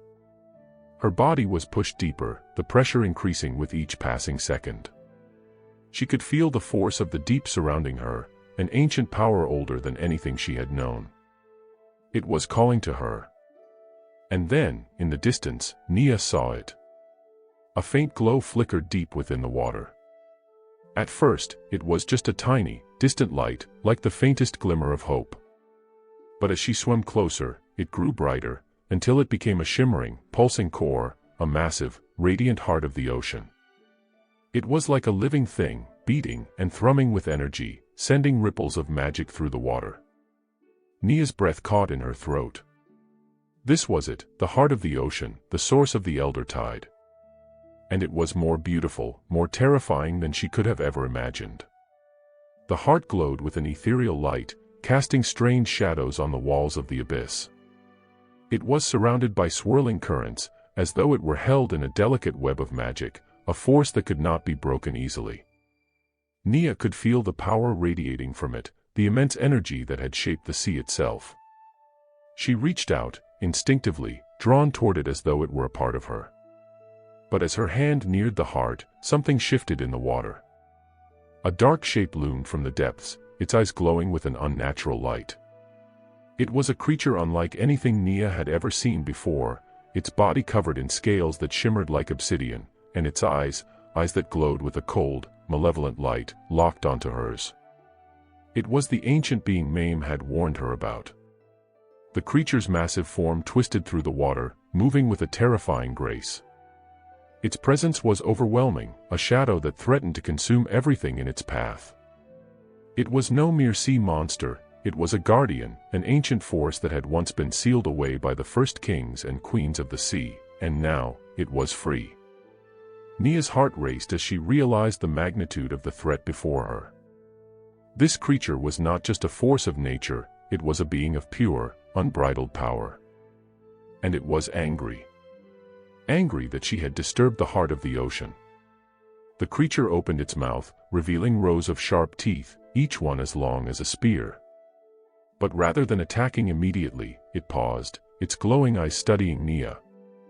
There was a strange, unsettling intelligence behind its gaze, as though it recognized her as something more than a mere mortal. "You should not have come here, child," a voice boomed, though it did not come from the creature's mouth. It resonated in Nia's mind, deep and powerful, like the voice of the ocean itself. "You seek to control what was never meant to be controlled." Nia's mind reeled, the voice echoing in her thoughts. She could feel the weight of its power pressing down on her, trying to force her into submission. But she gritted her teeth, drawing on the strength of the elder tide that flowed through her. "I must," she said, her voice steady despite the fear that gnawed at her insides. "The sea is in danger. My people are in danger. I will not let it fall into darkness." The creature's glowing eyes narrowed, its massive form shifting through the water like an unstoppable force. "You do not understand," it rumbled, its voice like thunder. "You cannot control the ocean. You cannot command the elder tide. It is not yours to wield." "I will learn to understand," Nia replied, her voice stronger now, filled with the determination she had carried with her all this time. "I will protect my kingdom, and I will protect the sea. Even if it means I must face you." The creature let out a low growl, its body undulating with raw power. "You cannot defeat me, child. I am the true heart of the ocean. You are nothing but a fleeting spark in its vastness. And you will be consumed." Nia's heart pounded in her chest as the creature lunged toward her, its jaws wide open. But in that moment, something within her shifted, something deep inside the elder tide responded to the creature's challenge. With a forceful cry, Nia extended her hand toward the heart of the ocean, calling upon the full power of the elder tide. The water around her surged, the current swirling with a blinding intensity. She could feel the ocean's power, the heart's power, coursing through her, filling her with an energy that was both awe-inspiring and terrifying. The ancient creature recoiled, its form momentarily shaken by the force of the elder tide. Nia's vision blurred as she pushed herself to the limit, the power of the ocean threatening to overwhelm her. She had to control it. She had to master it. And then, with a final, desperate surge of will, she reached out, pulling the heart of the ocean closer, drawing on its magic as if it were an extension of herself. The creature let out an ear-splitting roar, its form shuddering violently as the waves around them twisted and churned. It was no match for the elder tide in its purest form, but as it writhed and fought, Nia could feel its power seeping into her, trying to corrupt the magic that surged through her veins. This was the true test. She had to master the heart of the ocean, or it would consume her. Nia's body was trembling, every nerve burning with the intensity of the elder tide. The power she had summoned from the heart of the ocean surged within her, both exhilarating and terrifying in equal measure. She could feel it, the raw energy of the sea, ancient and untamed, flowing through her veins like wildfire. It was beautiful and overwhelming, but also dangerous. The creature, its immense form writhing in the depths, glared at her with eyes that burned like twin lanterns. It seemed momentarily stunned by her strength, but only for a fleeting moment. Its massive tail flicked through the water, creating whirlpools that threatened to swallow her whole. With a low growl, the creature spoke again, its voice thundering through the water. "You are not worthy, mortal. You cannot contain the heart of the ocean. It is not a power to be wielded by one such as you." Nia felt her grip on the power of the elder tide slip ever so slightly. The creature's words, heavy with centuries of wisdom and darkness, sought to unravel her resolve. She could feel the ocean's pulse beneath her, its unfathomable depths whispering temptations in her mind. But Nia refused to yield. She could not let it take her, could not let the ocean be twisted into a force of destruction. She had to fight, not just for herself, but for her people, for Karzan, for everything that was at stake. If she failed, the kingdom she loved would fall to the merman warlord Baku and his army. And even worse, the ocean would become an unquenchable force of chaos, devouring everything in its path. Drawing in a shaky breath, Nia steadied herself. She focused on the elder tide within her, on the bond she shared with the sea, and began to speak, her voice barely a whisper over the roar of the water. "I do not seek to control you," she said, her voice steady and clear. "I seek only to protect. I seek only to preserve the balance between the sea and the land. The elder tide is a gift, not a curse. It is a force of life, not death." The creature paused. Its glowing eyes studied her, and for a moment, the tumultuous waters around them stilled. Nia could feel the weight of its gaze, ancient and knowing, as if the creature were trying to decide if she were truly worthy of the power she sought to claim. "Do you believe that?" the creature asked, its voice softer now, though still filled with an ominous undertone. "The ocean does not care for balance. It cares only for what it can consume. It is vast and endless, and it will never be tamed." "I do not seek to tame it," Nia replied, her voice strong now, filled with conviction. "I seek to honor it. I seek to be its protector, to guide it as it has always guided me. I know the ocean's power, and I know that it can heal. But it can also destroy. I will ensure it is never used for destruction again." The creature let out a low growl, as though contemplating her words. For a moment, Nia thought it might strike, might destroy her for daring to challenge its ancient ways. But instead, the creature's eyes softened, just a little. "Then you must prove yourself," it rumbled, its voice like the distant thunder of a storm. "You must prove that you are not merely another mortal seeking to conquer what cannot be conquered. You must show the ocean that your heart is true." Nia's pulse quickened as she realized what the creature was asking of her. This was no mere test of strength, no battle of wills. This was a test of her very soul. "I will prove myself," Nia said, her voice unwavering. "I will show you that I am worthy of the elder tide. I will show you that I am worthy of the heart of the ocean." The creature seemed to consider her words, its massive form rippling with dark energy. Then, with a slow, deliberate motion, it submerged into the depths, disappearing into the inky blackness of the ocean. The pressure around Nia lifted, though the weight of the elder tide within her remained, a constant reminder of the power she was trying to control. For a long moment, all was silent. Nia floated in the vastness of the ocean, her heart beating in time with the pulse of the elder tide. She knew that this was only the beginning, that the true test was yet to come. But she also knew that she could not fail. Not now. Not when everything was at stake. And then, as if in response to her determination, the ocean itself seemed to shift.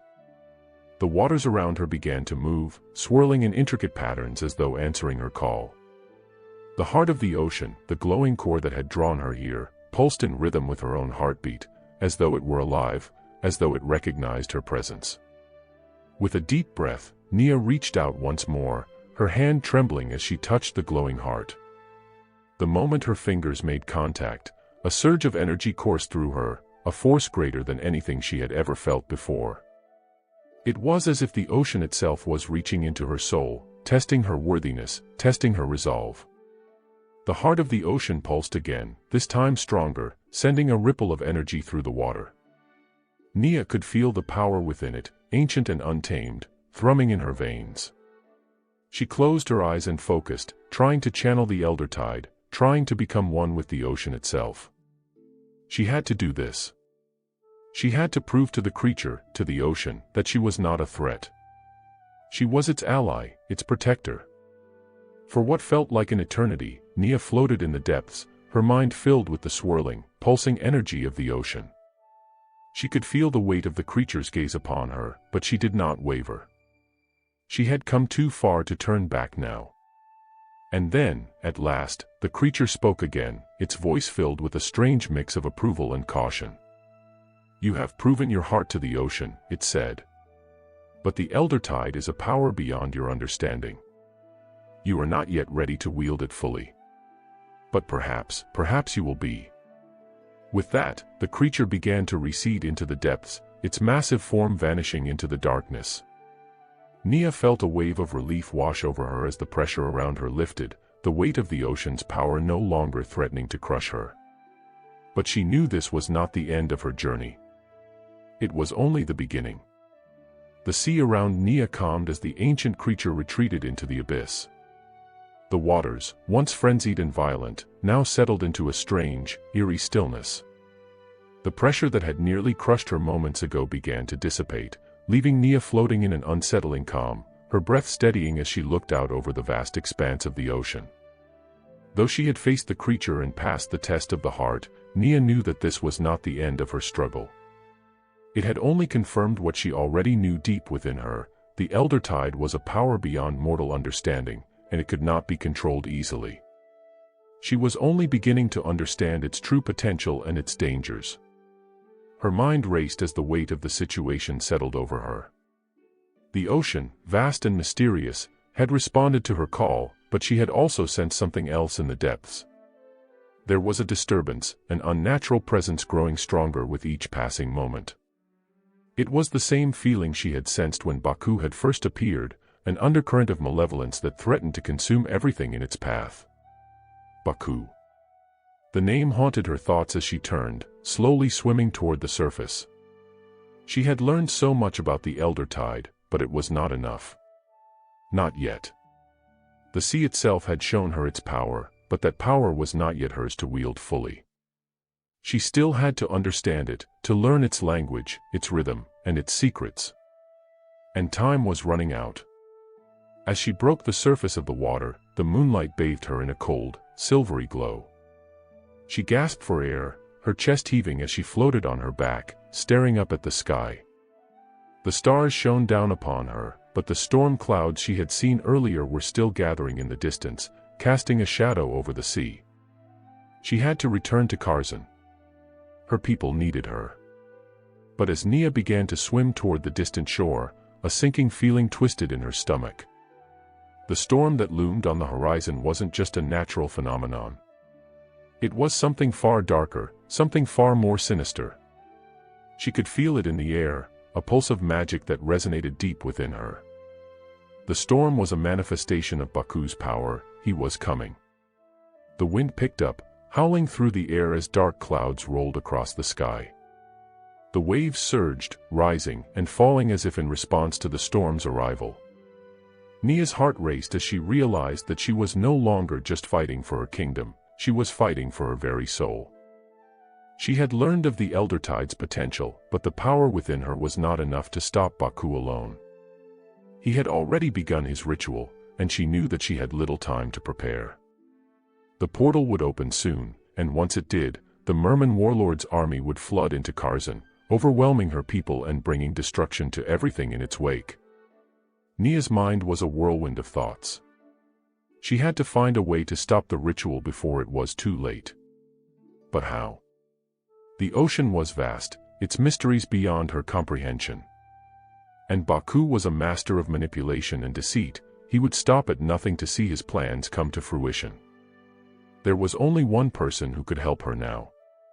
The winds howled as Nia swam toward the shore, her mind focused on the task ahead. She had to find her grandmother, the wise and powerful Mame, who had once guided her on her path to understanding the elder tide. Mame was the only one who could help her now, the only one who had the knowledge and power to stop Baku and his dark ritual.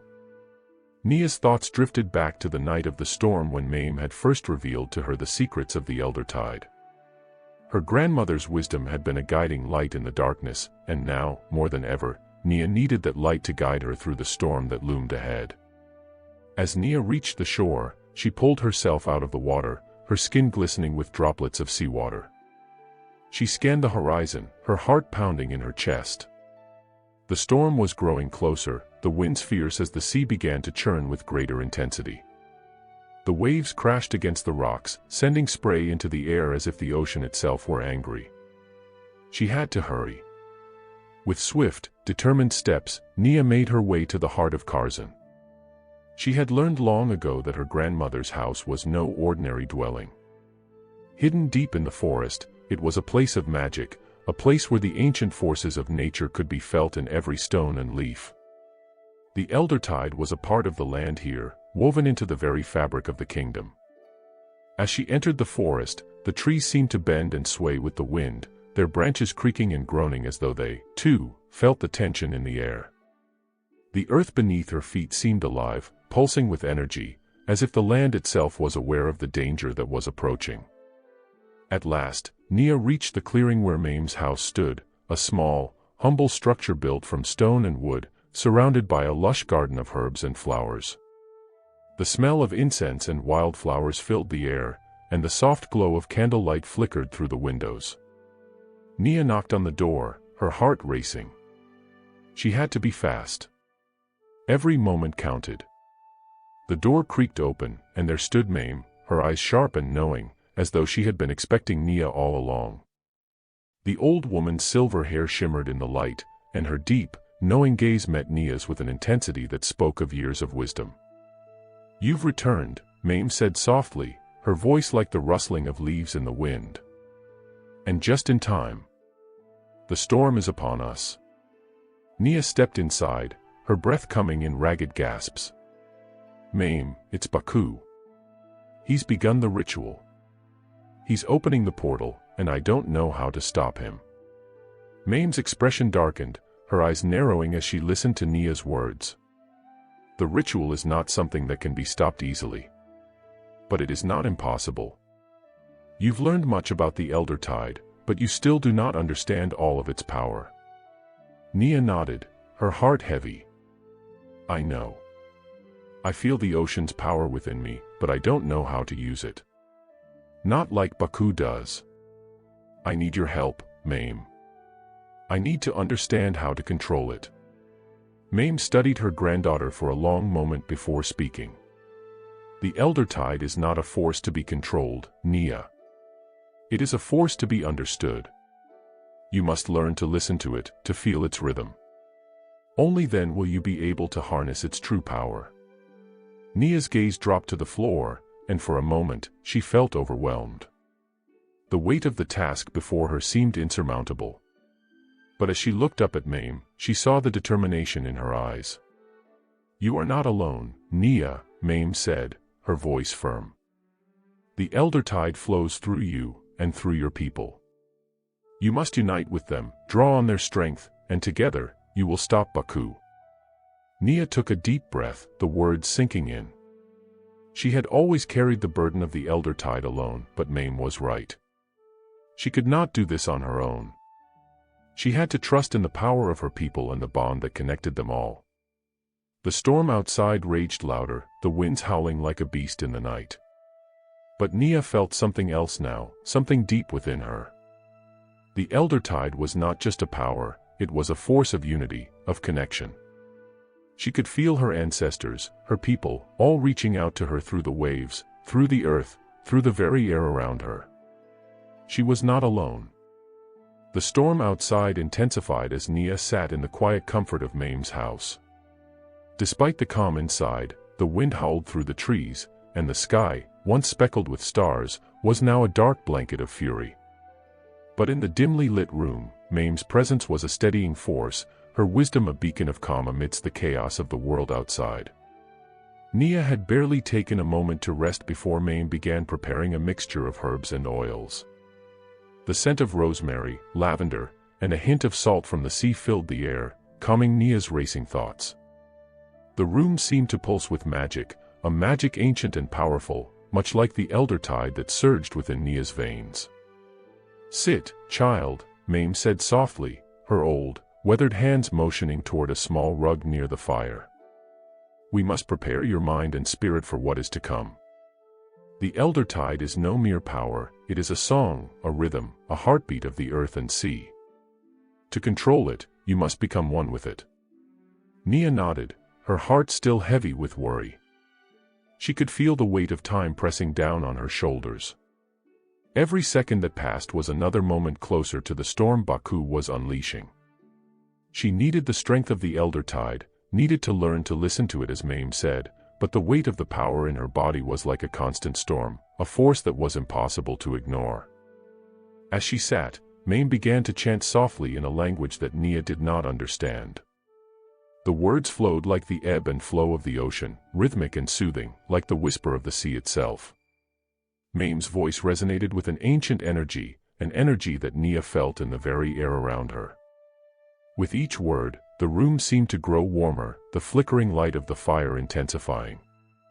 "Focus, child," Mame instructed. "Feel the pulse of the land, the heartbeat of the earth beneath you. The Elder Tide does not only flow in the sea. It flows in the wind, in the trees, in the soil beneath your feet. You are one with it all." Nia closed her eyes, breathing deeply. She could feel the power, not just in the depths of the ocean, but in the very air that surrounded her. It was everywhere, hidden in the rustling of the trees, in the soft whisper of the wind, in the fire that flickered before her. The elder tide was not a single force. It was everything. Her mind began to quiet, the chaotic thoughts of Baku's approaching ritual fading as she focused on the gentle hum of the earth beneath her. She felt the ocean's vastness, its endlessness, but she also felt the pulse of the land, the slow, steady beat of life that flowed through every living thing. And then, as if guided by some unseen hand, she felt the connection, the thread that linked her to the heart of the ocean. It was a subtle thing at first, like the faintest ripple on the surface of the sea. But as she focused, it grew stronger. The rhythm of the world around her, wind, water, earth, began to sync with her heartbeat, and for the first time, she felt truly at peace. The elder tide is not a power to be controlled, Mame's voice broke through her reverie, but one to be understood. When you become one with it, you will understand its purpose. It is not a tool to be wielded, but a force to be respected. Nia opened her eyes, her mind clearer than it had been in days. She felt different now, calmer, more grounded, and more connected to the world around her. She could hear the distant roar of the ocean, the waves crashing against the shore, but it no longer felt like a force of chaos. It felt like a part of her. "I understand," Nia whispered. "It is not for me to control the elder tide. I must flow with it, like a current in the sea." Mame smiled, her face crinkling with the wisdom of age. "Exactly, child. You are not its master. But you are its guide. The elder tide will answer to you only when it knows you respect it, when it knows you are ready to walk alongside it." Nia's thoughts turned to Baku. He was the master of his own dark currents, using the power of the ocean to serve his own ends. But Nia now realized that if she could learn to understand the rhythm of the sea, she could unite her people with the power of the elder tide, to protect them from Baku's invading army.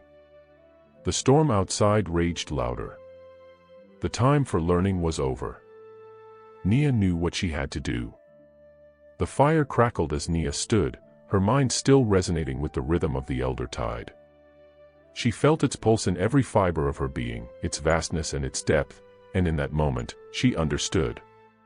The power of the elder tide wasn't just in her. It was in her people, in every living creature, in every breath of wind and crash of wave.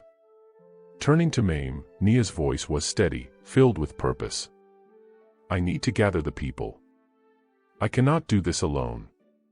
If we are to face Baku and his army, we must unite, not just in body, but in spirit. The elder tide flows through us all. We must come together as one." Mame nodded, her eyes filled with pride. "You understand now, Nia. The strength of the elder tide is not just in one individual, but in the unity of all who walk in its light. Go, child. Call them.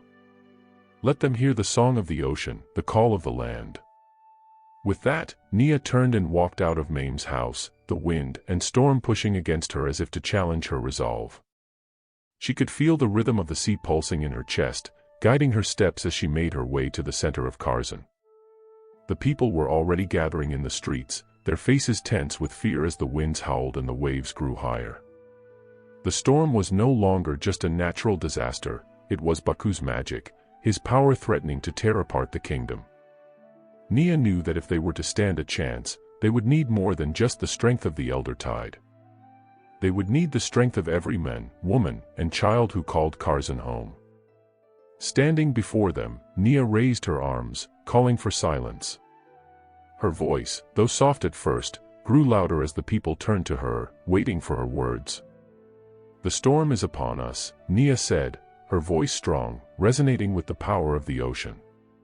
"But it is not the storm of the sea. It is the storm of Baku, the merman warlord, who seeks to conquer us.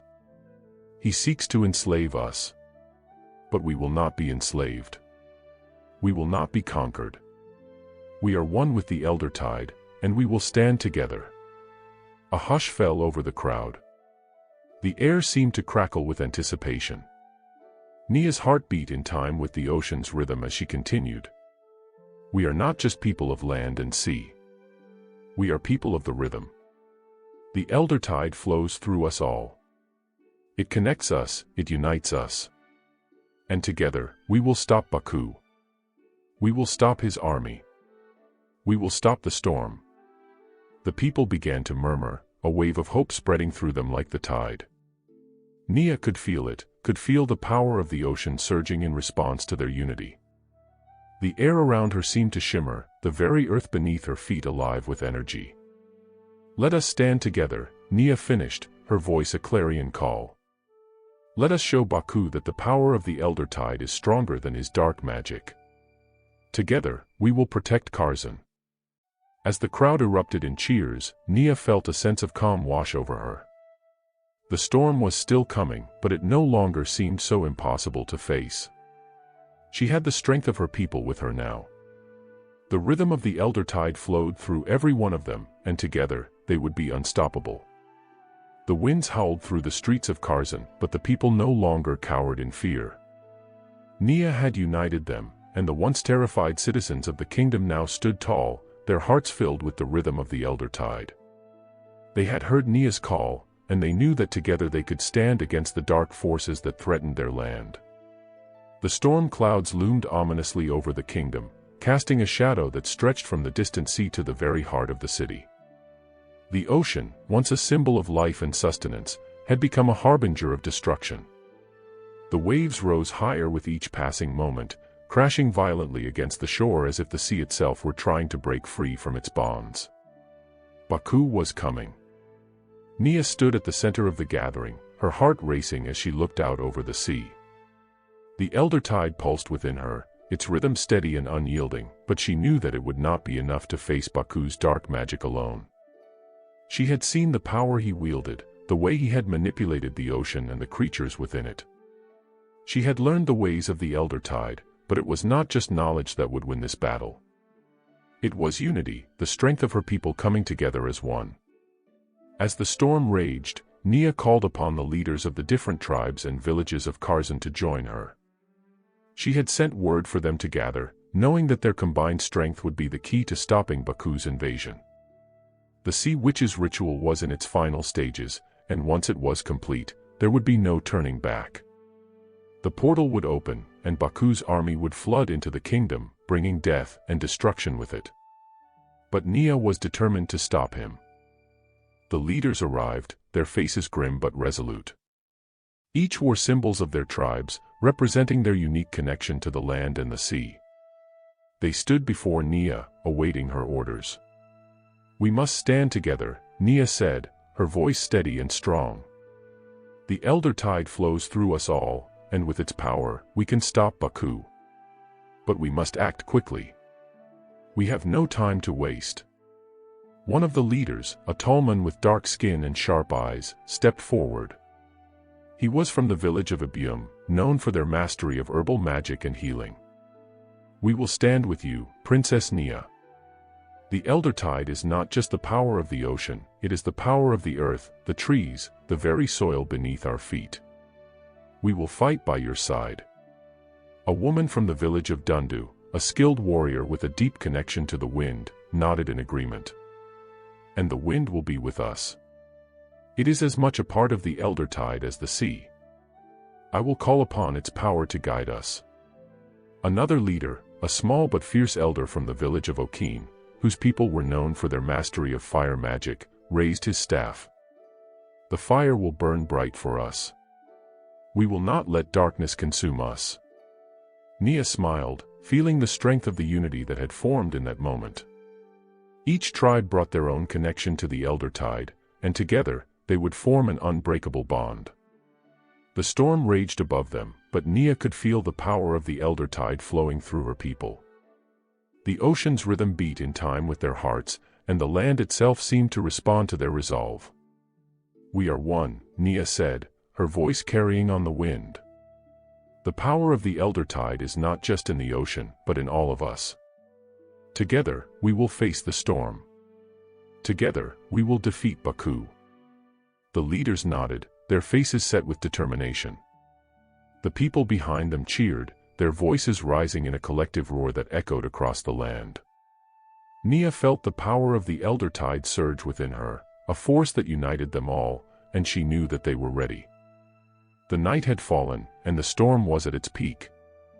The winds howled, and the waves crashed against the shore with an intensity that rattled the foundations of Kharzen.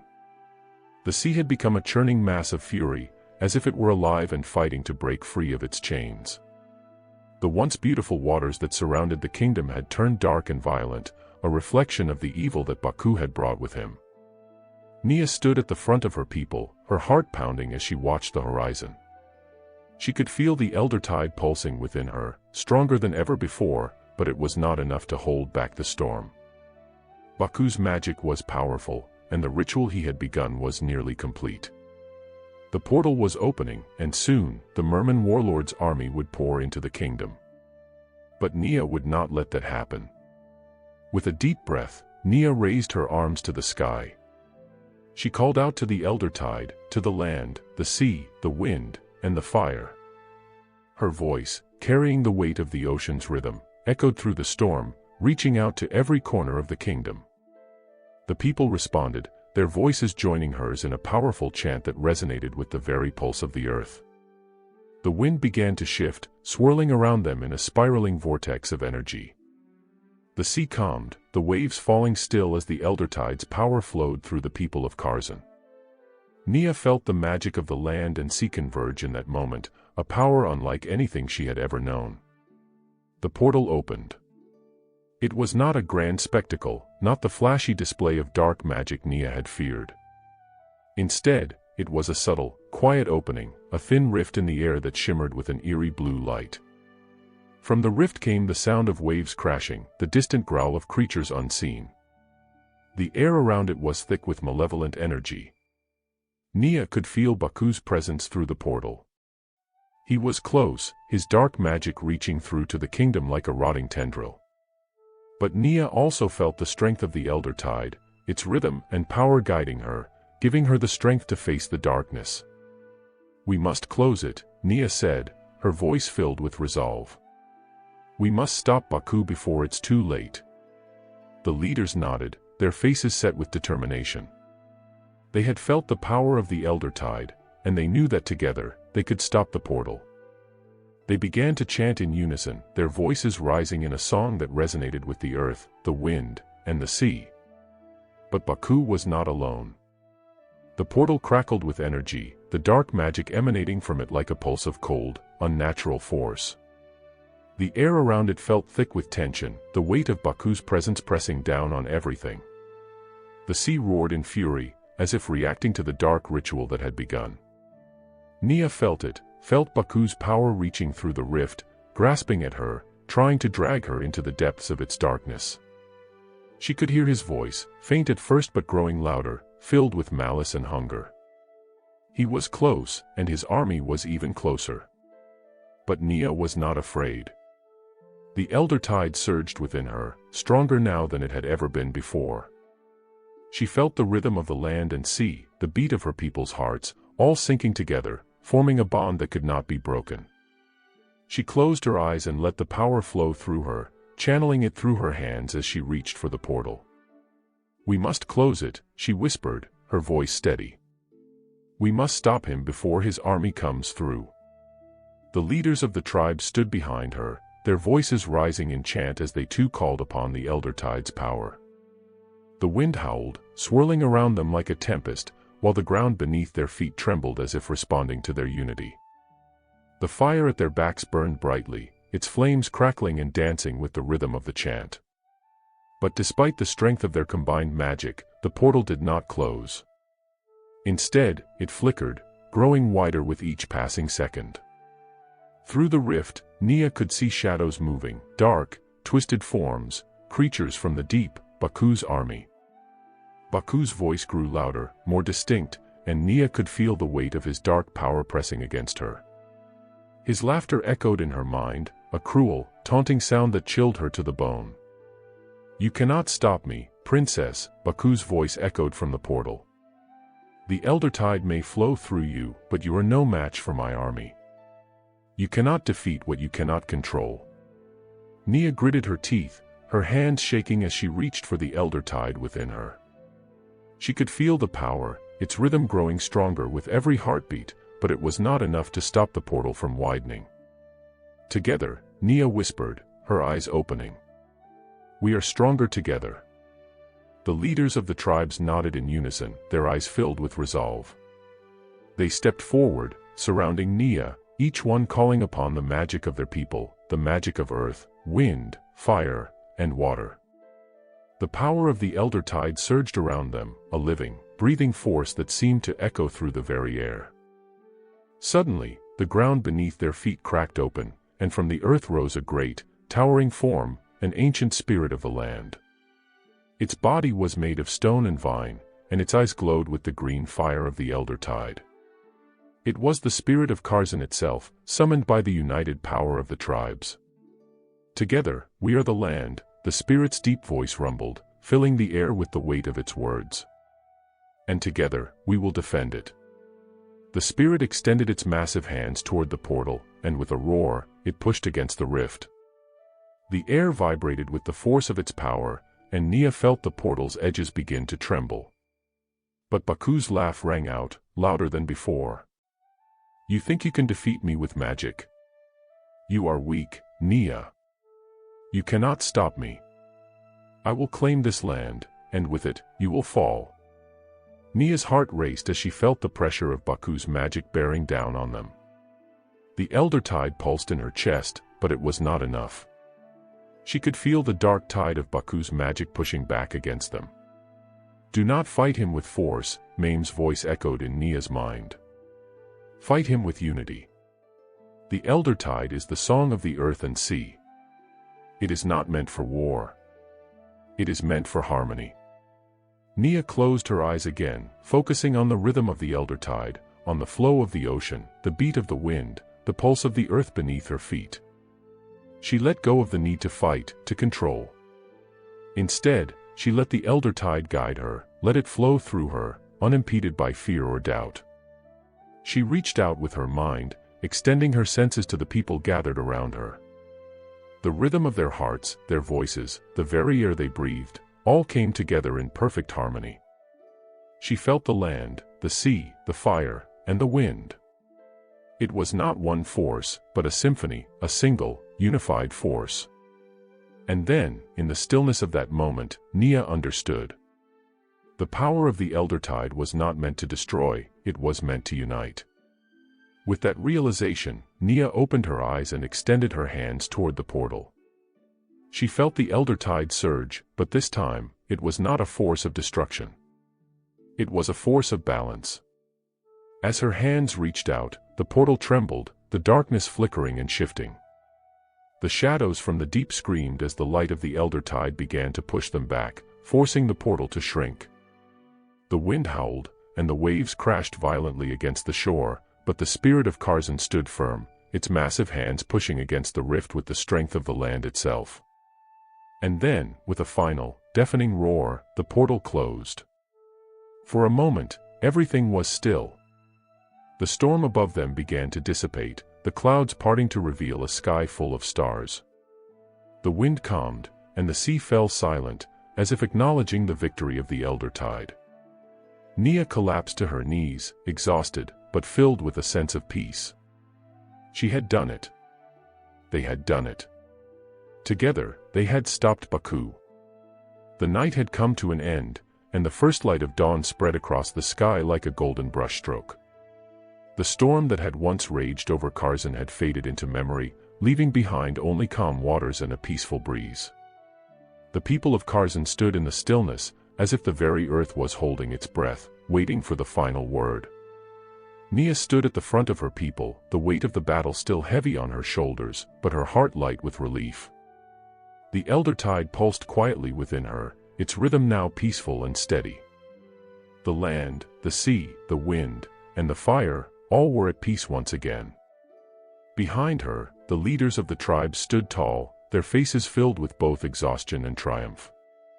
They had faced Baku's dark magic together and had overcome it, their unity stronger than ever before. The spirit of Karzan, having helped them in the final battle, now slowly faded back into the earth, its work complete. But there was no time to rest. The war was over, but the healing had only just begun. Nia turned to face her people, her voice steady and strong. We have won, but this is only the beginning. We have faced darkness together, and we have emerged victorious. But we must rebuild. We must heal, and we must honor those who fought for our kingdom." The people cheered, their voices rising in unison, a chorus of joy and hope that filled the air. The sound was like music, a melody of freedom and unity. "We will rebuild, princess," one of the elders called out. "We will make this kingdom stronger than ever before." Nia smiled, feeling the warmth of their words. "Yes, we will. But we must remember what we have learned. The power of the elder tide is not a tool for destruction, it is a force of unity.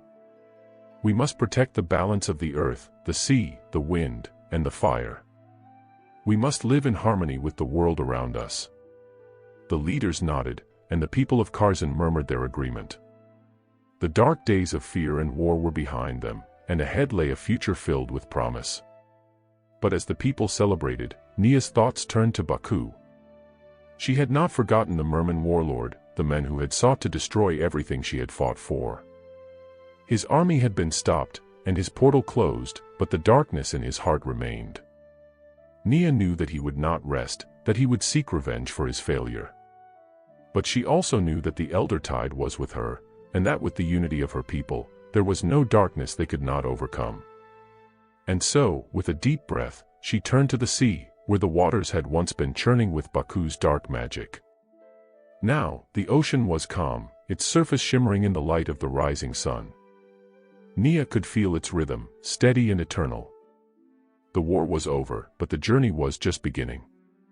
Months passed, and the kingdom of Karzan flourished.